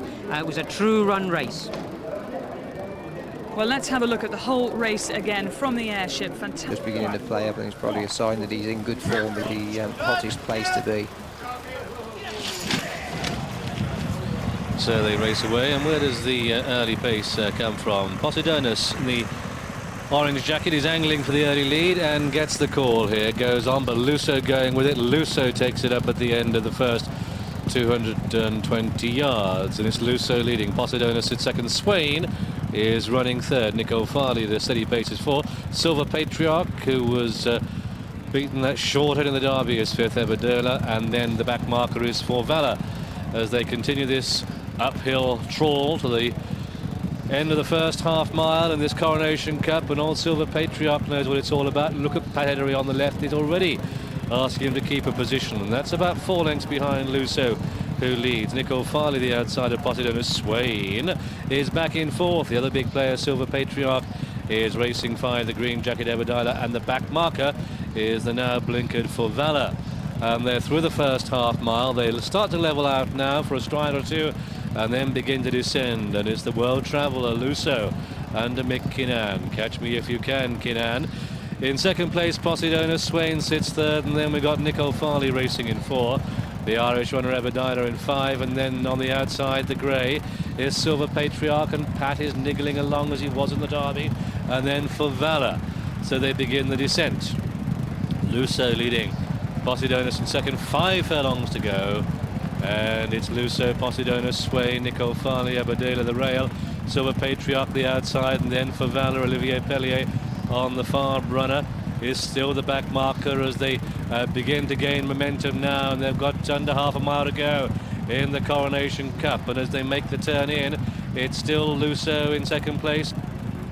Lusso on the inside just gets a nudge there from Posidonus. Swain's got every move covered. Ebadiah, look at the grey Silver Patriarch. He made up 8 lengths in the home straight in the Derby. He's going to make a similar distance up to win the Coronation Cup, but it's Posidonus, the outside of Lusso. Here in the blue comes Swain on the outside. Ebadiah. Here behind them is Silver Patriarch with a lunge. The Italian runner Nicole Farley is out of it, but it's the King Swain who goes into the lead. 2 in second place, Ebadiah. Here comes Silver Patriarch. Look at him unleash a run. They're inside the final furlong now, and it's Silver Patriarch into the lead. Is Swain going to spoil the script? No, it's Silver Patriarch who gets Epsom revenge. Swain is second, Ebadiah is third for Valor in 4, Lusso. And then we've got Posidonus in a big gap. Nicole Farley came home last of all, and so he was beaten at smallest of margins in the Vodafone Derby last year, but he's been kept in training by Englishman Peter Winfield, who bred this handsome grey of Sadler's Hall Silver Patriarch, and he's come back to beat 5 other Group 1 winners and take the Vodafone Coronation Cup, but at no stage until the last 150 yards would you have been happy. Second horse home is number 5, Swain. A gallant second. Third is number 6, Ebadiah. Fourth was number 1 for Valor, who stayed on well. But somehow justice is done with Silver Patriarch winning here. And Pat Edery is successful in the race on Rainbow Quest. Saint Estef and Sunshak has landed his 22nd winner of the season. But it was hard work.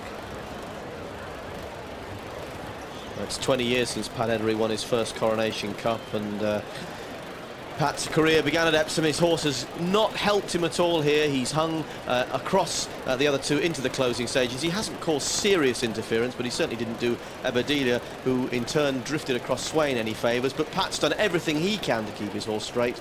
And from being coming around Tattenham Corner, John, a bit like a car with a flat tyre, although he's hung a bit, he really has powered up the straight. Well, it's typical of the horse. He almost likes to be off the bridle in his races. If they ride him any closer to the race, closer to the pace, he tends to pull quite hard. But he may not have shot on Red Delirium in the opener, but he was brilliant, I thought, Pat Edery there, just niggling along. And with horses like this, you know that there's petrol in the tank, but you've just got to produce it at the right time.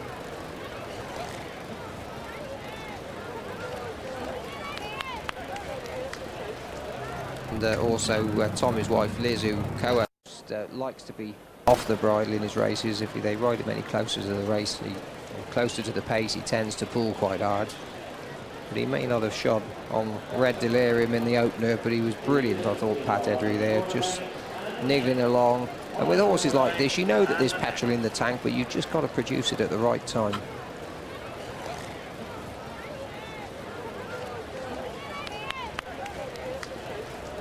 And also Tommy's wife Liz, who co-owns this filly, because Jamie Spencer gave her a good ride at the Curragh, but he's not able to claim his £5 in this race.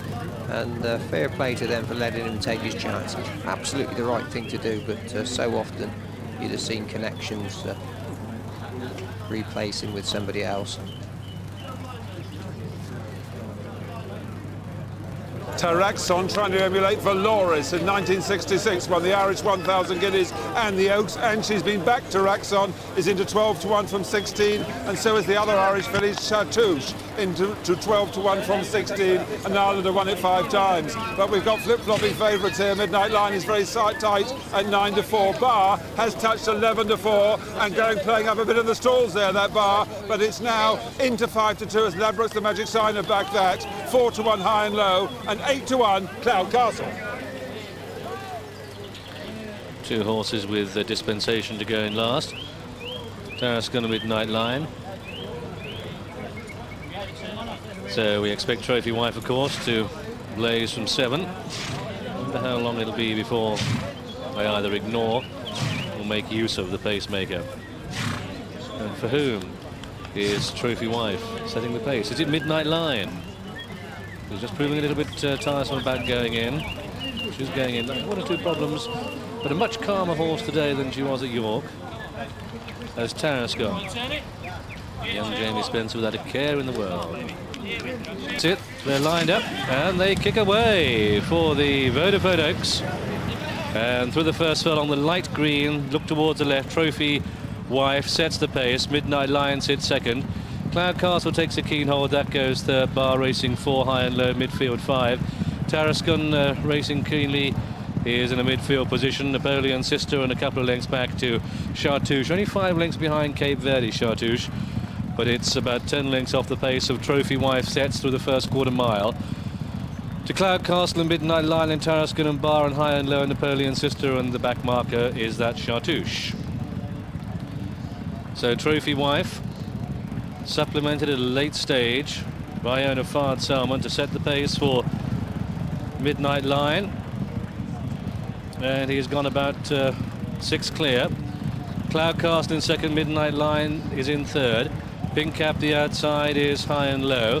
The blue jacket of Bar, and then Tarascon the inside, followed by Napoleon Sister, who got some way behind in a previous race, but came from off the pace to win, and Chartouche is with it.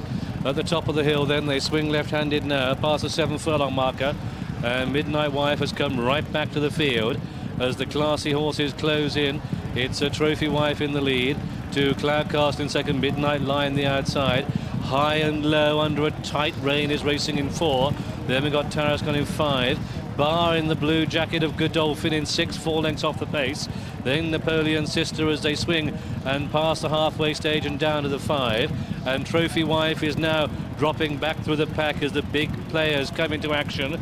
Cloud Castle, the red and white striped cap, dark green, Midnight Lion, pink cap the outside is High and Low. Tarascon running a colossal race in the pink jacket, and with that one is Bar. There in front of Chartouche and Napoleon Sister won't be winning an Oaks. They turn for home, and with 3 furlongs to go in the Vodafone Oaks, and Cloud Castle in the lead. Midnight Lion the outside, but look at the pink colours. Young 17-year-old Jamie Spencer on Tarascon.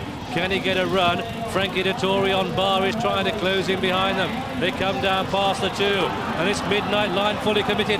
On the outside, Chartouche with a wide sweep, and it's Chartouche, the ignored one from the O'Brien camp, who's come to quicken the game.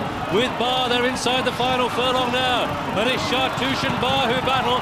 They've gone clear of Midnight Lion as they race up towards the line, and it's Chartouche in the lead.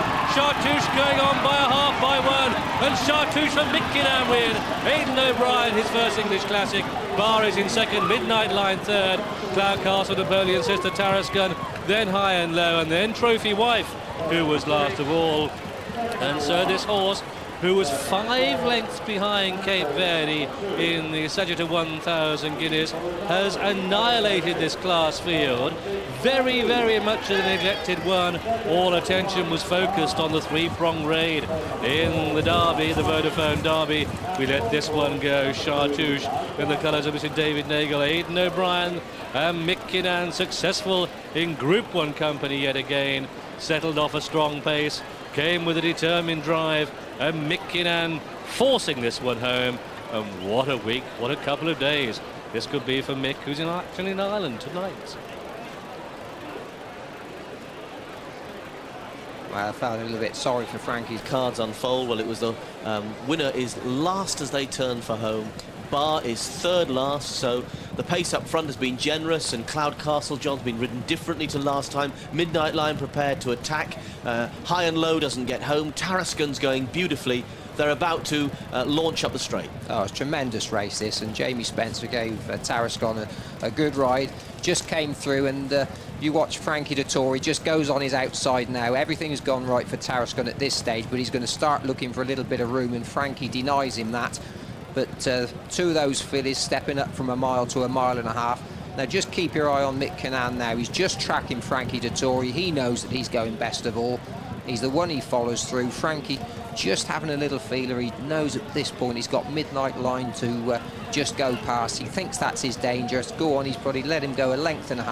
Now he gets after his filly. He's not aware that at this point Mick Kinnan has really got his filly running, and it just takes Bard just a fraction of a second just to get into top gear, but that was all it takes. And this filly stayed on really well, but it was Chartouche who takes the honours.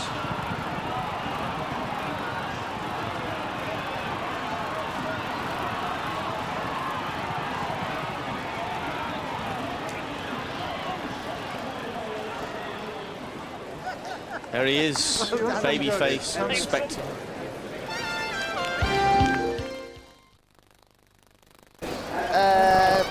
She's very well behaved and she's outstanding. So I'm going to take my hat off to Sheikh Mohammed, but decided to give her a go. And we'll find out how good she really is. Oh, it's a great buzz, Derby Day, and it's great to ride in the race. People always say it's a very difficult place to test a 3-year-old thoroughbred in June. What would you say to that? Well, I think it's a good test for the best horse because you've got to go up the hill, run down, you've got to camber. He's got to be very well balanced, and any horse that wins a Derby, he's a special horse. It's one hell of a ride, Greek Dance. What's he like? Well, he's a very straightforward horse, and you know, he'll handle Epsom, and you know, the ground's going to be ideal for him. Any rain would be welcome, so you know, there'd be no excuses from our side. How does he compare? I know you can't compare horses, but does it give you that same feel as a potential classic winner like the other three did? He's been pleasing all along, and I know everyone, you know, at Freemason has been happy with him for a long time. So for me to come in and then suddenly get the ride, you know, it's just great. Choir Boys horses drifting, Greek Dance out to 5-1. 80 favourites have won in 218 derbies. Cape Verde tight 3-1. A flood of money now for King of Kings from Ireland. 5-1 now, King of Kings, and also good support for Second Empire at 4-1. Ireland and Ballydoyle are tackling Godolphin on the racecourse and in the betting ring. It's as ferocious down here as it will be coming round Cheltenham Corner. So this has been billed as the world's biggest picnic, this Vodafone Derby. Certainly no picnic for the jockeys for the next 2.5 minutes of explosive action for the world's best race. Number 6, Harmy, has a dispensation to go into the stalls last. King of Kings was taken down very steadily to the post by Pat Edery. Already installed there is Cape Verde, and next to her, Saratoga Springs with a red cap. Jockeys look anxiously behind as the last few load for this £1 million derby. Mutamam kicking out. Black cap worn by Michael Roberts. The last one is to load, and that's Harmy. And when Harmy's installed, 14th Derby runner for John Dunlop. An 8th Derby ride for 35-year-old Richard Hills. Sunshine Street. A little bit slow to go, Mutamam slow to go, but they're off and running for the Vodafone Derby uphill. And what a stiff climb through the first quarter mile and then up to the half mile, and it's Sunshine Street that sets the pace to Sadian, who holds a good position. The stayer Gulland is well placed in 3rd. Greek Dance hold 4. City Honours and Cape Verde are 5 and 6, and Saratoga Springs with Second Empire, with King of Kings the back marker as they climb relentlessly. Courteous sits midfield, Mutamam follows, and then High Rise. But it's Sadian up on the outside of Sunshine Street who make the work here.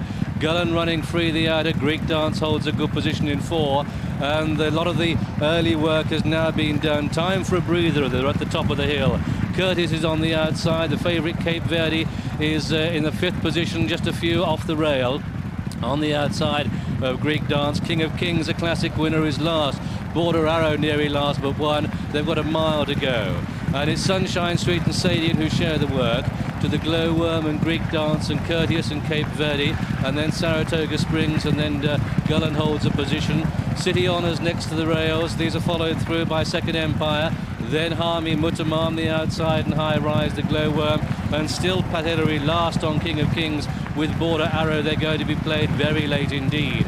At the halfway stage, and the rank outsider, Sunshine Street on this sunny day, shows the way to Sadian in 2nd, and Gulland with a noseband just peeping through to 3rd. Greek Dance is racing the rail, the pale jacket in 4, Courteous 5. He's still got Cape Verde covered up in 6, City Honours the inside, and then Saratoga Springs. Then we've got Second Empire, and still King of Kings, and Pat Edery is last. And so they come round Cheltenham Corner, and they're taken there by Sunshine Street to Sadian. Back in 3rd is Greek Dance, Gulland angling out Here comes Cape Verde, but ridden along. Behind these come City Honours and Saratoga Springs and High Rise, and still the rank outsider has the call in the Vodafone Derby, and it's Sunshine Street in the lead. City Honours with a run. Here on the outside, the yellow jacket High Rise sees daylight in Olivier Pellier. Could he claim his first derby? He's come to pass City Honours.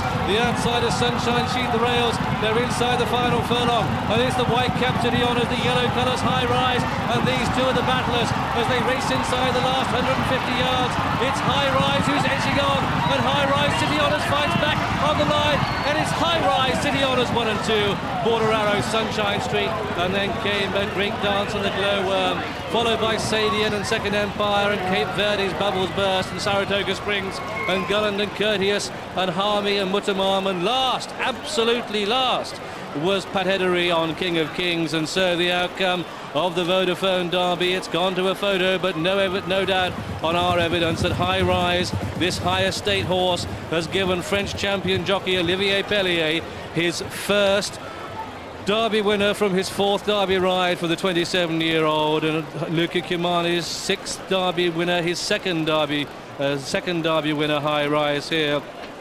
Sheikh Mohammed bin Abdayed Al Maktoum is the owner, so the Sheikhs are successful. They had a battle here, City Honours, with the white cap worn by John Reed, who's been beaten here.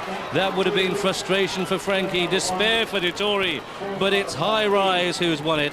Olivier Pellier, Luca Cumani, an unbeaten horse here who maintains his unbeaten record. Hail High Rise.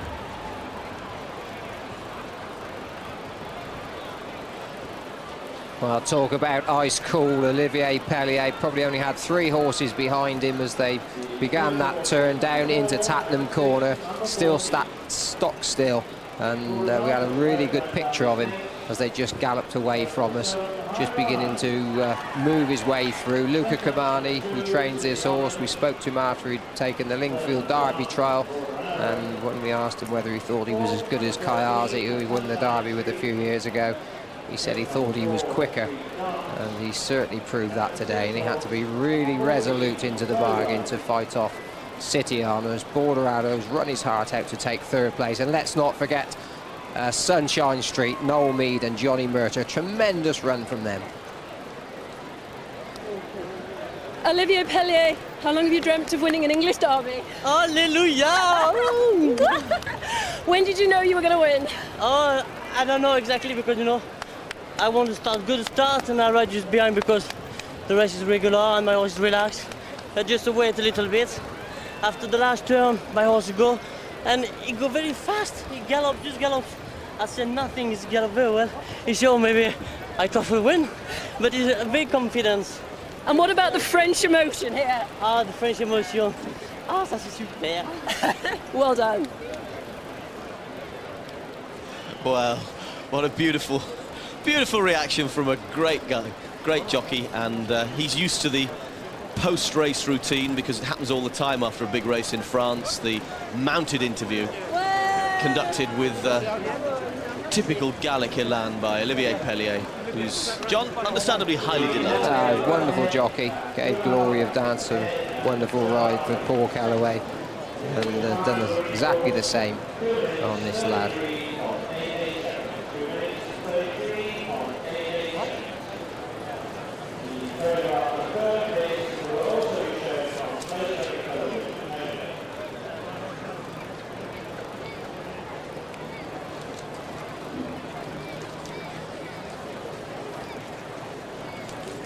Might be 1 or 2 hard luck stories. Cape Verde got a little bit of a bump turning for home, but really she was beaten so far. She ran as though she didn't stay, but it was pretty rough running down the hill, as it invariably is, John, isn't it? That these jockeys ride against each other day in, day out, and yet when it comes to the Derby, they all sort of knock each other for 6. Olivier salutes. Let's see again how he did it. So from the inside as they turn for home, and he's plenty ahead of him, they sprint winds up the straight, and the Irish challenger, ridden by Johnny Murter, makes a bold bid for home, still in front of Sadian, given every chance by Kieran Fallon. And John, now the winner begins his run towards the outer. Yeah, I thought the horse in front, Sunseeker, was going to do it. 2 furlongs to run, and he actually had them all on the go, because he probably took 2 or 3 lengths out of them with just the last couple of furlongs to run.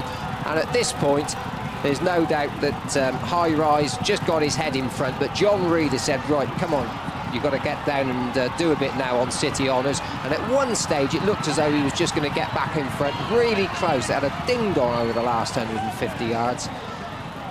And it was this fella who got his head there. Might not have won by far, but God, it makes such a difference when these horses go to stud. First. Looking at now among men, it's a bit of a job, because although it's a mile and it seems a long way, sometimes you can get stopped in your run, especially when you're trying to settle a horse. But the ground's riding pretty testing here today.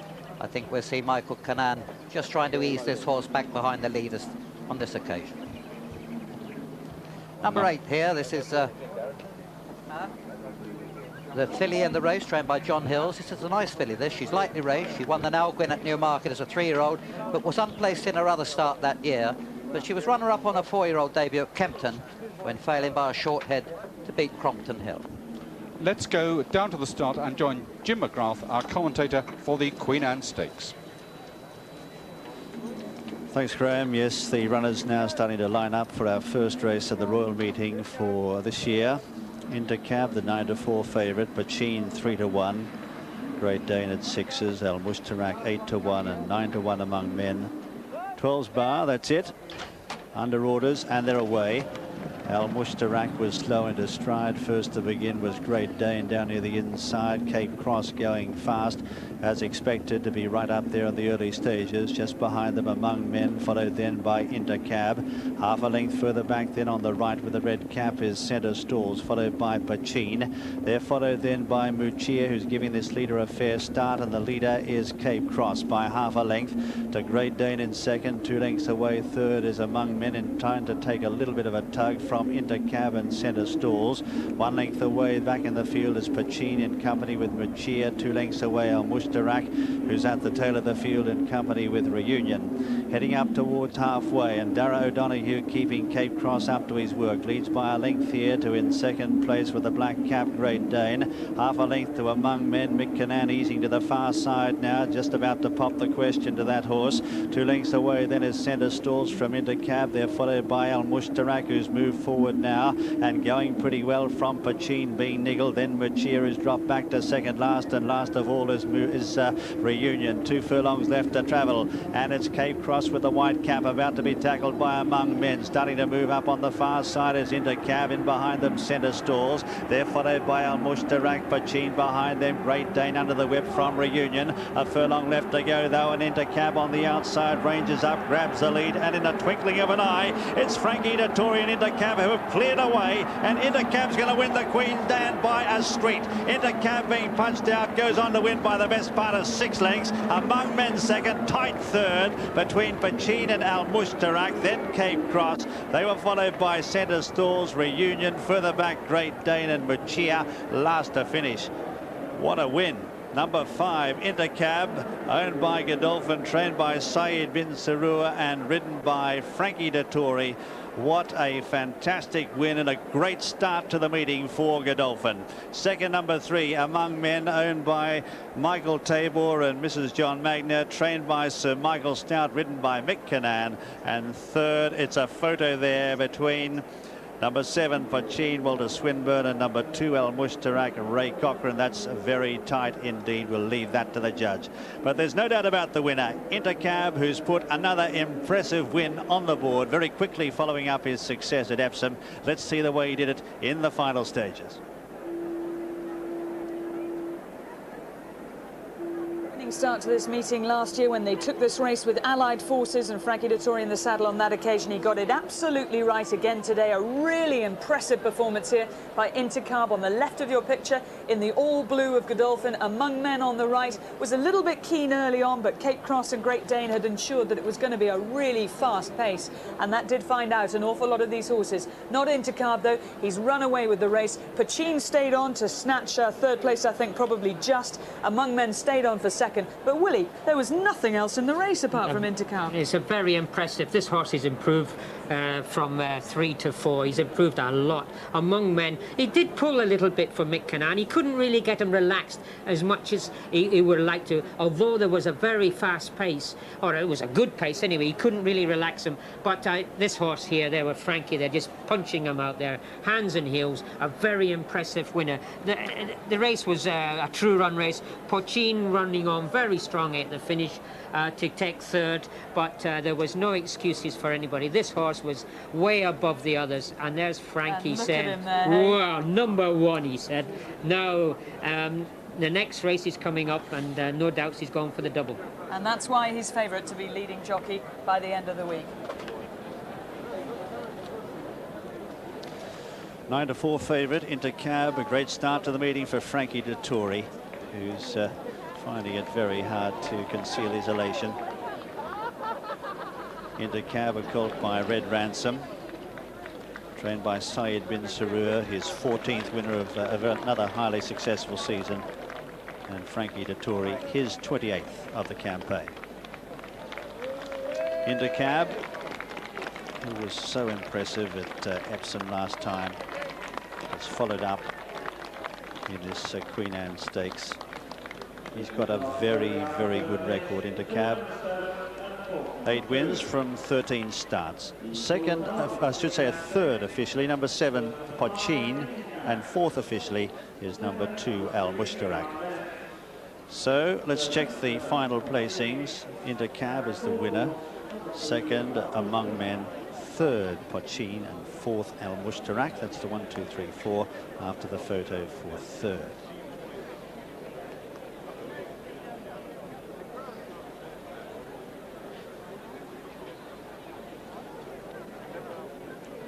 Well, what a lovely head he's got. Into Cab is colt by Red Ransom.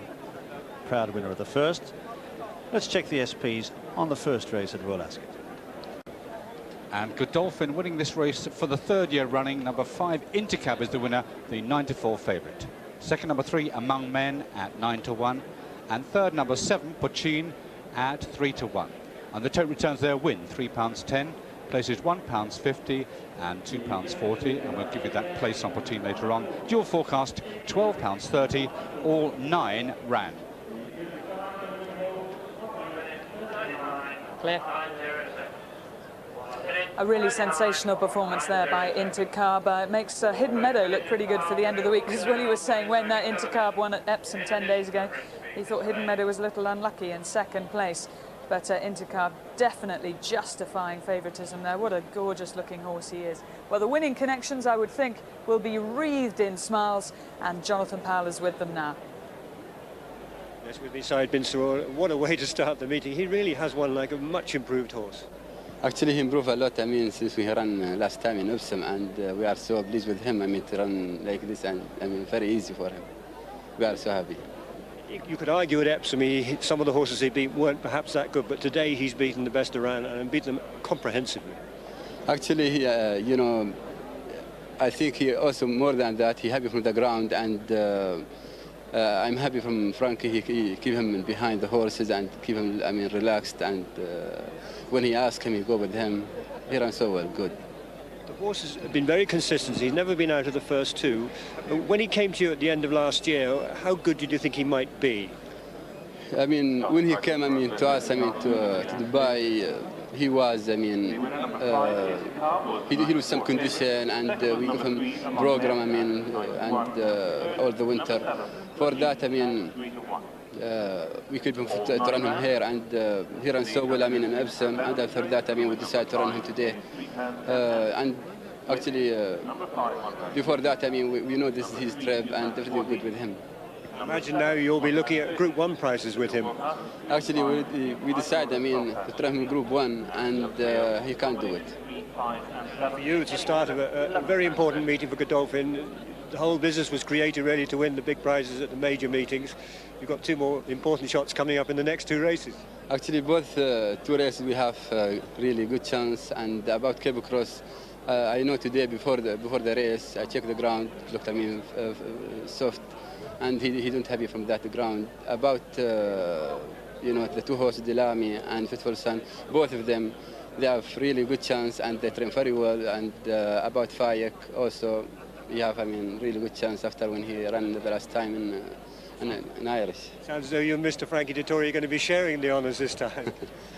Frankie really, he ride, I mean, great race today for him, and I hope he do it, I mean, again, both in the two races. When you ride out at home, do you do a flying dismount sometimes? Sorry? When you ride at home, have you ever copied Frankie's flying dismount? You know, there, I mean, actually, we have different, I mean, program, but actually, we're pleased. Well done. Lovely to see you. Thank you.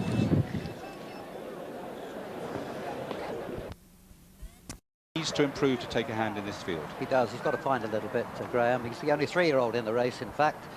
Another one that Henry ran the only 3-year-old in the first race as well. But he's got a little bit of maturing to do, I thought. But, well, I don't think, as you say, Graham, he's really shown enough on the book to win a group, what are we, Group 2 today.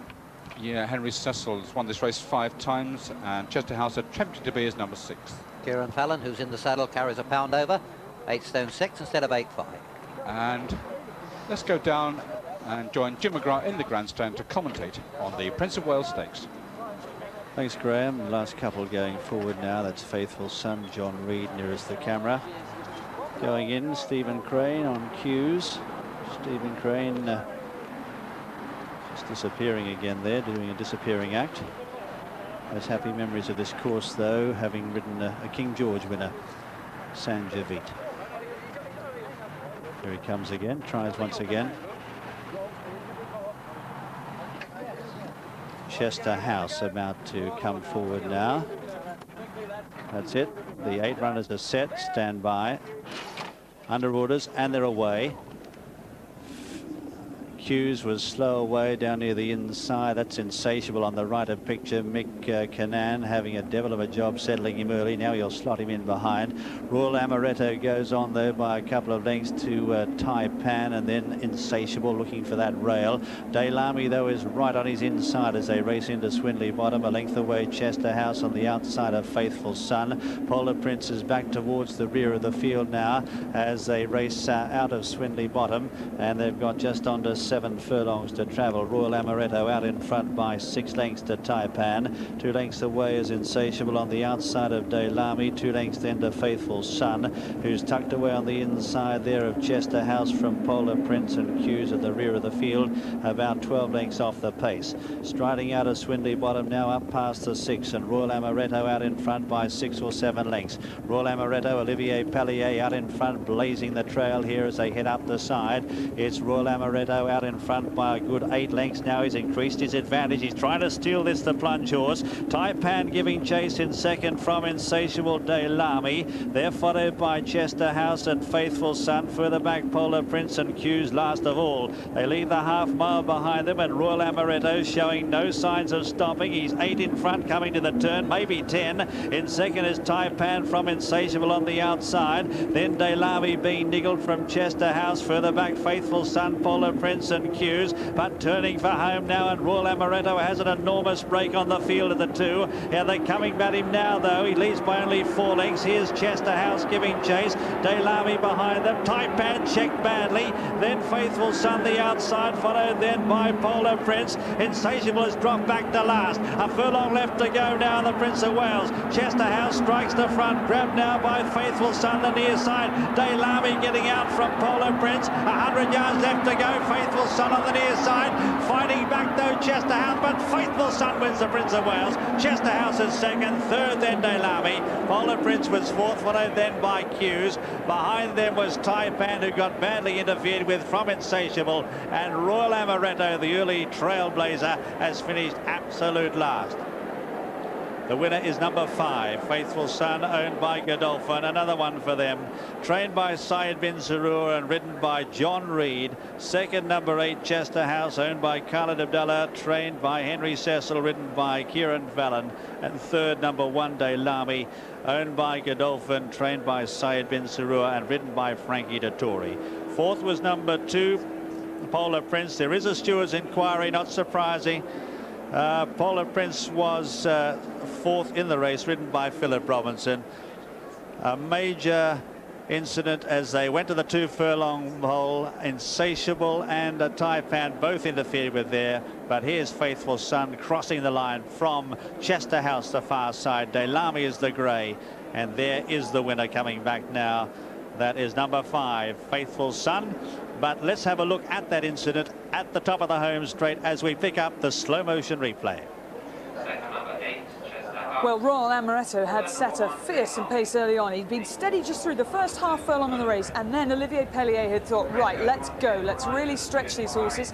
And Willie, you were saying to me, wake up, boys, wake up, he might not come back to you. Well, it looks as though he hasn't got the trip, but he was moving so easily, and he didn't find the horse. He's very free, and he does it all. He doesn't need a jockey to push him. There he was. Now, there's the problem here. You got Kieran Fallon just leaning on Frankie Dettori there. And unfortunately, Frankie Dettori's horse possibly just got squeezed up a little bit, and he has finished very quickly to finish third. He might have just been interfered with by Kieran Fallon. It'll be interesting to see the head on when it comes. And John Reid coming on the outside, you know, nice time run, kept his horse going nice and straight.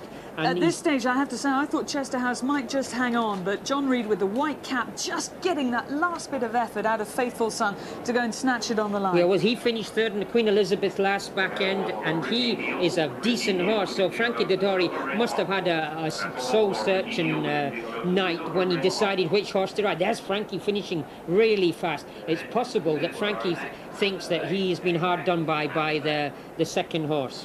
Here we go. Well, let's have a look at the head-on. You've got the grey horses Delamy. On the right with the pink cap is Chester House, the eventual runner-up. And at that stage, Delamy trying to go for a gap between Royal Amaretto on the left in yellow and Chester House on the right. And Kieran Fallon, you're right, is slightly leaning over, looking like he's heading for the rails. I'm afraid Chester House is in trouble after he's run a great race, but he did take other horses' run a little bit.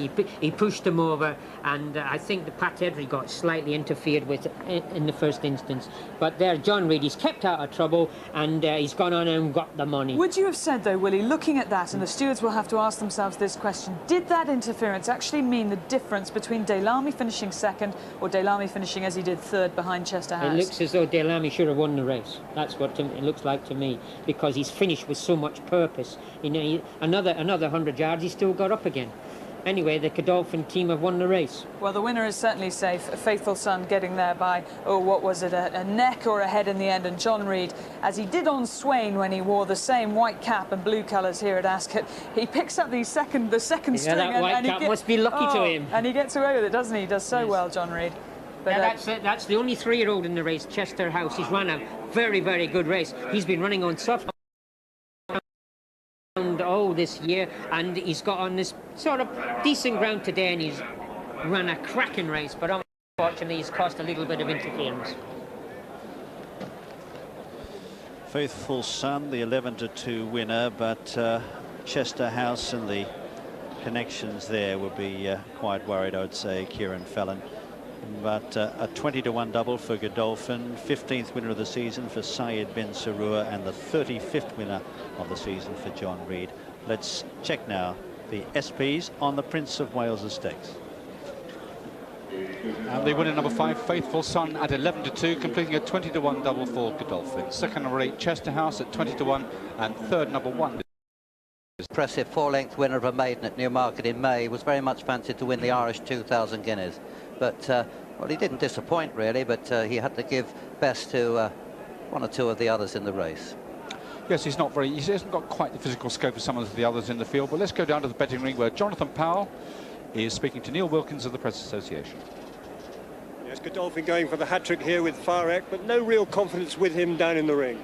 No, he's gone from 4 out to 5-1. No bet struck for him at the moment.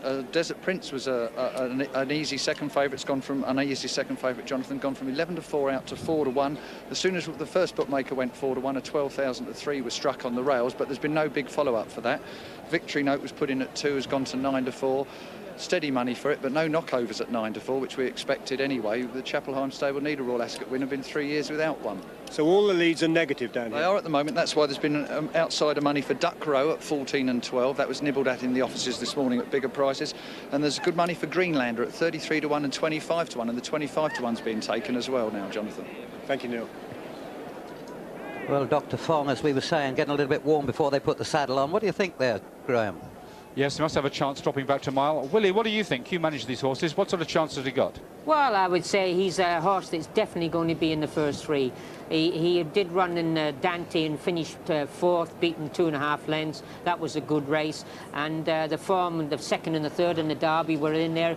And so this horse, he went over to France and ran in the Jean Prat, 1 mile, 1 furlong. And Kieran he might have just left it a little bit late because Frankie held a slow pace, and this horse was still finishing best of all. So I would think this horse has got a very, very good chance. I would prefer him to come between these horses because he seems to like that at home. Well, he's been tried over various distances, a mile, a quarter, mile and a furlong, as Willie said. Back to a mile today. Is he just beginning to think a little bit? Yes, I think probably a mile would suit him ideally.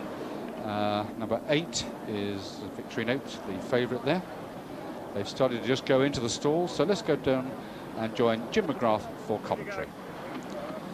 Thanks, Graham. Only about 3 to go forward now for the St James's Palace Stakes. Dr. Fong is going forward there, getting a little bit warm. Victory Note, 2 to 1 favourite. Desert Prince at 4 to 1, easing all the time. Dr. Fong at 4s, Fayek at 11 to 2. 10's bar. Last one going forward now. Speed Fit 2, that's it. The 8 runners are set for the St James's Palace. Stand by, under orders, and they're away. Victory Note, the first to break on the left of picture. Greenlander up there too, and Duck Row also fast away. Desert Prince with a white cap searching for a handy position. On the right is El Mandab in the yellow. They're followed by Dr. Fong right there in the centre. Victory Note has now dropped back to third last, followed then by Fayek on the outside, and Speed Fit 2 is last of all.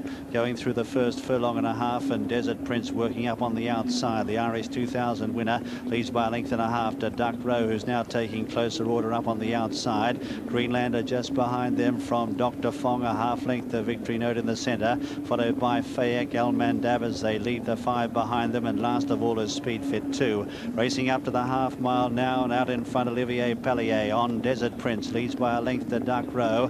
1 length away then Greenlander pumping hard on the left there in the light blue cap from Dr. Fong, who's handy. Victory Note in behind them with 5 lengths to make up. Fayek is going to try and keep him in, followed by Speed Fit 2 and El Mandab is last of all. They're on the turn for home now in the St James's Palace, and out in front it's Desert Prince, the Irish 2000 winner, being hard ridden on the outside. Doc Row followed then in third by Dr. Fong. Victory Note's got plenty of room, but now under the whip, followed by Fayek, Speed Fit 2 and El Mandab. They come up with a furlong and a half left to go. Desert Prince still in front. Dr. Fong's the big danger though. In behind them Duck Row. Victory Note can't do any better from Speed Fit 2. Half a furlong left to go. Desert Prince on the far side is answering the call of Pellier, about a neck in front, being claimed now by Dr. Fong on the near side. Dr. Fong going home the winner, and Dr. Fong wins the St James's Palace. In second then is Desert Prince, third Duck Row, fourth Victory Note, followed further back by Fayek, and then Speed Fit 2, El Mandab and Greenlander last to finish.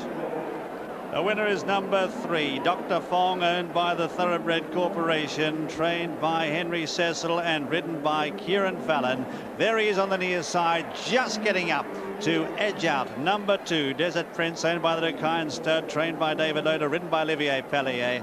And third, number 4, Duck Row, owned by the Duke of Devonshire, trained by James Toller and ridden by Seb Saunders. Fourth, number 8, Victory Note, owned by Sue Magner and Robert Sangster, trained by Peter Chappelheim and ridden by John Reed. But in a lather of sweat as he comes back after this determined win, Dr. Fong, ridden by the champion jockey of Britain, Kieran Fallon.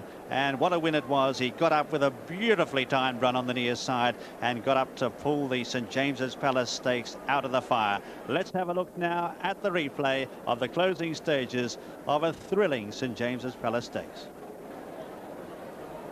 It really was a great race. It looked as if it was going to go to Desert Prince. Olivier Pellier had been doing it the hard way, making all the running on this horse who'd won the Irish 2,000 guineas. But all the time, Dr. Fong and Kieran Fallon bearing down on them. Willie, I'm amazed you weren't jumping up and down, shouting and screaming at this stage. Oh, it's great. And it's a big thrill, isn't it? Winner Group 1.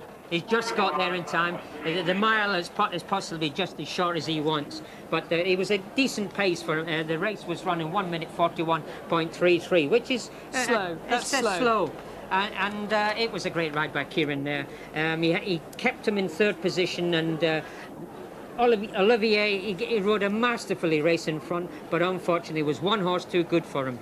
And Doug Rowe, who finished third, has ridden one of the best, run one of the best races of this season. He finished sixth. And nor can many of the rest of us. He's holding up this horse, so he'll cover the field for us, and we'll try and show you some of the tricky points on the way round for this 2.5 mile. 12 to 1 Celeric in the market at the moment, I thought looked exceptionally well in the paddock. Absolutely, but of course the ground will be a real worry for him. It's so much easier on top of the ground for horses held up to quicken up from behind and pick up the ones in front. But time and again, some of those up front do get away, and actually very, very difficult to claw back once they've established a lead. Number 14 there is 3 Cheers, an interesting runner from John Gosden's stable. He showed good form at Sandown last time when he was 4th in the Henry II space behind Persian Punch. Bred by Slip Anchor, a Derby winner out of 3 Tails, and the Dam is by Blakeney, another Derby winner. Tremendous influence for Stamina, even though 3 Cheers has yet to tackle significantly beyond 2 miles. And I suppose you'd have to say, given that pedigree, he'd very likely improve over the extra distance. Oh, he'd do that, I think. He's by Slip Anchor, a Derby winner out of 3 Tails, who's by Blakeney, another Derby winner. Plenty of stamina in this one's pedigree, and as you say, you've told us his form. He's 9 to 1 from 8 to 1. One thing he will be doing, I think, at the end is galloping. Number 13 behind him, Maylane, the mount of Darragh O'Donoghue, and he's by Possessive Dancer out of Sheriff Dancer, or out of a pair by Sheriff Dancer, by Toto. And down in the betting room, Jonathan Powell is talking to Neil Wilkins of the Press Association. Well, Graham, as you know, this is one of the most competitive Gold Cups I can ever remember. 16 horses with some sort of chance, and the betting reflects. It's very open. Neil, Persian Punch still favourite, solid at 4 to 1. 4 to 1. As soon as anybody goes 9 to 2, that's being snapped up, and the safe players are back in Persian Punch each way. 4,000 to 1 each way, 4 monkeys each way a few times. Cannon Can, who was as big as 12 to 1 in the offices this morning and was on a tipping line, was back down to 6 to 1 in the office, a bit of a panic measure, has touched 7 on the course, immediately back to win £25,000 in one hand at 7 to 1, 25,000 to 3,500. Windsor Castle is easy at 7 and 8. 3 Cheers has gone from 7 out to 9. Stratara is from 6 out to 8, and Kaftara from 8 out to 10. There's good money for Clerkenwell. So all the 12's been taken. That's back into 10 to 1. Soleric's easy at 12, and last year's winner Double Trigger's out to 25. No interest in that. Can you remember so many horses being backed in a Gold Cup? No, I mean, Jonathan, normally you have a short price one in the Gold Cup. As you said, it's the biggest field this century. It's been reflected in 4 to 1 the field, and people are playing safe basically. No real inspired money here. Thanks very much. Let's have a look at Clerkenwell. We'll have a look at Clerkenwell after that, but this is number 10 we're having a look at now, and there is Alan McCoy being reunited with Silence in Court, and I think now they're that far down away from the crowd, he's going to be okay, and okay he is. Nice long rein, he's on his way to the start. I hope he doesn't give any trouble going into the stalls, because he can do that as well. Let's go back to Clerkenwell, and there you can see Walter Swinburne, in fact, leading this very good-looking son, in fact, of Sadler's Wells around, but, well, he's yet to win beyond 1 mile and 6. He's won twice over that trip, and I think, in fact, one of the cleverest races I've seen ridden this season was when Walter Swinburne won on him at Chester. He dictated the pace from the front all the way round, quickened up, but that was only over 1.5 miles. Yes, you're right, Jimmy. It was a masterful ride from the front. Clerkenwell won the Ebor, of course, over 1 mile 6. And we're guessing about his stallion by Sadler's Wells out of a Forley mare, Forley, an Argentinian stallion. So, as I say, a bit of a guess, but interesting that there is money for him. and that he now appears to have got over the troubles which kept him off the track for quite a while. He's in great form at Chester, and he'd certainly have to have a little chance here, providing he stayed the trip, but that is guessing. Number one there, being led round by ridden by Kieran Fallon. I quite like this one. He won the Queen Alexander Stakes here last year at the Royal Meeting, and then he went on to win the Doncaster Cup, when in fact he beat Persian Punch by a length and a half, roughly a length and a half, but it's one that you could bring into consideration, Graham. Well, that was the gamble of the morning. 12s into 6s, Can, goes on the ground, goes on the track, stays very well. Trained by Henry Seston, ridden by Kieran Fallon. There's not much better recommendation than that. Number one, Can. And just having a look now through the jockey camera, Pat Edry on Celeric. He's just wandering around in front of the stalls. All the runners down there now. Sean, please. Let's have a look at the one of the two fillies in the race. Now, I've got a little bit of a sneaky for this. 20-1 from 16s, drifted in the market, but I wouldn't mind having £1 each way on this filly. I think she's a really cracking type of animal, this. She's by Toto out of a Topville mare. I think she's going to see the 2.5 miles out really well. And last year she won the Park Hill at Doncaster, and she was also a very, very close fifth in the St Ledger behind Silver Patriarch. And just going to have a look now if we can. There we are, Windsor Castle, number 15. He won here 2 years ago, won the Queen's Vase, won the Northumberland Plate last year as well. Goes very well on the ground. He hasn't been over 2.5 miles, but he's by Derby winner generous. The way he races suggests he is going to improve over this extra distance.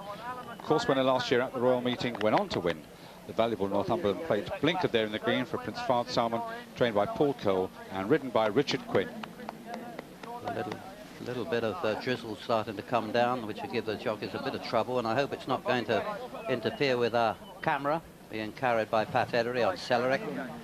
Quite a lot of the runners in now, not too many more to go. Persian Punch 9-2, Can 6-1, Windsor Castle at 7-1, 9-1 bar those three. And with that, let's go to Jim McGrath for this, I think, one of the most exciting Gold Cups we've seen for a bit. I'm sure you're right, Jimmy. They are lining up Persian Punch, who wanted to be one of the last in. Connections wanted him to be because of last year's antics. Goes in about third last. Can lines up now. Just about to go into position for Kieran Fallon. The others stand up well. This the biggest field of the Ascot Gold Cup this century. 16 runners. That's it. They're under orders and they're away. And Mongol Warrior on the near side, one of the first away. Out there too is Clark and well in the early stages, and Double Trigger, the white face showing out there in the centre, is going to be the early leader.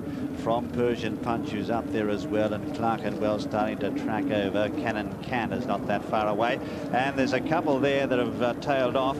French Ballerina has refused to. Something's gone amiss with French Ballerina, has been dismounted, and May Lane is at the rear of the field, but French Ballerina, something has gone amiss there, and she's out of the race as they head up the straight towards the 3 the first time. They've got just on 2 miles and a furlong to go, and Double Trigger out in front. There's Pat Edry back in centre field. That's the jockey's view from Pat Edry's saddle. He's lying in second last position.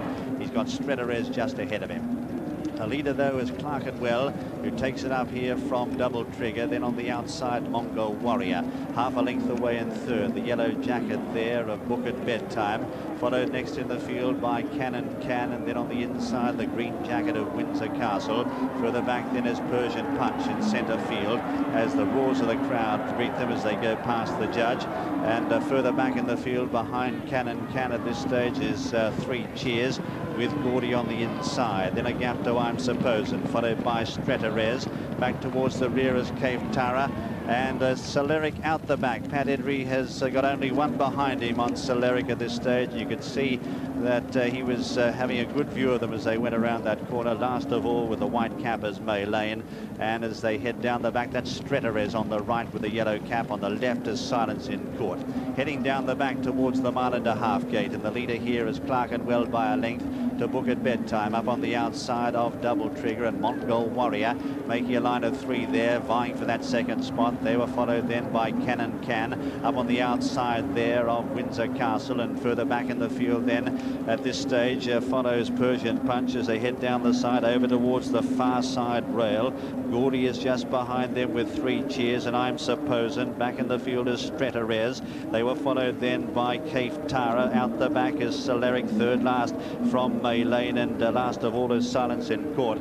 Heading down the side now towards the 9 furlong marker, and the leader is Clerkenwell, and there's Pat Henry.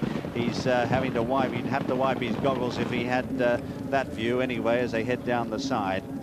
The leader here is Clerkenwell by half a length or so to Double Trigger, who's going to cut the corner, I think, at Swindley Bottom as they pass the mile. 2 lengths in advance then of Book at Bedtime, running a good race from in 4th position Mongol Warrior.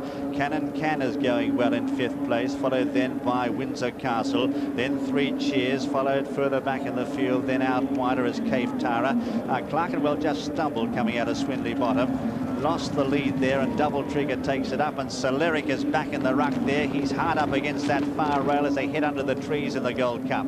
The leader is Double Trigger past the 6 by a length to Clerkenwell, and Cannon Can giving chase now. Book at Bedtime behind them from 3 Cheers in Windsor Castle. Stretarez is further back from I'm Supposin. Gordy's being scrubbed up on the left with a yellow jacket. Cafe Tara next, followed by back in the field at this stage May Lane, then Persian Punch, hard ridden and doing nothing. Soleric's out under the trees from Silence in Court. Gordy's dropped back to second last, and last of all, almost tailed off as they pass the half mile, is Mongol Warrior. Racing up towards the home turn, and it's Double Trigger the leader.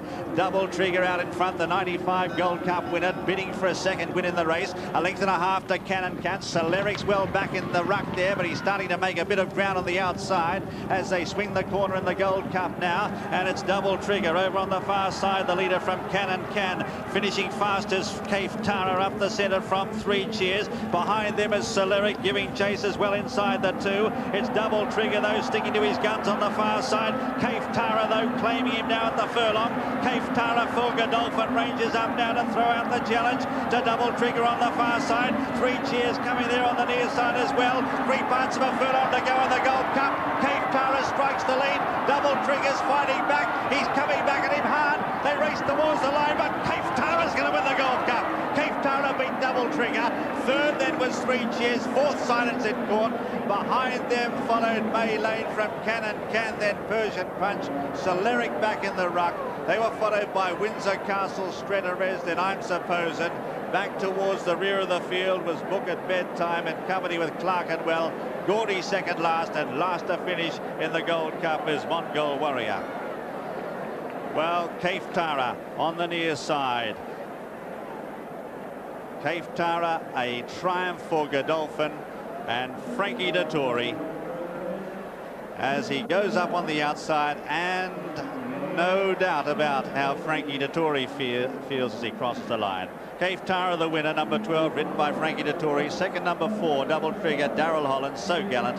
Third, number 14, 3 Cheers, ridden by Michael Hills. And fourth, number 10, Silence in Court, Alan Mackay. That's the 1, 2, 3, 4, and there is the winner, Cafe Tara.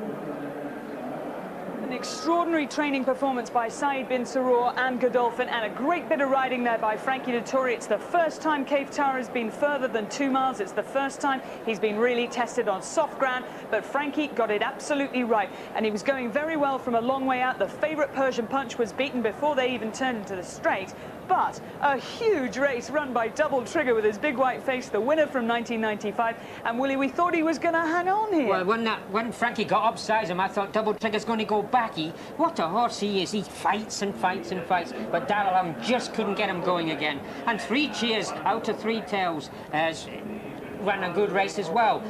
This horse is by Sadler's Wells. He has horses that win from 1 mile to 2 miles 6. And I'll tell you something, you just look at Frankie Dettori's face there. He is so thrilled because this is the big race of the meeting. Whatever they say about it, this is the one the jockeys want to win, and he's done it on Cafe Tara. The time 4 minutes 32.36, and Frankie absolutely thrilled, whipping up a storm there with the crowds around, and he really is absolutely chuffed to bits. His 5th winner here at the Royal Meeting, and he's got it absolutely right. Look at him, he's just going to milk the applause.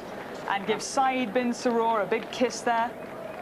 And Frankie Dettori, he took the Gold Cup twice on drum taps before now, but that was back in 92 and 93. He's done it again in 1998 on Cape Tara for Godolphin.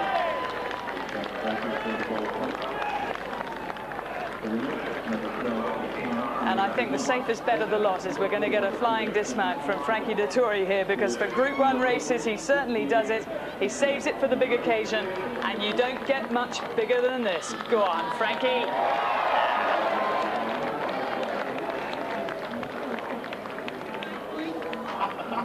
And Cape Tara returned at a very rewarding 11-1, double trigger, massive run in second, 25-1, and 3 cheers third for John Gosden, returned at 10-1. The favourite, I'm afraid, well-beaten Persian Punch again, second time in the Gold Cup.